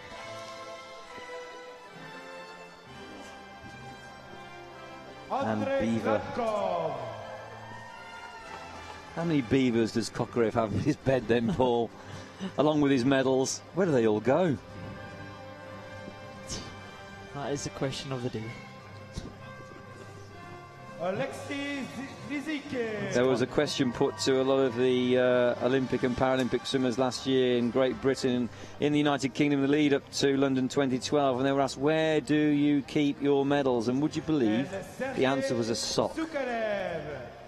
Yes, so there's the answer to a pub trivia question, Paul. Is that the most popular place? Was that a sock? Oh, okay. How about you, Nick? A sock. Your Olympic medals? Ironically, yeah. They do come in nice presentation boxes, and you give them the box after the awards ceremony. But if you travel a lot and people want to see them, the safest place so it doesn't get bashed around and dinked and dented and scratched is actually in a sock. So I keep my Olympic medals in my Olympic socks, believe it or not. Right. Anyway, back to the podium. Ex-Gander Mustafayev. Semenenko holding his beaver under his chin. And the Ukrainian team of Semenenko, Mustafayev, Vinohradets and Bodaiko. Well, a very strong team, 225.41. They were not strong enough to take the gold medal from the Brazilian team. And they look strong on paper, so did the Brazilians. I wonder if any of those two teams can challenge the world record held by China.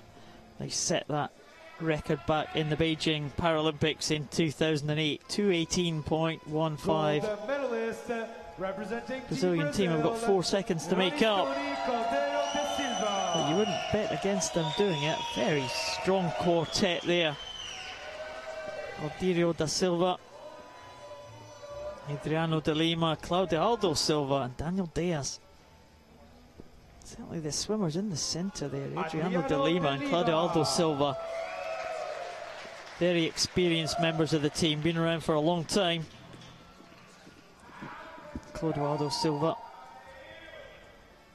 up next, and of course the anchor man Daniel Diaz. Diaz there nearest to us.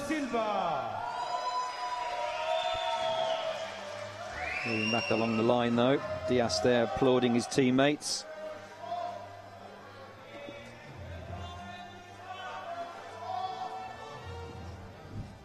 And Daniel Diaz. How strong are they going to be come the Rio Paralympics?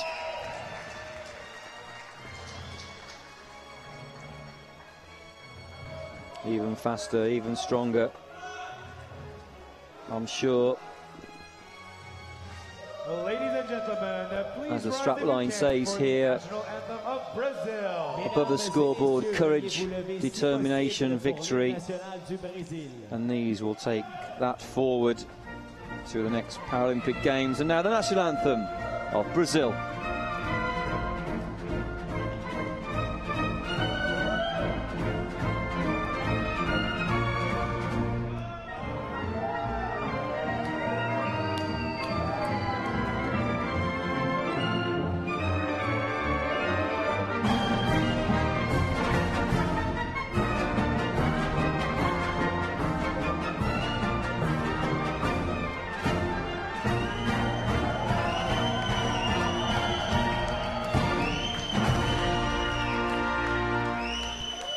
Oh yes, we enjoyed that. What a happy team, what a happy camp, what happy friends right there. Brazil, Ukraine, Russian Federation.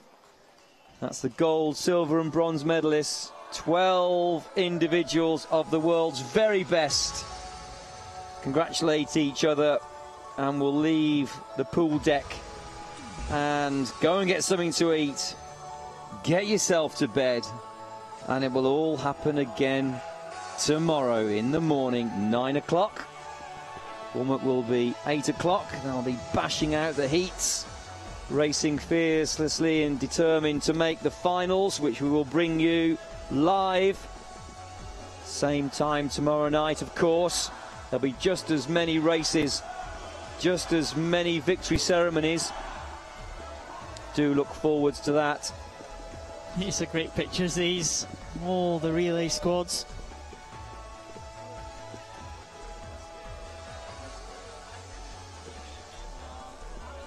One more presentation to come for the women's 4x50 freestyle relay.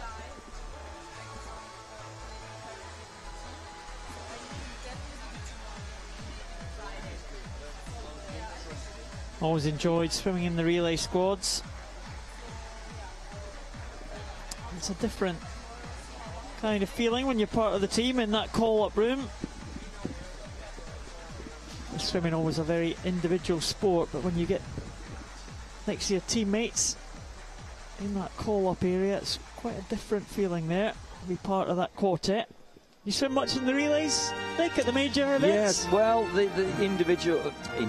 I swam the individual medley, and my specialism was, of course, breaststroke. So often called into the medley relay. So the third leg in the relay, I often swam. I swam it at the Olympic Games and the Commonwealth Games and European Championships. So I did like the relays, I must say. It was a shared pressure, so intense when you're there as an individual and it's just you and it's the water, and you've just got to make it happen for yourself. But as a team, it's a shared pressure, and you're a little more relaxed, and often swimmers can swim faster in relays because of that. You know, you mustn't never force a performance. And so I did love the relays. You can see the joy in the faces here of all the individuals. You know, once again, 12 behind the podium. They're so close, and you'll take that emotion and that friendship forwards throughout your life. Yeah, you'll always remember your relay teammates. Quite pleased that the Russians were able to get on the podium this time.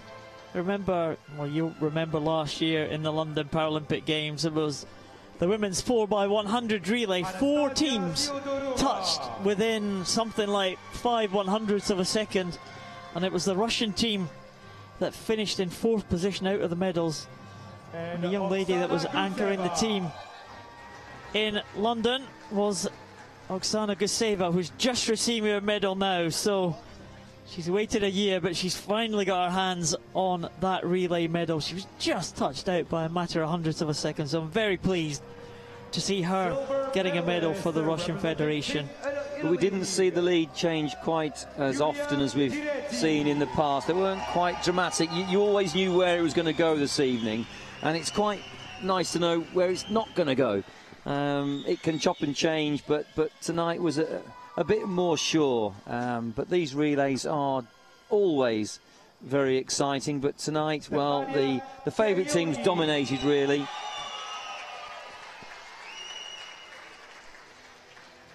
Yeah, the silver medal to Italy, who swam 40 seconds faster than they were on paper. What a team result. Can't undermine that. It's got to be a victory in itself. 40 seconds, that's 10 seconds per person down each length. Well, the Italians got a good little squad going there. We haven't seen them put relay teams in the past. You know, the points totals sometimes restrict people. You need a combination of the classes. You need 4 people just to click into the right class combination, the right numbers to make it add up to a decent relay team. And the Italians have got that formula, definitely. And so have this team from Ukraine. They've got lots to choose from their 20-point relay team. Look at the times there on the scoreboard. Look at the margin of victory for the team from Ukraine. 237.16. Huge world record. Yeah, unbelievable. Absolutely unbelievable. And that's really what you have to be a world champion. They're big names, it's a big team, it's a big championship, and you've got to deliver big results with big ability. All the bigs are in there. It's a big hitting team, this one from Ukraine. Oh, there was no way they were going to be beaten, really. They could only lose it for themselves, but we saw very sure of the changeovers there, very safe changeovers, and that's why we think they're probably going to have to. They've got a little bit more in them. They could improve that world record. 237.16. The team from Ukraine take the gold medal.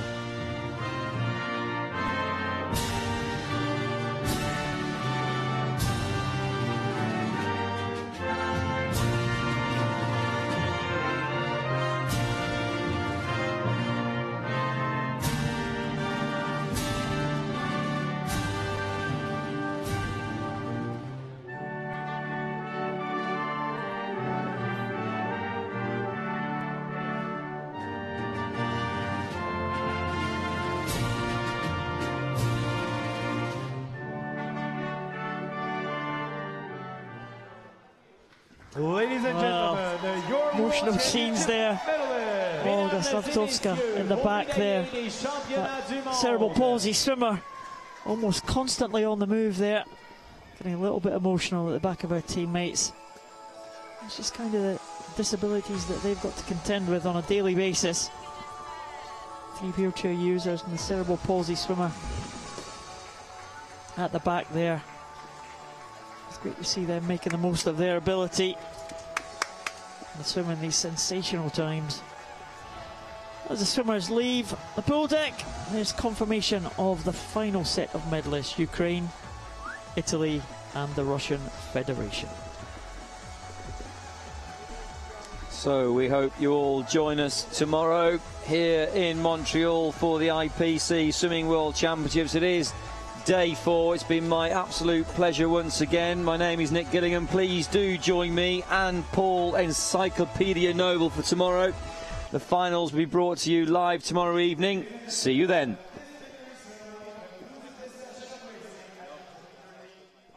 Thank you. Cheers. Thank you. The aquatic complex at Parc Jean Drapeau. We thank you for joining us and hope to see you at the next session, which starts at 9 a.m. tomorrow morning. Mesdames et messieurs, cette cérémonie de remise des médailles conclut cette session de finale au championnat du monde IPC 2013.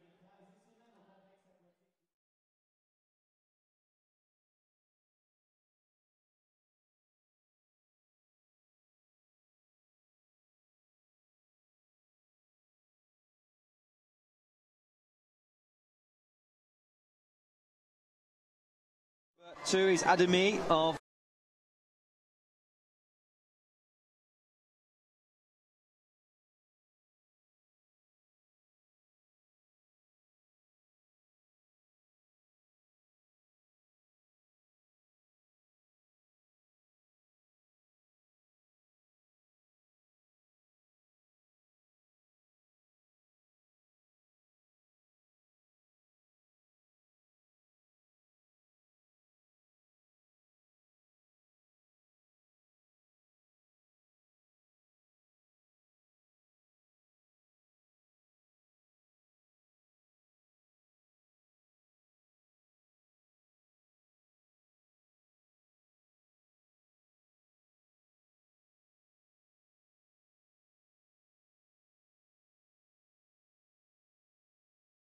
of Hungary.